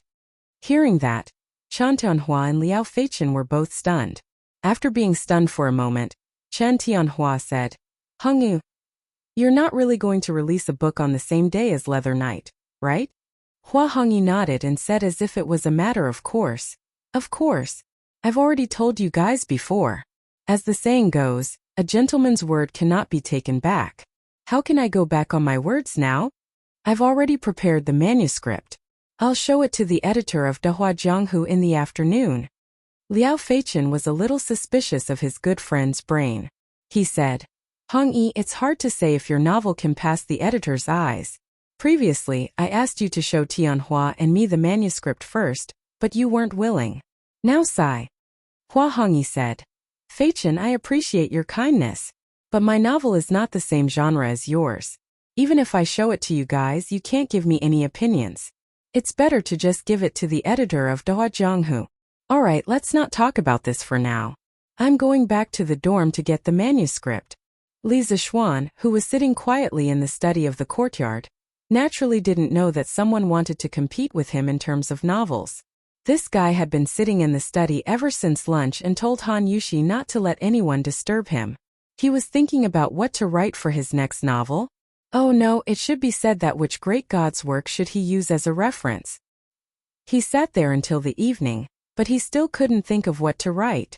It wasn't that he didn't have any ideas, but that the popular novels in his previous life were mostly about time travel and cheat codes. This kind of novel was definitely not suitable for him to write in the Tang Dynasty. As for traditional martial arts novels such as Master Jin Yong's novels, although there was no time travel and cheat codes, and the plot and words were brilliant, Master Jin Yong's works were mostly set in the Song Dynasty or after the Song Dynasty. If he wanted to use it as a reference, he might have to fabricate a dynasty that didn't exist in history. In professional literary terms, this was called creating a void. But in that way, the immersion would be much weaker. After all, Master Jin Yong's works didn't only show the wonderful Jianghu conflicts, but more importantly, it was to show the noble feelings of a great hero serving the country and the people. If the dynasty was created as a void, it would be very difficult for people to integrate into that kind of feelings. Therefore, Li Zixuan's requirements for his next novel were no time travel, no cheat codes, and no background that would affect the immersion. There were actually many novels that met these three requirements, but other than that, it had to be something that Li Zixuan liked and had a brilliant plot. As a result, there were a lot fewer novels to choose from. Hey, I got it. Suddenly, a thought flashed through Li Zixuan's mind, and he shouted excitedly, Knock knock. At this moment there was a soft knock on the door outside. Li Zixuan was stunned. He knew that Han Yushi was probably calling him for dinner. He quickly said, Wife, come in. With a creak, sure enough, it was Han Yushi who walked in. She was wearing a white dress. Although it was a little cold outside at night in March, the heating in the courtyard was still on, so there wasn't any cold at all. Husband, I know that you're busy, so I brought the food over. Please eat first. Han Yushi walked over with a plate of food and placed the food beside Li Zixuan. Inadvertently, her hair touched Li Zixuan's face, and the fragrance of her hair made someone's heart itch. Cough cough. Wife, I just had some inspiration. I'll eat later. Wife, you should go and rest first. Li Zixuan forcefully suppressed the wild thoughts in his heart and said in a serious tone. Han Yushi knew that Li Zixuan had been sitting quietly in the study for the entire afternoon because he was thinking about the novel. Hearing this, she didn't want to continue disturbing him. She could only say, "Then you must remember to eat. I won't disturb you anymore." After that, Han Yushi turned and left, leaving Li Zixuan alone in the study. Sigh. Other people read Swords by the Light at night, but I, as a marquis, have to write a novel by the light at night. Li Zixuan muttered, rolled up his sleeves and started writing. At the beginning of the paper, there were the words Celestial Slayer. Chapter 1288. Earning money from writing novels was not Li Zixuan's goal. He had a lot of responsibilities now and was even busier with official business. If it weren't for the fact that he had promised to start a new novel in March, he definitely wouldn't have started writing again. Poetry, songs, and prose was just a small matter. Similarly, writing novels was also a small matter in Li Zixuan's eyes. The reason he wrote novels was to guide the literati who were interested in this field to write novels that made people feel comfortable and happy. He wanted to add a new form of entertainment to this boring era and promote this form of entertainment. This way, he could realize his dream of staying at home and hugging his wife while reading novels. He was waiting for the Tang Dynasty's novel world to flourish, or for someone to write novels that were close to or even better than his. When that time came, he would completely stop writing. After all, writing novels was not as comfortable as reading novels. There were originally no deities in this world, but since the ancient times, humans saw the world around them with all kinds of strange things. Lightning flashed, thunder roared, storms raged, natural disasters and man-made disasters. There were countless casualties and wails everywhere. It was definitely not something that humans could do or resist. Hence, they believed that above the 9 heavens, there were various deities. Below the 9 underworlds, there were also Een spirits in Yama's palace. Hence, the legend of deities was passed down to the world. Countless people sincerely kowtowed to the various deities that they imagined to create, praying for blessings and complaining. Incense was at its peak. In today's world, the righteous path flourished and evil retreated. The Central Plains had beautiful mountains and rivers, flourishing with people and abundant natural resources. It was firmly occupied by the righteous sections. Among them, Qingyun sect, Tianyin Temple, and Fanxiang Valley were the 3 major pillars and were the leaders. This story began from Qingyun sect. The introduction of Celestial Bane was not strange, but there was a trace of majesty in the ordinary. However, a novel was not enough to attract readers just because of the introduction. The most important thing was the content. Celestial Bane was a pioneer in modern xianxia novels, and was known as the martial arts Bible of later Jin Yong. Before the appearance of Celestial Bane, novels on the internet were mainly wuxia novels and fantasy novels. Celestial Bane was the first novel to combine the fantasy of the immortal world and the wuxia world. After the appearance of Celestial Bane, xianxia novels on the internet rose as well. Celestial Bane also won the hearts of a large number of readers for xianxia novels. Li Zixuan also fell in love with xianxia novels at that time. Celestial Bane was undoubtedly a classic in terms of plot and writing style. Of course, Li Zixuan valued Master Xiaoding's portrayal of the characters in the book the most. All the characters, whether it was the main character Xiaodanan, Lu Sueki, Bai Yao, or the other supporting characters, they were all made of flesh and blood. Lin Jingyu was righteous and talented. Xiao Huan, who was infatuated with Xiaodanan, was naive and kind. And Xiaodanan's first crush, Heidi, and so on. These characters each had their own personalities and stories. The word love was very heavy in Celestial Bane. Someone once commented that Celestial Bane was a romance novel in the guise of xianxia. Although this comment was a little taken for granted, it could be seen that the description of love in the book was absolutely profound. The scene that Bai Yao left the deepest impression on Li Zixuan was the moment when she opened her arms to block the sword rain that filled the sky for Xiaodanan. When Bai Yao lightly chanted, "Spirits of the netherworld, gods and demons of the heavens, with my blood and body, I offer you as a sacrifice. 3 lives and 7 worlds, forever falling into the king of hell, only for love. Even if I die, I have no regrets." Even the most stone-hearted spectator could not help but feel a faint pain in his heart. That was the infatuation curse, the most tragic curse in the demon cult. Life was precious, but the value of love was even higher. Bai Yao died for Xiaodanan, but in exchange she also received 10 years of Xiaodanan's care and nostalgia. as well as the half-piece of green cloth that was forever kept in Sha Danan's arms.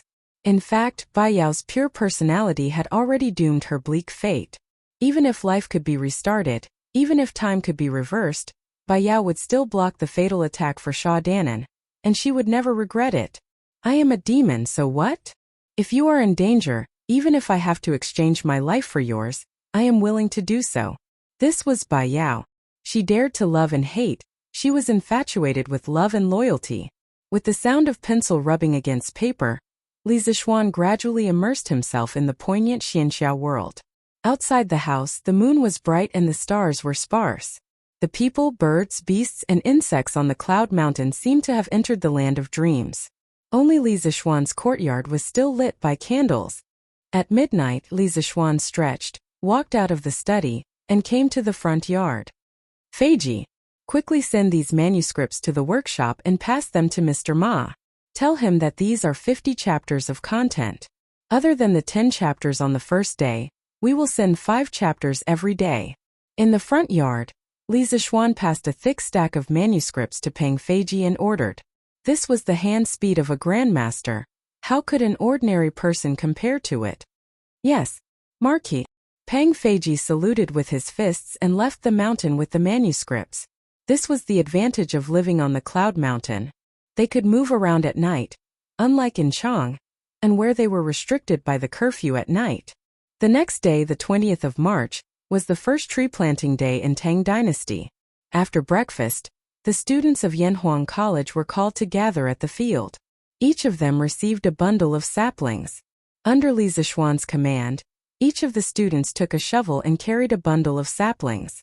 They went down the cloud mountain and headed to the east of Plum Village. They were going to plant trees at the intersection of the Ba River and the Yellow River.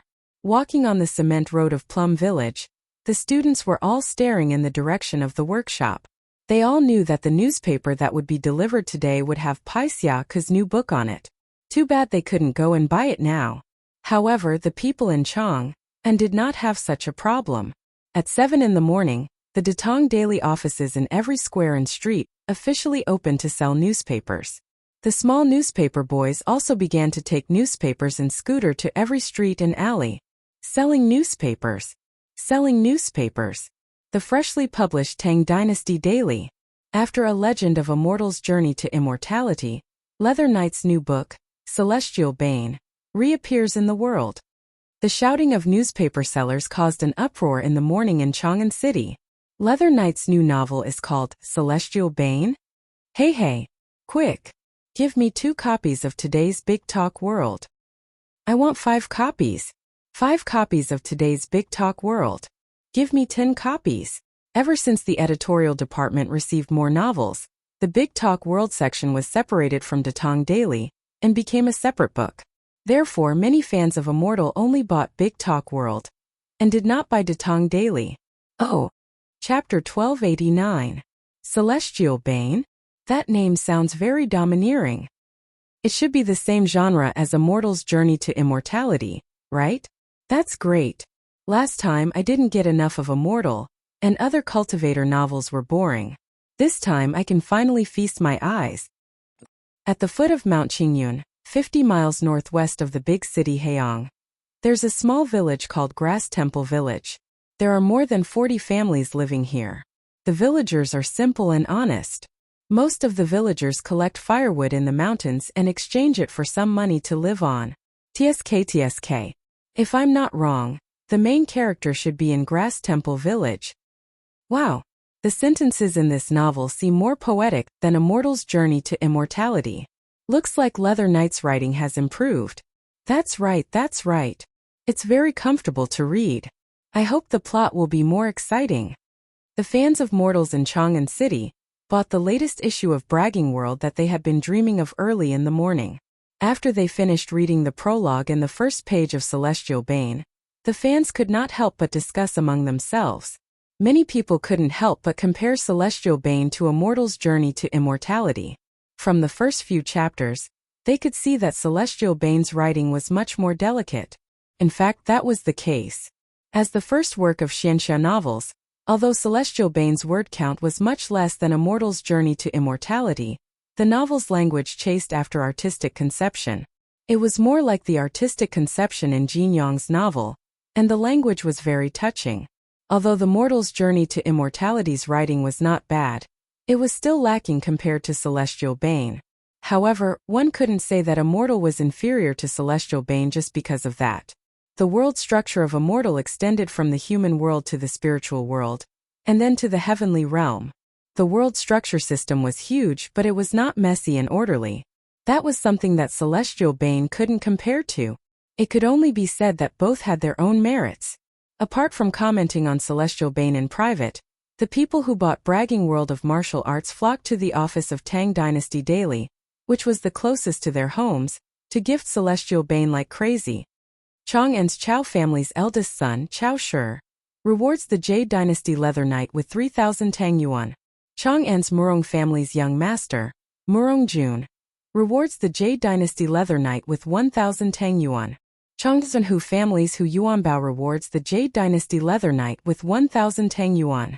Lin Hao of Chong An's Lin family rewards the Jade Dynasty Leather Knight with 1,000 Tang Yuan. Money at this moment seemed to be just a string of numbers, losing its original meaning of value.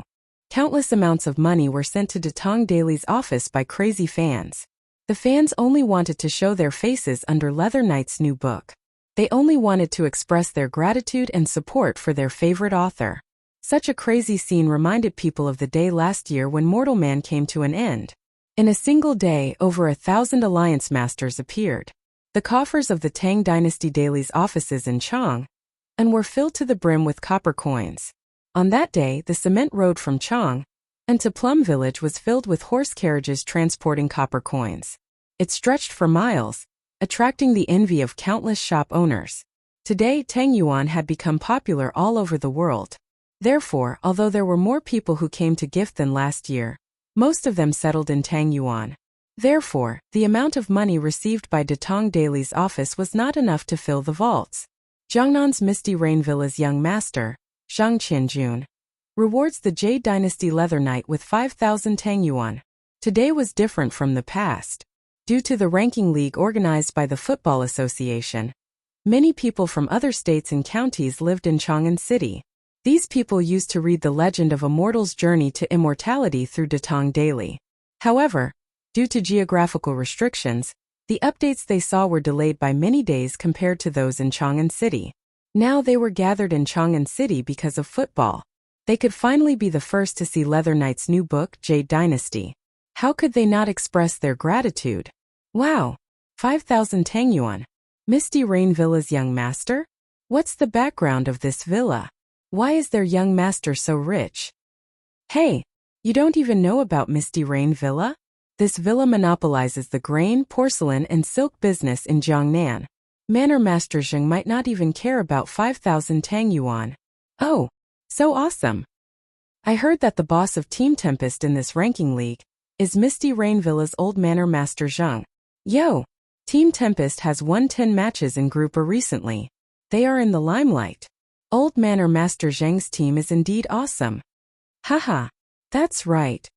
Other than Team Tempest's young master who came over to reward Jade Dynasty, other teams more or less sent people over to reward.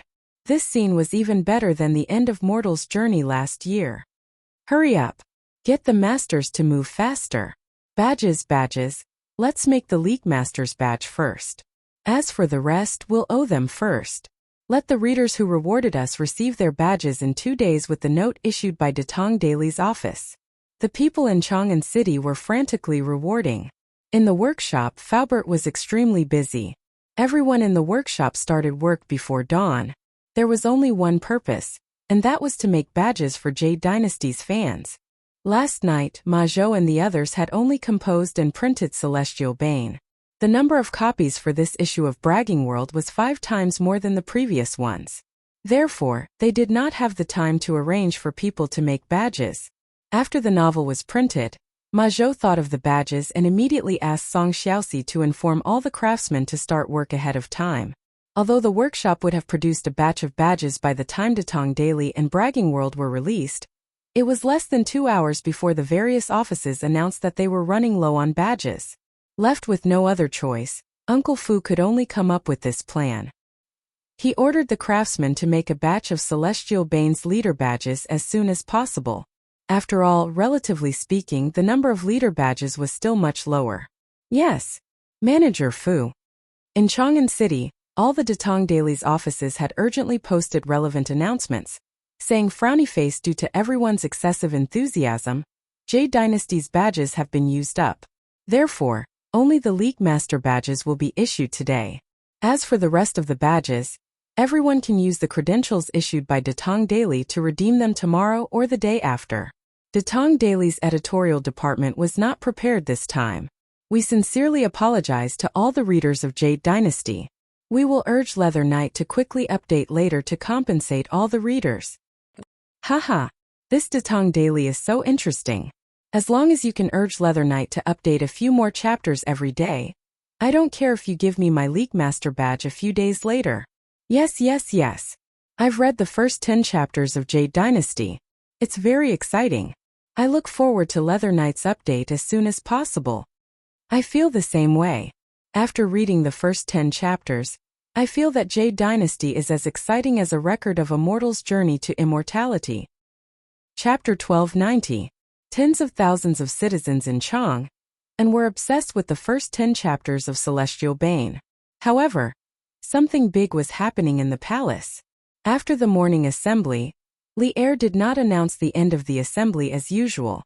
Instead, he led all the officials out of the palace. Outside the palace, hundreds of war horses were prepared. Tang Empire was founded on martial arts. Even the officials knew how to ride a horse. Li Er took the lead and mounted his horse. Crown Prince Li Changqian, Prince Li Ku, Li Yu and the others accompanied him. Li Ku and Li Tai were still studying in Yanhuang Academy, and could not make it in time. The Empress and the Princess chariots followed closely behind. As for the civil and military officials and imperial guards, they followed behind the chariots. This group of people at the top of the Tang Empire headed toward the east gate of Chang, and in a mighty manner. With such a luxurious lineup, it naturally attracted the attention of the pedestrians along the way. That's His Majesty and the officials. Why is His Majesty leaving the palace? What is he doing? Wherever the huge group passed, the citizens bowed. After the group left, the people on the roadside could not help but discuss. I don't know. It looks like His Majesty is going to bring the officials out of the city, but I haven't heard of anything big happening outside the city. Have you forgotten? Today is Arbor Day. Datong Daily said that the Imperial Court not only established the position of Mountain Yu, but also established Arbor Day. It's today. I heard that His Majesty is going to plant trees by the Yellow River. I heard that the Duke of Yong and brought all the students from Yanhuang College to plant trees early in the morning. Whoa, I almost forgot about that. Since His Majesty and the Duke of Yong and are going to plant trees, how can I be idle? I want to plant trees by the Yellow River too. That's right. I want to go too. But I haven't finished Celestial Bane yet. Bah! Second Tiger Yang, you little brat. Can't you read the novel after it comes back? Are you going to plant trees by the river with me now? Dad? Why don't we go in the afternoon? Bulsh asterisk T. Come home with me to plant trees now. Dad. Let go of me. The power of a role model was infinite. If one were to ask who the first role model in the hearts of the Tang people was, it would definitely be Li Er. After all, old Li was the current emperor. Moreover, when Li Yuan raised his army in Taiyuan, half of the world's rivers and mountains were conquered by Li Shimin, the king of Qin, personally led the army. All along, Li Er's reputation among the people was very, very high. Now that old Li had become the emperor of Tang, even though the process of ascending the throne was a little disgraceful, history books were always written by the victors. Li Er's crime of murdering his brother and imprisoning his father was glossed over by the imperial censor as a victim who was forced to kill his brother and abdicate the throne. Other than Li Er, Li Zishuan, the Marquis of Tang, also had a high reputation among the people. Ever since Li Zishuan's debut, the things he did were mostly good for the country and the people. Moreover, the Yanhuang College he founded was regarded by the people as the best place for the poor children to stand out. Therefore, when they heard that Li Zishuan led the officials out of the city, and that Li Zixuan led all the students of Yanhuang College to plant trees. The people on the streets all went home, took out their tools and saplings, and ran out of the city after the big group. Sigh. I don't know what father is thinking. Why did he have to plant trees by the Yellow River? Because of this, I didn't even have time to read Leather Knight's new book today. In the group, Li Changqian and two other young men followed behind Li Er. The older one could not help but whisper. Li Changqian frowned and scolded. Brother, you don't spout nonsense. The construction of the Yellow River Shelter Belt is a national project that father has decided on. As father's sons, you and I should set an example. How can we let ourselves be distracted by novels? So that young man was the future prince of Qi Li Yu. Yes, brother, you're right. It was a slip of the tongue, a slip of the tongue. Li Yu didn't expect that Li Changqian would hear him when he was only muttering in a low voice, nor did he expect that Li Changqian would specially reprimand him for such a trivial matter, so he could only hurriedly apologize. However, in this little fellow's heart, it was inevitable that he would feel some degree of hatred towards Li Changqian because of this. That's for the best. Li Changqian nodded in satisfaction. Even though he hadn't had the time to watch Celestial Bane, he knew that he had to prioritize. Of course, the most important thing was that the idea of Arbor Day and the construction of the Yellow River Shelter Forest was proposed by his good friend and brother. Of course, he had to support it. In the eastern suburbs of Lantian County, at the entrance of the Ba River into the Yellow River, the students of Yanhuang College had split up into classes and started planting trees. Some dug holes, some helped trees, and some carried water. It was a lively scene. Young master, let us plant these trees. These students from the college are all literary stars. They're going to do great things in the future. Planting trees is a rough job that farmers like us should do. As Li Zixuan's fief, all the farmers in Lantian County who had nothing to do came over to plant trees. Second Elder Lu, who was only wearing a coarse shirt, did not mind the cold. He walked over and spoke loudly to Li Zixuan. As soon as he finished speaking, some of the students nearby could not help but sneak a peek. It was obvious that they did not want to soak in sweat while digging holes to plant trees. Li Zixuan's facial features were sharp. He snorted and purposely raised his voice. Second Elder Lu, thank you for your kindness. But who said that scholars can't plant trees? Since they are Yanhuang College's students, they can't be lazy. In the future, they will use their knowledge to benefit the people. If they don't work in the fields and don't work, how can they benefit the people? Speaking of which, he was the Marquis of the Tang Empire and the Yamacho of the college. He stayed up so late last night to write novels, but didn't he come over early in the morning to plant trees? These little brats had eaten and slept well last night. Did they still want to be lazy today? After he finished speaking, he turned around and spoke loudly to all the students with a serious face. Whoever doesn't finish planting their saplings today, don't even think about returning to the college today. He would leave the moment he finished planting them. Do you all hear me? Although the students were standing rather scattered, Li Zixuan's voice was transmitted to everyone's ears without any difference. Hearing this, they all responded. We heard it. Yamacho. At this time, the students who wanted to be lazy could not help but give up completely. They dug even harder. Second Master Lu looked at Li Zixuan and the students of the Yanhuang Academy with mixed feelings. He shook his head and left. He muttered in a voice that only he could hear. I'm sorry, Li Zixuan. Amazing. Young master students will be amazing in the future. The people will have a good life in the future.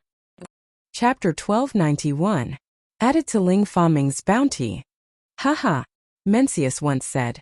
When the heavens are about to bestow a great responsibility upon a great man, they must first torment his will, toil his muscles and bones, and starve his body and skin.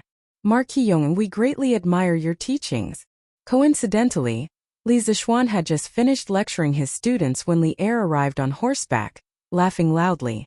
Behind him were the empress, princes, princesses, and civil and military officials. Li Zixuan was startled. He hurriedly stepped forward and bowed. This subject Li Zixuan respectfully welcomes your majesty. The students of Yanhuang College and the citizens of Lantian County who had come to plant trees all hurriedly followed suit and bowed. We pay our respects to your majesty. There were quite a few people here, numbering at least a few thousand. Their voices were like a large bell, resounding through the clouds. Li Er loved the feeling of being supported by the people. After all, which emperor didn't have a bit of vanity? He raised his hands with a smile and said, "Rise! Today is tree planting day set by the imperial court. We are gratified that you can come here to plant trees." The citizens of Lantian County were only willing to plant trees because Li Zishuan had been promoting tree planting recently. Now that they heard Li Er's words, it was as if they had been conferred the title of Marquis. They were so excited that they didn't know where to put their hands. One had to know that the other party was the Emperor of Great Tang. The Emperor of Great Tang had actually personally praised them. How could they not be excited? As for the students of Yanhuang College, each of them held their heads high. Li Er was the dean of Yanhuang College in name. Today's praise made them, the emperor's students, very proud. At this time, there were no longer any students who were unwilling to plant trees. Haha! Continue. Continue to plant trees, Li Er said to the citizens on the shore. He then turned to Duguxen and ordered, "Men, distribute saplings and tools to the officials." "Yes, sir." Duguxen accepted the order and left. At this time, Empress Zhongsun and Princess Changel also walked down from the imperial carriage. Changel smiled and said, "Imperial father, Changel also wants to plant trees. Mother's health isn't good, so I'll help her plant Changel." Hearing this, Empress Zhongsun's eyes were full of love. "Changel, my body has been nourished for a winter. How can I be as delicate as you say? You go plant trees with Changqian and the others. Don't tire yourself out. Imperial mother will plant it with your imperial father." It was now the end of March. During the day it was not as cold as before. It was because of this that Li Er dared to let Empress Zhongsun leave the palace. Otherwise her illness would easily relapse. On the other hand, not only was Changel's qi completely cured, but she also had Taoist genuine qi in her body. Her physique was much better than before. Li Er was completely relieved about this. "Yes. Changel, go plant trees with Changqian. Your imperial mother has imperial father." Li Er smiled. His face was full of love. "Yes." Seeing this, Changel went to find Li Changqian and the others. After a while, the civil and military officials were each given a shovel and 3 saplings. Seeing that the emperor and empress had personally planted the trees, what else could the ministers say? They all began to look for a place to plant the trees in groups of 3 or 5. "Little Xian, what's the name of your new book? After today's court session I came straight here. I really didn't have time to read it." The 2 siblings, Li Changqian and Changel, insisted on teaming up with Li Zishuan to plant trees. The former was there to hug his thigh and be a bystander, while the latter, while planting trees, Li Changqian asked quietly. He and Changel were among the few people who knew Leather Knight's true identity. "Changqian, when you go back later, get someone to buy you the latest Talking Big World, and you'll find out." Li Zishuan rolled his eyes and said unhappily. Without a doubt, he would be the one digging the tree holes. Li Changqian was weak and could not be counted on. As for Changel, forget it. He could not bear to let the little girl do such menial work. Li Changqian giggled. "Heh, I can't wait anymore, can I? In the end, this is still your fault. It would have been fine if you released the new book a few days earlier or a few days later. Why did you have to do it today? By the time the officials finish planting the trees, it would be noon when they go back." It would have been better if he did not say anything. Now that he said it, Li Zishuan was even more depressed, because he did not have to release the new book today. All of this was arranged by Ma Zhou. For this reason he stayed up half the night. As the empire's crown prince, how can Changqian lose your will? Here, you dig the hole. Changel and I will help you hold the tree. Li Zishuan straightened his back and handed the shovel to Li Changqian with a straight face. There were only 2 trees left. No matter how slowly Changqian dug, he could finish before noon. Li Changqian was instantly dumbfounded. Changel could not help but giggle. "Hee. Good. Brother Crown Prince, come and dig the hole. Brother Little Xian and I will help you hold the tree." The Taoist true qi in the little girl's body not only nourished her body, it also made her complexion look many times better than before. At this moment, when she smiled, there was a kind of breathtaking charm. Li Zishuan was only dazed for a moment before he came back to his senses. Li Changqian pretended to be angry. Good. Chang'e. You actually joined forces with little Xian to bully your own brother. Let's see if I still send good things to Chang'e Palace in the future. Chang'e smiled. Brother Crown Prince won't. Chang'e knows that Brother Crown Prince treats Chang'e the best. Alright, with the little girl's words, what else could Li Changqian say? He shook his head, rolled up his sleeves, and began to dig the hole. Brilliant, you haven't finished planting the trees at your door? After a while, Chang Chumo, Yuchi Baolin, and Li Tai walked over with shovels. The three of them were in a group previously. Not yet. Chonyo, Baolin, Qingke, you guys finished planting so quickly? Li Changqian raised his head and said in surprise. He had heard from Li Zishuan that each student of the academy was given at least 8 saplings. If Chang Chumo and the others were in a group of 3, that would be 24 saplings.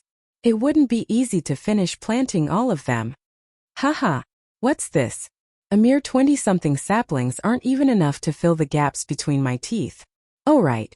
Brilliant, have you read Leather Knight's new book? Chang Chumo smirked and asked again. Li Changqian shook his head and said, not yet. Chang Chumo said regretfully. Sigh. Then forget it. After saying that, he turned to Li Zishuan and said, Yamacho Qingke Baolin, and I have finished planting the trees, so we'll be returning to the academy first. This time, I might be able to learn something from Leather Knight's new book. When the time comes, Chang Chumo, might be able to become a god with one book. Haha. Li Zishuan didn't know where this idiot's confidence came from. He thought for a while and said, Chumo, on next year's Arbor Day, I want to plant a tree in your heart. Chang Chumo was stunned and asked, what?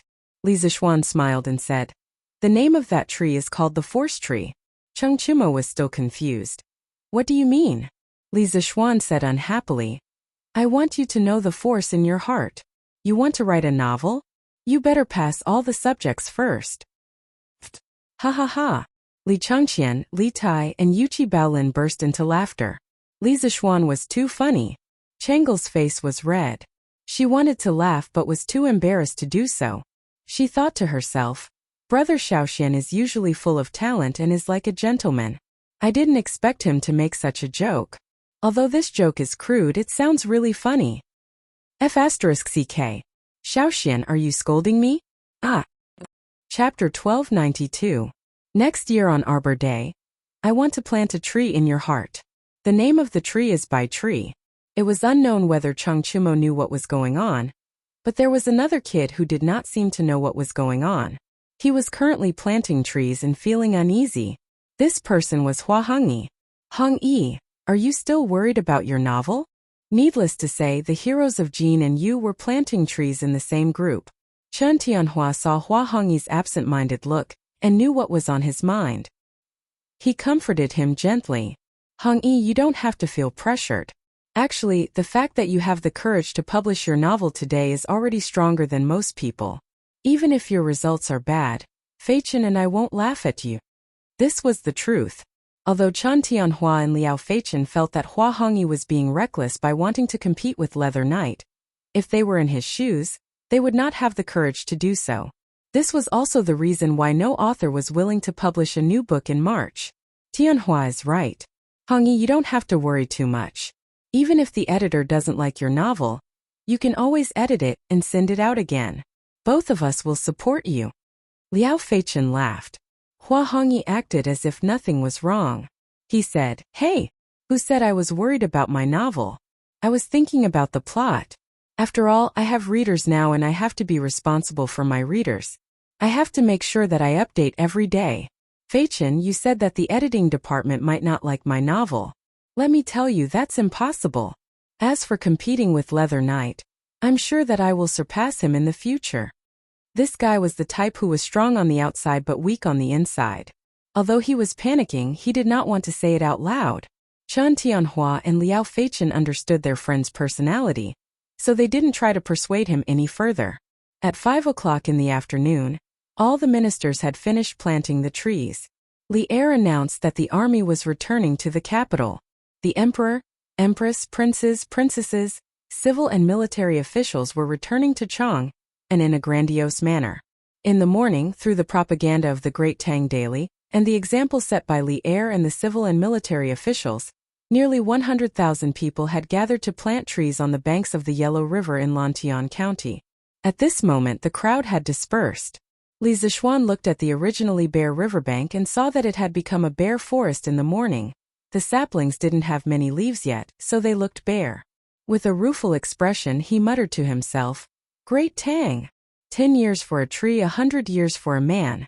10 years later, when these saplings grow into towering trees, I don't believe that the soil on both sides of the Yellow River will be washed into the river by the rain. Haha." Today, this old man finally understood why the Yamacho was so persistent in promoting this strategy of planting trees. Li Gang had unknowingly appeared beside Li Zishuan and said with a chuckle, "Today, Yanhuang College was planting trees not only for the students, but also for the teachers of the college." Li Gang was old, so naturally, no one forced him to plant trees. The old teacher walked around the banks of the river twice and felt the loosening of the soil. Only then did he truly understand Li Zishuan's painstaking efforts. At this moment, he looked at Li Zishuan and sighed. 10 years for a tree, 100 years for a man. Yamacho said it well. This old man doesn't have many years left to live, but this old man dares to say that in 100 years, the students of Yanhuang College will spread to every corner of Tang. Engineering would bring about an unprecedented revolution to the great Tang. What a pity! What a pity! This old man knows that I won't live to see that day. Towards the end, his tone was bleak. It was clear that the old teacher was reluctant to part with this world. Or rather, he was reluctant to part with Yanhuang College. Li Zishuan felt an inexplicable sadness in his heart. He quickly clasped his hands and said, "Teacher Wenji, why do you say that? Your body is healthy and the college has Dr. Sunday. You will definitely live to 100 years old. The students of the college will become more and more successful. You should take care of your body, and you will definitely see the day when Yanhuang College changes the world." When Li Gang heard that, he suddenly laughed boldly and said, "Haha! With Yamacho's blessing, this old man will try to live for a few more years. Let's see how many waves the students of Yanhuang College can make in the world." It had been less than 10 days since Arbor Day was established. There was not much time left for Li Zishuan and the imperial court to spread the news. However, Li Zishuan was quite satisfied that so many people volunteered to plant trees. Later on, the imperial court could spread the decree to other states and counties. Datong Daily could also spread the benefits of planting trees to other states and counties. Therefore, next year's Arbor Day would definitely be more lively than this year's. This was also Li Zishuan's goal. He wanted to make Arbor Day into a traditional festival, like the Lantern Festival and the Mid-Autumn Festival. He wanted to cultivate the environmental awareness of the Yanhuang people 1,000 years in advance. F***CK. F***CK. F***CK. Celestial Bane is so good. Today is Friday. Tomorrow I Olchang will go reward it. Leather Knight's novels are still the best. I wonder where this guy came from. If I see him, I must become sworn brothers with him. Before the students returned to the academy, most of them sneaked out to buy today's Talking About Martial World. Therefore, in the academy's cafeteria, a large number of students were eating while reading the novel. Chang Chumo finished reading and laughed in satisfaction. Hee. Li Tai heard this and laughed without saying a word, because he knew Leather Knight's true identity. At this time, he had finished reading the first 10 chapters of Celestial Bane. From his point of view, compared to the first chapter of A Record of a Mortal's Journey to Immortality, Li Zishuan's writing style was much better. However, he felt that it was lacking in passion. There were too few fighting scenes and he was not satisfied. After lunch, the few of them came out of the cafeteria. Instead of returning to the dormitory, they went straight to the classroom. They still had classes in the afternoon, so they could lie on the table and rest for a while.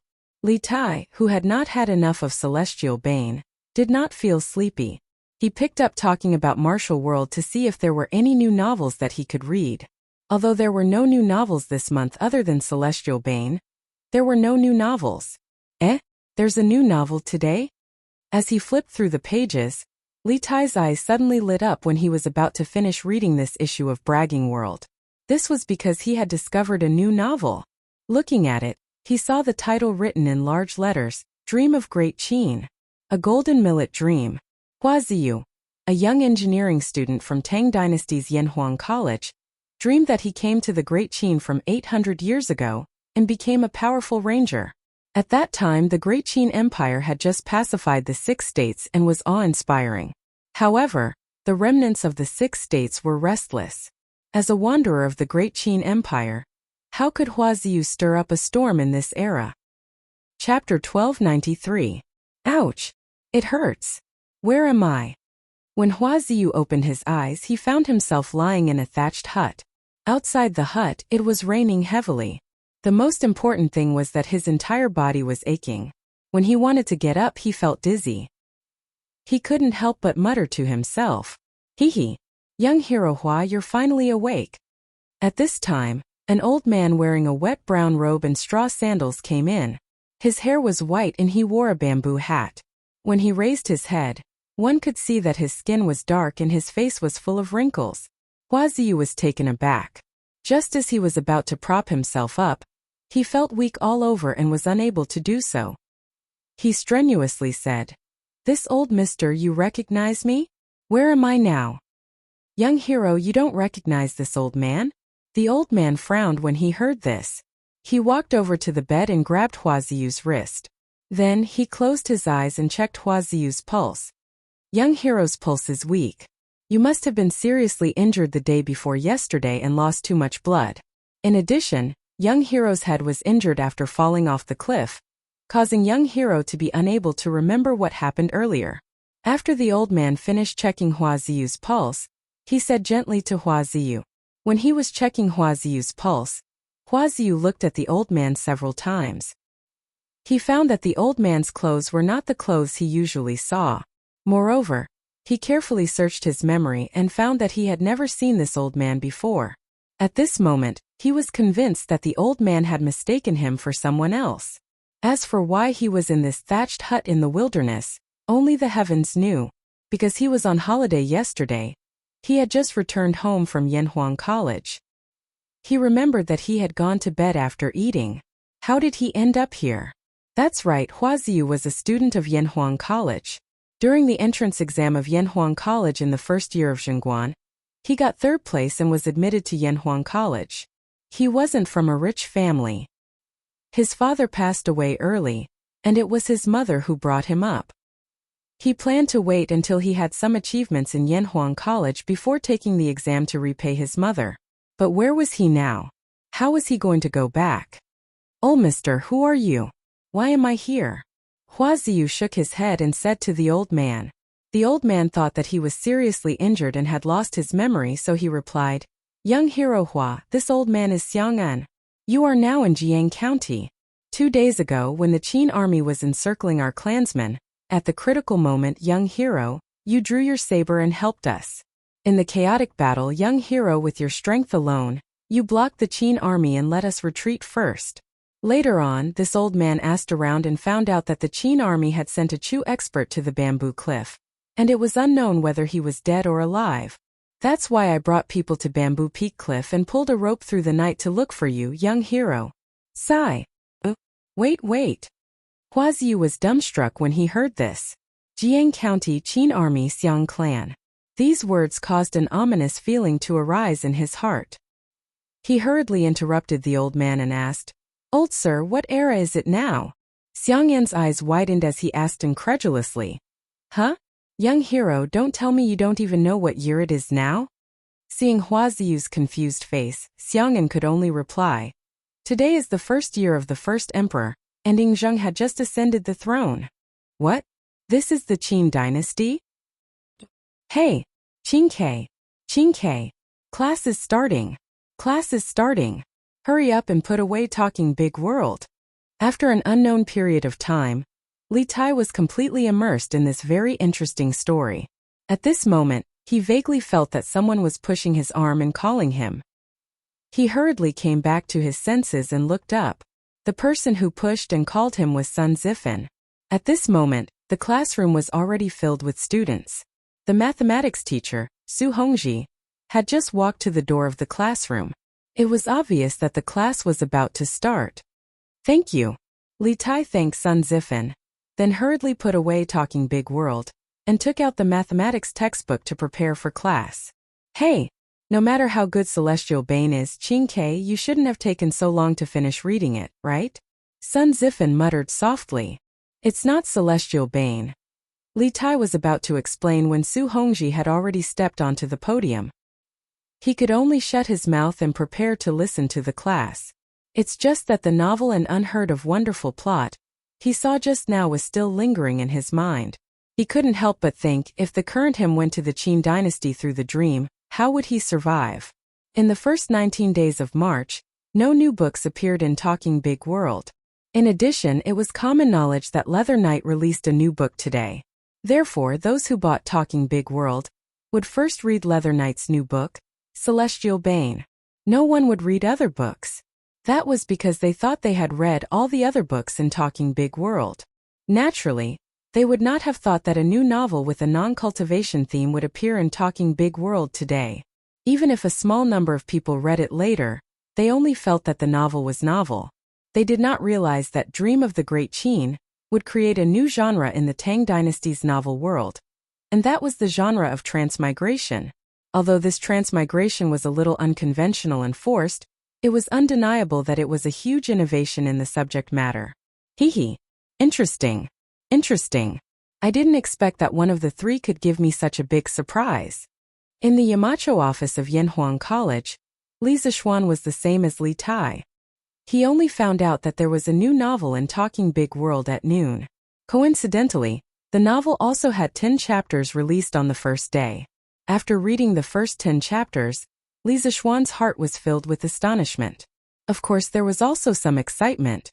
In Talking Big World, there was finally an author who jumped out of the cycle of imitation and began to innovate. This made him very happy. Emozhong! Li Zixuan shouted. Just as he finished speaking, Emozhong walked in from outside the door. Yamacho, you were looking for me? Li Zixuan took out a stack of Tang Yuan from his sleeves and counted it. Then he handed it to Emozhong and said, Here are 2,000 Tang Yuan. Send it to the workshop and tell Mr. Ma that 1,000 Tang Yuan is a reward from me as the Marquis of Yong, and to the author of Dream of the Great Qin, Hua Gongli. The other 1,000 Tang Yuan is a reward from me as another identity. Another identity? Emozhong was a little confused. Li Zixuan waved his hand and said, Just say it like that. Mr. Ma will definitely understand what I mean. Yes, Yamacho. Hey, wait. Also help me send a letter over. Chapter 1294. Oh, Hongyi, this Hua Gongli is you, right? After class in the afternoon, the students who lived nearby went home, while the students who lived far away went to the cafeteria to eat. However, recently, the 2 soccer fields in Lantian County had matches every day. Although the students who lived far away stayed on campus during the weekend, most of them would go out to watch the matches during the day and return to the academy at night. At this time, Chan Tianhua, Hua Hongyi, and Liao Feichen had just finished their dinner. On the path back to the dormitory, Liao Feichen sighed in disbelief. Hee. Feichen, how do you know that Hua Gongli is me? Hua Hongyi did not deny it. Instead, he joked with interest. Liao Feichen crossed his arms, rolled his eyes and said, Hey, even with my toes I can guess it's you. Hua Hongyi, 3 words taking the radical of the last 2 words, isn't that Hua Gongli? Other than you, who else would give themselves this name? Hua Hongyi praised. Feichen is indeed quick-witted. Admirable, admirable. Che, Hongyi, don't give me that. Liao Feichen said unhappily and then said, Hey, but I read Hongyi's Dream of the Qin at noon, and I think it's really interesting. I have a feeling that your book's results won't be bad. Chan Tanhua at the side also interrupted at this time. Feichen is right. Last year when novels were just popular, Hongyi, you didn't want to imitate Legend of a Mortal's Journey to Immortality. You said that you wanted to write a novel about the main character roaming the Jianghu and doing chivalrous deeds. At that time we all thought it was very interesting. But we didn't expect that you would use a dream to put the main character in the Qin dynasty and let him do chivalrous deeds in the Qin dynasty. This idea is really too bold, too amazing. Hongyi, can you tell us how you came up with this idea? Yes. I also want to know. Liao Feichen nodded. Hua Hongyi smiled. After thinking for a moment, he sighed heavily and said, "When I was young, I also admired those wanderers. I also thought that when I grew up, I would go to the famous mountains and rivers to learn martial arts. But when I was old enough, my father died of illness, leaving my mother to support the family alone. At that time, I knew that I had no fate with being a wanderer, because I wanted to study hard, get a good reputation, and let my mother live a good life. Last year, when Datong Daily's novels were just becoming popular, I did want to write a novel about a ranger's adventures in the Jianghu and upholding justice. This was my childhood dream. But after thinking about it repeatedly, I felt that the story's appeal was not good enough, so I temporarily gave up. When I was admitted to Yanhuang College, I found that Yamacho had opened the door to a new world for us. The earth under our feet is round. People can communicate with each other even if they are far away. And the sun has 7 colors. After entering the college, I felt that inspiration for writing came rolling in. I felt that Yamacho's engineering could change the Tang dynasty and the world. At that time, I had another idea, which was to combine engineering and wanderer. Imagine if someone is proficient in both martial arts and engineering, how wonderful would his life be? In the current era of peace and prosperity, there might not be much use for people with strong martial arts. However, in a different era, such as the Great Qin that had just unified the 6 nations, there would be no need to worry about not having a place to use these people who were proficient in both martial arts and the workmanship of the Yanhuang Academy. There was no need to worry about not having a place to use them, and there was no need to worry about not being able to achieve great things. In fact, the idea of returning to the Great Qin in a dream was not something that I thought of out of thin air, but I really dreamed about it before. I dreamed that I returned to the Qin dynasty, but my dream was very short. But Hua Ziyu's dream was very long. He wanted to help me complete the dream that I could not complete. The main character of this novel is him, or rather I am myself. The Qin dynasty destroyed the 6 countries in a remote area. How tyrannical was its strength! But the dynasty only lasted for a short 14 years. Have you ever thought about what kind of sparks we, Yanhuang College's students who are proficient in engineering, will use our engineering to create when we return to the Qin dynasty? I think that those who read Dream of Great Qin in the future will have this idea, and I call it the sense of immersion. Back then, the reason why the legend of a mortal's journey to immortality was so popular in the Great Tang was because of this sense of immersion. We are all people with ordinary talent, but Han Li, although his talent was ordinary, he was able to use his own intelligence and hard work to walk a different path to immortality. Those who read The Legend of a Mortal's Journey to Immortality will all be immersed in it. And so this novel was successful. And now, as long as I firmly grasp this point, my dream of Great Qin will definitely be successful. I firmly believe in it. After saying this, Hua Hongyi's eyes suddenly shot out a dazzling light. At this moment he was so confident and extraordinary. Chen Tianhua and Liao Feichen were both stunned. It was because of Hua Hongyi's childhood experience, Hua Hongyi's original intention of writing Dream of Great Qin, and even more so because of Hua Hongyi's conclusion of The Legend of a Mortal's Journey to Immortality, that swept the Great Tang. After a long time, Chen Tianhua solemnly cupped his hands and said, "After listening to Hongyi's words, this foolish little brother has learned a lot. Now I understand why my and Feichen's novels have never been able to surpass The Legend of a Mortal's Journey to Immortality. It is because we have forgotten our original intentions. Novels are just a product of people's dissatisfaction with reality. Hongyi, you are better than us and you have done better than us. If you continue to write Dream of Great Qin properly, it might really be able to compete with Leather Knight's Jade Dynasty in the future. If you have any requests in the future, Feichen and I will definitely do our best to help. We only hope that you will never forget your original intentions. Only then can you become a god with one book." Liao Feichen's expression was complicated. He did not expect that the existence of the bottom of the 3 of them would have the opportunity to take a peek at the supreme throne of the Great Tang novel world. At this time he also said, "Tianhua is right. After listening to Hongyi's words, we have indeed benefited a lot. Haha. Without a doubt, before the workshop closes, I will go and reward my good brother. Although I can't afford to be the Alliance Master, I should still be a Hall Master. Don't you think so?" Although Liao Feichen had been writing novels in Datong Daily for more than half a year, 20 strings of coins was still a cut of flesh and blood. Chen Dunhua also reacted and hurriedly said, Yes, yes, yes. Fei Chen, let's go to the workshop to reward now.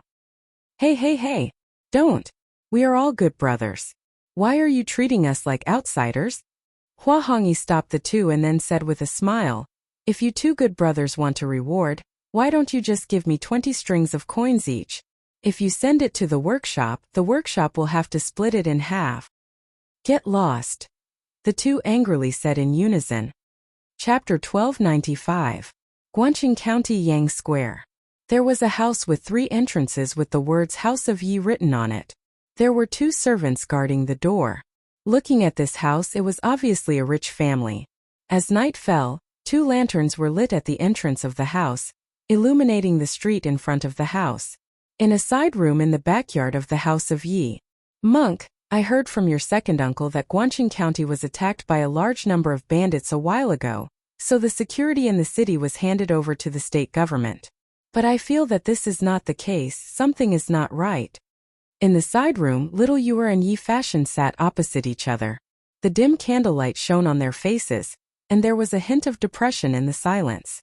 Hearing this, Yi Fashion shook his head and said, I also feel that something is not right. It has been a few months since the bandits attacked Guanqing County. The state government's troops should have dispersed long ago, but now they are still guarding Guanqing County. And from what my second uncle said, Wei Zuoqing is not in the county. There must be something wrong. Little Yuer frowned and thought for a moment.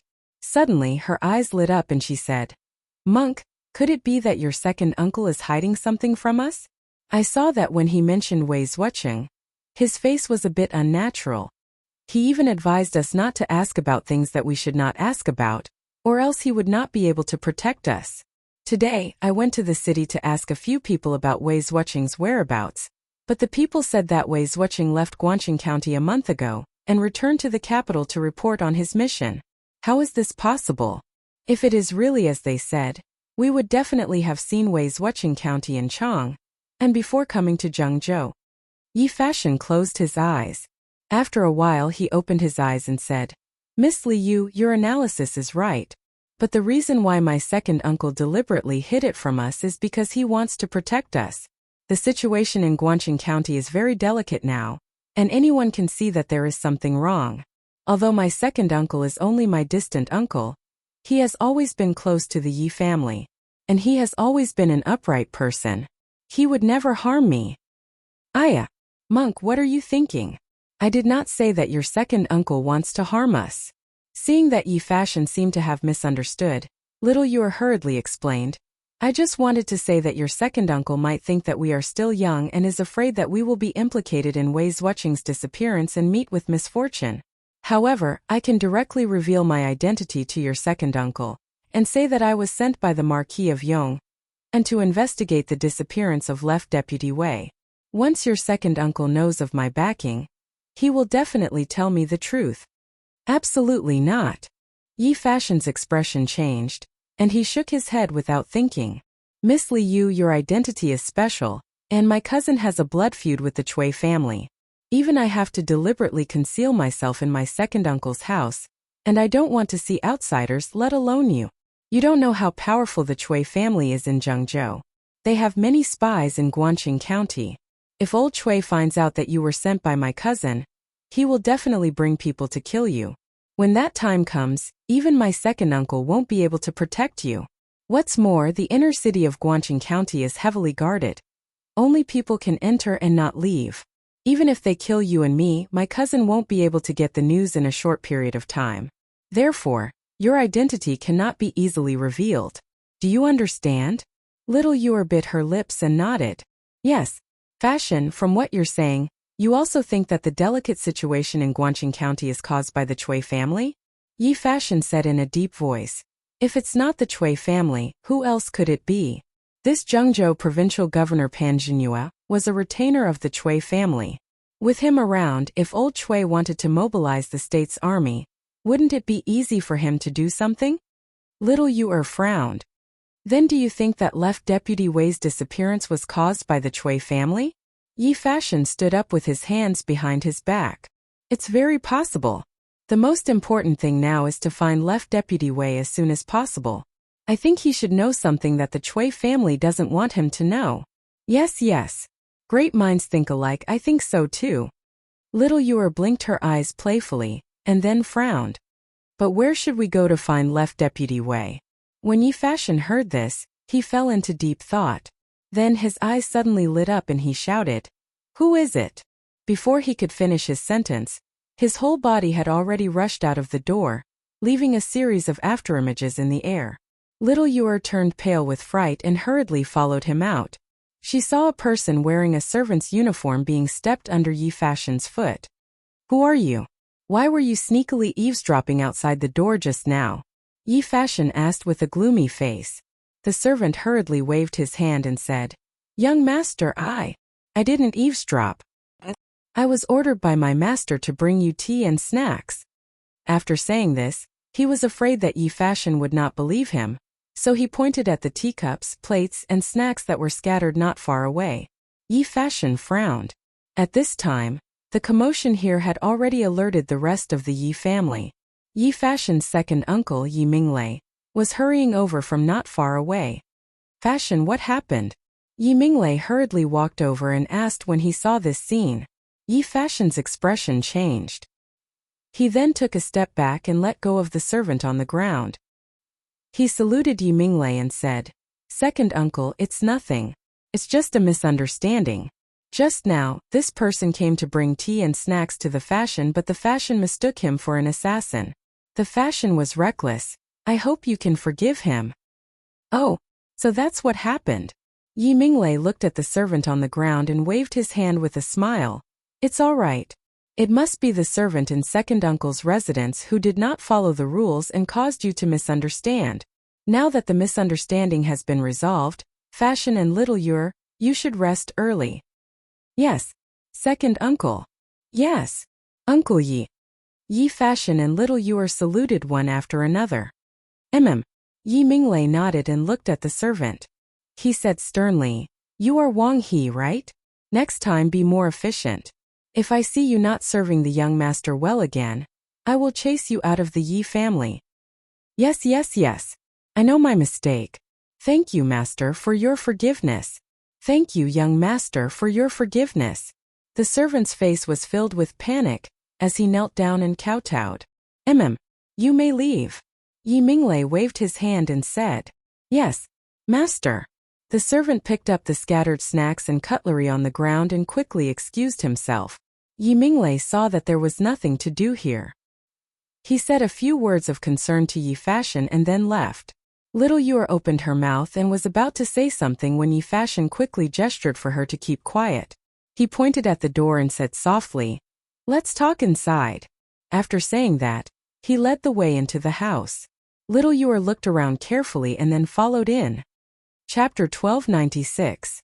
Monk, did the servant eavesdrop on us? Yi Mansion. After both of them entered the house, Little Fishy asked Yi Fashion anxiously.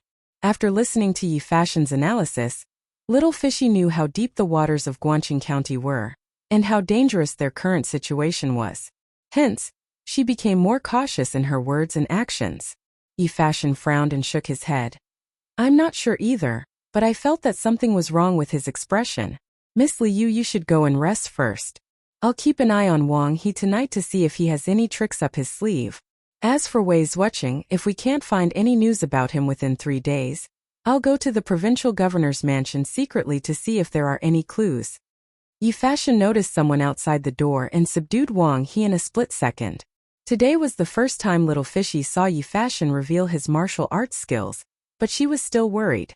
"Monk, although your martial arts skills seem to be very powerful, the provincial governor's mansion is heavily guarded. If something happens to you, how am I going to explain it to my teacher? No matter what, you can't take the risk alone. At most, I'll reveal my identity to your second uncle and ask him to cooperate with our investigation." Yi Fashion shook his head. "Miss Liu, you don't have to worry about me. Those guards in the provincial governor's mansion won't be able to find me. Moreover, Wei Zuoqing is a good official. As a cultivator, we should take on the responsibility of saving lives. If we save Wei Zuoqing, he can save more people in the future. I've made up my mind, you don't have to persuade me anymore. Go back and rest early. I'll keep an eye on Wang He and see if I can find any clues. After saying that, Yi Fashion tightened his clothes and left the house. Li Yu wanted to chase after him, but Yi Fashion's figure was nowhere to be seen. So what if you have martial arts skills? Don't you know that people with brains are the most powerful? Little Fishy stomped her feet in dissatisfaction and returned to her room. But after a while, she walked out again because she suddenly remembered that this was Yi Fashion's room. The next day, Chang'an City. After the explosive first day, Celestial Bane's popularity continued to ferment. On the second day of Dahuajianghu, Celestial Bane's section was filled with bountiful red rewards. Among them were quite a few prominent figures such as Crown Prince Li Tai, Princess Chang'e, Prince of Wei, Prince Li Ku, Prince of Han, Changchumo, Zhang Sunchong, and other sons of high officials and nobles. Almost all of them gave hundreds and thousands of strings of rewards. The number one fan of Celestial Bane was none other than the young master of Misty Rain Villa, Sheng Qianjun. Yesterday morning he sent someone to send another 5,000 Tang Yuan. In total, he gave 10,000 Tang Yuan, which was 10,000 strings of cash. There were more than 1,100 people who tipped more than 100 strings of coins. In other words, there were over 1,000 League Masters on the first day of Celestial Bane's release. It was a grand occasion that only happened when a Legend of a Mortal's Journey to Immortality was released. From this, it could be seen how terrifyingly popular the so-called Leather Knight was in the Tang Dynasty's novel world. Celestial Bane is crazy. It's just the first day of publication and I've already received so much money. It's unbelievable. Yeah. His Highness the Crown Prince and Her Highness the Princess both tipped him 1,000 strings of cash. I wonder who this Leather Knight is, to be able to gain the favor of His Highness the Crown Prince and Her Highness the Princess. If he reveals his identity, the Crown Prince will definitely put him in an important position. He has a bright future ahead of him. But why do I feel that Celestial Bane isn't as exciting as a Legend of a Mortal's Journey to Immortality? It's only been 10 chapters. What can we tell from it? It won't be too late to comment after the word count increases. That's right. The beginning of Celestial Bane isn't very exciting, and the fighting isn't intense, but the sentences are beautiful, and it's comfortable to read. Who knows, the plot might get more intense and interesting later on? Whoa! Quick look. Look at the last novel, A Dream Back to Great Qin. There are actually 2 people who gave him 1,000 Tang Yuan as a reward. In a tea house, everyone was commenting on Celestial Bane. Suddenly, someone screamed, and everyone flipped to the last few pages of talking about Martial Arts World at the same time. That was because Big Word's Martial World had been published for such a long time. Other than Leather Knight, no one else had ever received more than 1,000 Tang Yuan as a reward. After all, money didn't come from nowhere. 1,000 Tang Yuan was not a small sum either. If it wasn't for a novel that they really liked, no one would be willing to tip 1,000 Tang Yuan. Oh my god. The Marquis of Yong. And actually tipped Hua Gongli's A Dream Back to Great Qin with 1,000 Tang Yuan yesterday. No. Look at the second person who tipped 1,000 Tang Yuan. It's Leather Knight. Oh my god, who is this Hua Gongli? How did he get the Marquis of Yong and Leather Knight to personally tip him? If I remember correctly, this is the first time Leather Knight tipped someone else's novel, right? And it's a one-time reward of 1,000 Tang Yuan. What is he trying to do? Does he think that Hua Gongli's Dream Back to Great Qin is a good book? No. I have to take a look. A novel tipped by both the Marquis of Yong and Leather Knight. I have to take a look at it no matter what. That's right. That's right. Tongan, go and find me the contents of the previous editions of Dreaming of the Great Qin. Yes. Young Master. Young Master, I found it. Here you go. What do you mean? Why is there only one? Young Master, there's only one. This Dream of Great Qin was only published yesterday. What? You're saying that Dream Back to Great Qin was published on the same day as Celestial Bane? F***ck. This Hua Gongli has guts. He actually dared to publish it on the same day as Leather Knight. No wonder I've never heard of this book before. Haha. I'm definitely going to read this book. Haha. Just based on Hua Gongli's courage, I'm definitely going to read Dream Back to Great Qin. If it's really well written, I'll definitely reward it.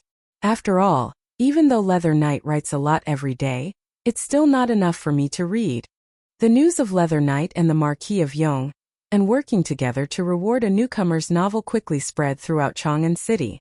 Furthermore, people slowly realized that this newcomer had published his new book at the same time as Leather Knight yesterday. They couldn't help but admire Hua Gongli's courage. In an instant, countless people picked up yesterday's big words of Jiang Hu and began to read the brand new story, Dream Back to Great Qin. Hongyi, you're on fire. Haha, you're on fire. Yanhuang College. On Saturday, most of the students who stayed back in school ran out to watch the football match. Hua Hongyi and Chan Tianhua chose to stay in the classroom to write. Suddenly, Liao Feichen ran in from outside the classroom and said excitedly when he saw him. Hua Hongyi raised his head and said in confusion, I'm on fire? What fire? Feichen, what are you talking about? Chapter 1297. Hongyi, you're on fire now. You're rich now. Yamacho and Leather Knight each tipped you 1,000 Tang Yuan. 1,000 Tang Yuan. In a classroom of Yanhuang College, Liao Feichen panted heavily and said with a flushed face, What? Yamacho and Leather Knight each tipped Hongyi 1,000 Tang Yuan? Chan Tianhua exclaimed. He knew that Hua Hongyi's novel, Dream of Qin, would be successful, but he didn't expect it to be so successful. He actually won 2,000 Tang Yuan on the first day of publication. This kind of result was probably only The Legend of a Mortal's Journey to Immortality could compare. Hua Hongyi himself was also shocked by the news. Obviously, he didn't expect that he would receive such a huge reward on the first day of publication. After a long while, Hua Hongyi said, Dream of the Great Qin Empire, Great Qin Empire. Feichen, you're not joking with me, right? Liao Feichen said unhappily, Who's joking with you? Here. This is today's bragging world. Why don't you take a look at it yourself? Hua Hongyi took the bragging world from Liao Feichen with trembling hands. He flipped to the end and found the section of Dream of Qin. Sure enough, at the end of the main text, there were 2 lines of red rewards. Reward extravagant extravagance, moving me to tears. Sir's talent deserves this reward. Marquis Yong and Li Zixuan tip Dream of Qin, 1,000 Tang Yuan. It's a rare and innovative book. I hope you can continue to maintain the standard. Reward extravagant extravagance, moving me to tears. Sir's talent deserves this reward. Leather Knight tipped Dream of Qin 1,000 Tang Yuan. 1,000 cups of wine is not enough when drinking with a bosom friend. Sir, you've opened a new path and are creative. You should be my bosom friend. It's true, it's actually true. Hua Hongyi's whole body was trembling. Obviously, he was too excited. At this moment, his lips trembled as he said, Mother, you don't have to work for others anymore. Father, your son has made a name for himself. You can rest in peace now. Seeing this, Chan Tianhua stood up and patted Hua Hongyi's shoulder and said, Hongyi, Feichen and I are happy for you. If your mother knows about this, she will be happy for you too. Why don't you go home now? Although Feichen said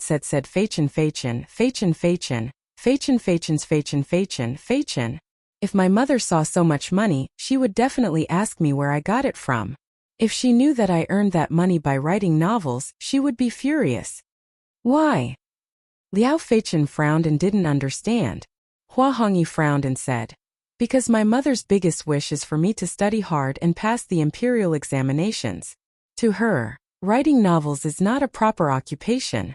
I'll wait for the academy's monthly break before I go back. I'll give her a portion of the money and say that it's a scholarship from the academy's monthly exam. With that money, she won't have to work as hard as before. Oh, I see. Chan Tianhua and Liao Feichen were enlightened and expressed their understanding. After a while, Liao Feichen laughed and said, Haha, today is a happy occasion. Hongyi, if you don't treat us, how can it be justified? Why don't we go to the Drunken Immortal restaurant in Lantian County at noon? Hua Hongyi wasn't stingy. These two were brothers who helped him during his most difficult times. Therefore, he said straightforwardly, Haha, no problem. Drunken Immortal restaurant it is. Tianhua, Feichen. Order whatever you want today. It's my treat. But you'll have to pay for me first. The royalties for Bragging World won't be paid until the beginning of next month. Li Zixuan and Pai Shejua's 2,000 combo grand rewards could be considered as a super strong advertisement for Dream of Daqin. Today, the number of readers who followed Dream of Daqin suddenly increased by dozens of times. When people saw such a novel idea, they all cried out in satisfaction. After all, they had never read a time travel novel like this before. If people who read it thought it was good, they would definitely recommend it to the people around them. Therefore, the good reputation caused Dream of Daqin to become popular on the second day. The number of people who rewarded it was also countless. Although the total amount of rewards couldn't be compared to Celestial Bane, Dream of Daqin still sat firmly on the second throne of Bragging World, making other authors envious. Guanqing County Yi Mansion. Monk. Early in the morning, Yi Minglei came to the backyard and shouted as he walked towards Yi Fashion's room. Uncle Yi, the monk isn't here. At this moment, Little Fishy came out from another room and quickly replied. Yi Minglei was puzzled. The monk isn't here? Where did he go so early in the morning? Little Fishy pretended to be nonchalant and replied. The monk said he went out to buy something and will be back soon. Why, Uncle Yi, are you looking for the monk? I'll ask him to look for you when he's back. Oh, it's nothing. Yi Minglei's eyes flashed and he quickly said with a smile, I just wanted to remind the two of you that the city hasn't been peaceful for the past few days. If there's nothing, it's best that you don't leave the residence. If there's anything you want to buy, just ask the servants to buy it for you. Little Fishy blinked and asked in a seemingly casual manner. The city hasn't been peaceful for the past few days? Uncle Yi, do you have some news? Can you tell me a little? Yi Minglei's expression suddenly became unnatural. He quickly waved his hand and said, No. I don't know anything. Miss Fishy, you must tell him what I said just now. I'm on duty at the county office. After that, he turned around and left. Little Fishy felt that something was wrong with Yi Minglei. She stood there and frowned for a while before turning around and returning to her room. With a creak, Little Fishy pushed open the door and entered. However, she was almost scared to death, because when she came out just now, the side room was still empty. However, at this moment there were two more people, one standing and the other lying on the ground. Phew! It's the monk. When did you come to my room? And who is he? When Little Fishy saw that there were two more people in the room, she subconsciously wanted to scream loudly. However, when she saw the appearance of the people standing in the room, she quickly suppressed the urge to scream. She patted her chest, heaved a sigh of relief and asked, I saw that you were talking to my second uncle, so I came in through the window at the back. Yi Fashion nodded at Little Fishy, then pointed at the person lying on the floor and said, As for him, you've seen him before. He's Wang He from last night. Chapter 1298. Wang He? What is he doing here? In a room in the backyard of the Yi residence. When Little Yuer heard that the person lying on the floor was the servant Wang, he who was eavesdropping on them last night, she was puzzled at first. Then she asked, Monk, did he really eavesdrop on our conversation last night? And today did he go out to inform someone?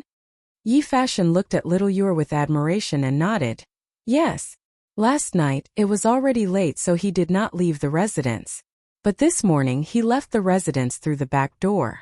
He was sneaky and looked back every few steps. He was very careful. I followed him all the way to the county office. I was worried that he would reveal our identities, so I knocked him out in an alley opposite the county office and brought him back. County office?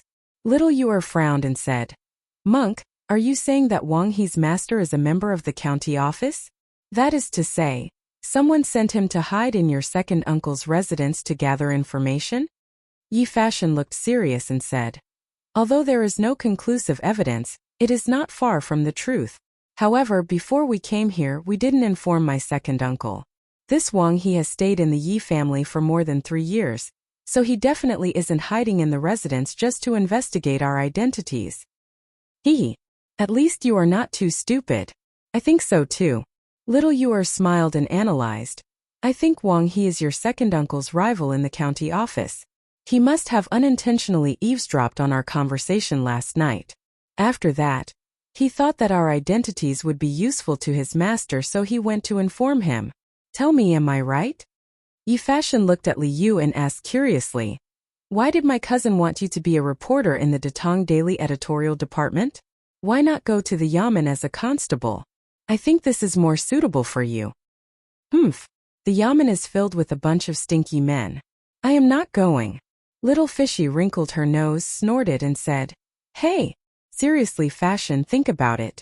Does your second uncle have any rivals in the county office? Yi Fashion shook his head.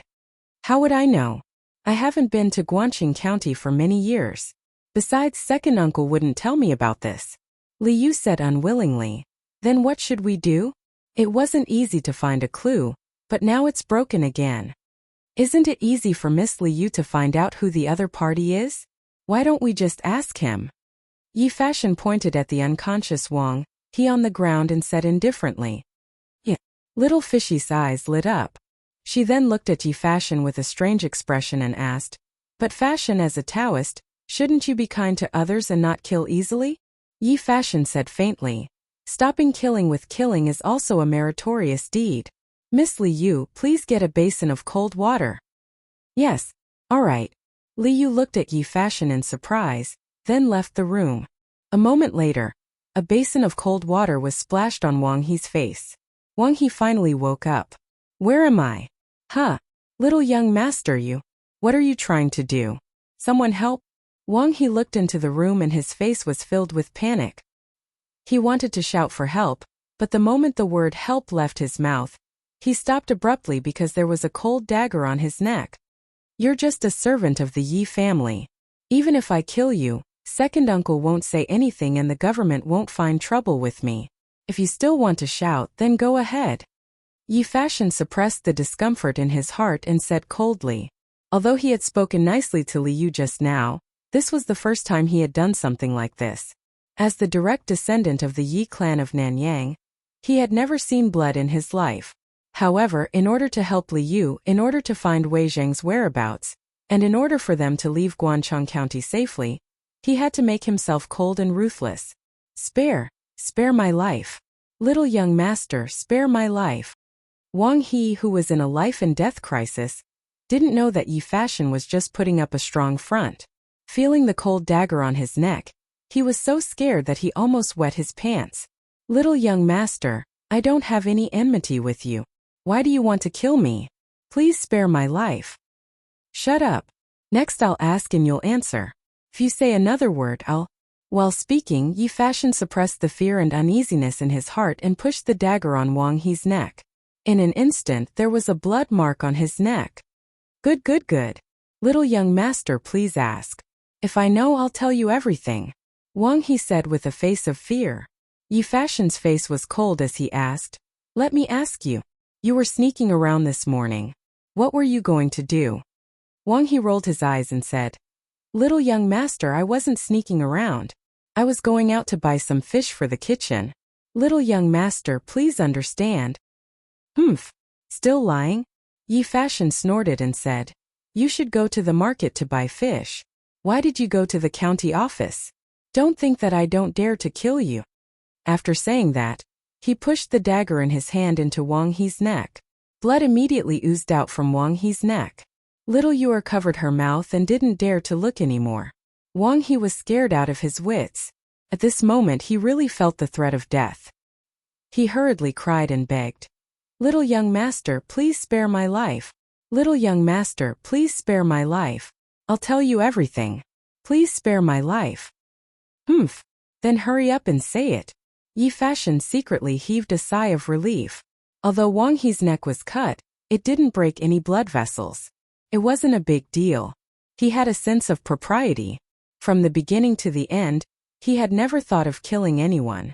If he really met someone who wasn't afraid of death, he would probably be at his wit's end. Wang He didn't dare to hide anything and hurriedly said, It's Registrar Zheng.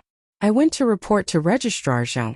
Registrar Zheng asked me to monitor the Yi residence.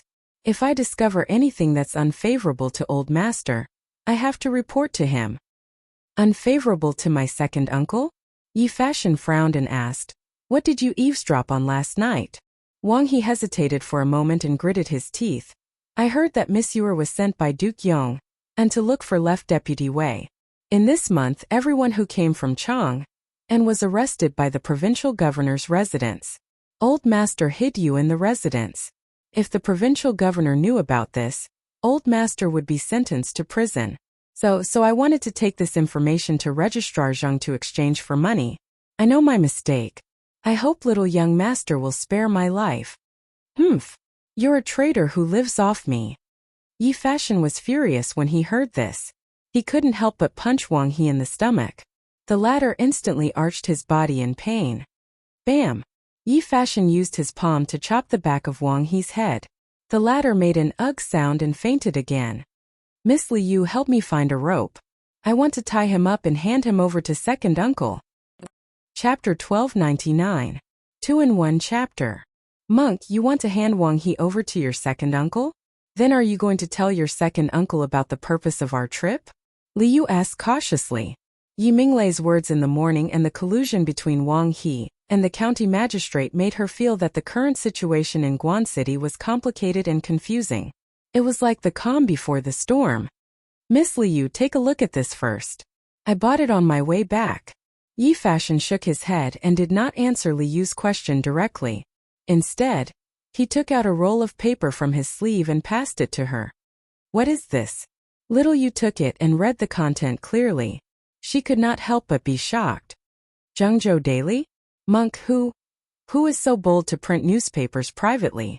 Ever since Liu sent you Shernan and the rest to monitor the content of Datong Daily, Datong Daily was officially taken over by the state. Although the imperial court did not make any explicit rules, it was an undeniable fact that it was forbidden to publish newspapers privately. After all, the imperial court had to control public opinion. But now there was a newspaper similar to Datong Daily in Zhengzhou. This was shocking. What was the Zhengzhou provincial governor trying to do? Or what was the Cui family trying to do? Yi Fashion said in a low voice. Read the content first. Liu obeyed and lowered her head to read it carefully. The more she read, the more surprised she was. Tang Dynasty Daily had 3 sections: interaction between literati, current news, and boastful words of Zhang Hu. However, Zhengzhou Daily only had 1 section that was similar to interaction between literati. It was full of articles written by great Confucians. What shocked little Yu was not this, but the content of the articles. The current emperor did not obtain the throne properly. He killed his brother and imprisoned his father. Heaven and earth cannot tolerate this. The fake emperor Li Shimin is of Hu blood. He destroyed the foundation of the Han people. He should be punished by both humans and gods. Taking over one's brother and sister-in-law, violating human relations, destroying morality. Everyone should abandon him. The descendants of Yan and Huang, the Han people should rise in rebellion, destroy the tyrant, restore morality, and restore order to the people. The titles of these articles were shocking enough, not to mention the content. Liu could not help but break out in cold sweat. Monk, is someone trying to incite the people of Zhengzhou to rebel? Putting down the newspaper, Liu's face was frighteningly pale. After a while, she looked at Yi Fashion and asked. She had initially decided to come to Zhengzhou because she thought that Wei Zheng had been retaliated against by some corrupt officials. She wanted to investigate clearly. However, she had never expected that the waters in Zhengzhou were so deep that there were actually people who wanted to rebel. This was equivalent to poking a hole in the sky. Yi Fashion's expression wasn't any better. His eyes were like lightning as he looked at Liu and said word by word. It's not that someone is inciting the people to revolt, but that within Zhengzhou, the Cui family is planning a coup d'etat from top to bottom. In the morning, second uncle told us not to go out for the next 2 days, so I think they will definitely take action in the next 2 days. Liu's expression changed. Her heart was also in turmoil. Monk, do you know how long this Zhengzhou Daily has been published? Yi Fashion's expression was gloomy. I asked the bookstore owner. He said that a month ago, Guangqing County already had Zhengzhou Daily. At the beginning, the content was still normal. However, later on, there were many articles criticizing His Majesty and attacking the court. All of them were written by famous scholars in Zhengzhou. These scholars often have students all over the country and have a great influence. In addition, this month there were many scholars giving lectures in Guangqing County. The content of their lectures were all criticizing His Majesty. As the saying goes, 3 people make a tiger. These scholars have always had a high reputation among the people. Now there are many people in Zhengzhou who are hostile towards the court and His Majesty. As long as there is someone who wants to incite them, this group of people will become the vanguard of the aristocratic family's rebellion against the court. Little Yu-Er's face was aghast. She staggered back 2 steps and said, "If that's really the case, then what should we do? Also, where is Wei Zuoqing now? Could he have been harmed by them? I don't know. However, I plan to make a trip to the provincial governor's office tonight. Time waits for no one. We have to find Wei Zuoqing's whereabouts as soon as possible. But before that, I have to talk to my second uncle. Fashion, are you going to tell Uncle Yi the purpose of our trip?" Yi Fashion sighed helplessly and said, "Let's go first and see what happens next." Little Yu also frowned and sighed. She said, "I didn't expect old grandfather Cui to become so smart. Last time in Chang'an, Sir made use of the fierce public opinion to chase old grandfather Cui back to his ancestral land in Zhengzhou. Today, old grandfather Cui is giving him a taste of his own medicine. He is using public opinion to incite the people to rebel against the court. Although using Zhengzhou to rebel against the entire Tang Empire is tantamount to throwing an egg at a rock, and they don't have much chance of winning, these people who are controlled by public opinion will have to pay with their lives for the Cui family's ambition. When the time comes, who knows how many people will die." In the evening, Yi Minglei returned from the county yamen. The moment he entered, he was invited to the backyard by Yi Fashion. Yi Fashion told Yi Minglei about how Wang he secretly went to the county yamen in the morning to inform him. When Yi Minglei heard the news, his eyes darkened. After a moment of silence, he said, "Men! Old master!" At this moment, 2 powerful servants came in. The 2 of them bowed and said. Yi Minglei's eyes were cold as he ordered, "Drag Wang He away. Drown him in the pond. Old master, please spare me. Old master, please spare me. I know my mistake. I won't dare to do it again." Wang He was tied up like a dumpling. When he heard that Yi Minglei wanted to drown him, he immediately struggled violently and begged for mercy. "Take him away." Yi Minglei was unmoved and said coldly. Only then did the 2 servants react. They quickly dragged Wang He away. "Old master, I know my mistake. Spare me. Spare me. Ha ha ha ha. Yi Minglei, if you kill me, you won't live for long. The county magistrate and the registrar will avenge me." Avenge. Outside the house, Wang He's pleas and vicious cries were getting further and further away. At this moment, Yi Minglei turned around and looked at Yi Fashion with a burning gaze. He asked, "Fashion, you didn't come here just to visit second uncle, right?" Although it was a good thing for Yi Minglei that Wang He was caught for leaking information, the person who caught Wang He was Yi Fashion. Under normal circumstances, Yi Fashion would not follow a servant. Hence there was definitely something fishy going on. Yi Minglei had been in the bureaucracy for a long time. How could he not have thought of this? Under his intense gaze, Yi Fashion nodded slowly and said, "Second uncle's guess is correct. This Fashion did not come here just to visit you. But before I tell you the truth, I would like to ask second uncle, which is the most important in your heart, the Cui family or the emperor?" After saying that, Yi Fashion's eyes stared unblinkingly at Yi Minglei's face. Yi Minglei frowned deeply and his expression changed. "Fashion, why would you ask such a question? Second uncle, don't hide it from me. Although I don't fully understand the current situation in Zhengzhou, I still know a little about it. As an official of the imperial court, you should know that the Zhengzhou daily is a taboo, not to mention the articles that incite the people to rebel against the imperial court. Now that things have come to this, I want to know, second uncle, which side will you stand on? Will you go with the flow and betray the imperial court, or will you expose the traitors and turn the tide?" As Yi Fashion spoke, he took out the newspaper from his sleeve. Yi Minglei's expression immediately darkened. Beside him, little Yu was also extremely nervous. If Yi Minglei chose to stand against the imperial court, then both of them would probably die today. Yi Minglei's expression changed. After a while, he finally opened his mouth and said, "Fashion, second uncle can't stand on either side. I'm just a lowly county magistrate. I don't have any troops or authority. If I stand on either side, my family will be destroyed. Fashion, since you've already guessed some things, then I'll tell you everything today. Ever since Old Master Cui was sent back to Zhengzhou in the first month of the year, Wei Zuoqing had followed the imperial edict and carried out a comprehensive investigation of the Cui family's illegal activities. However, the Cui family had been in Zhengzhou for many years and had long been deeply rooted. Wei Zuoqing's stubbornness was met with a lot of opposition from the lower-level officials. Although they didn't dare to openly challenge Wei Zuoqing, they could still secretly oppose him. However, Wei Zuoqing's character was unyielding. How could he tolerate his subordinates' opposition to him?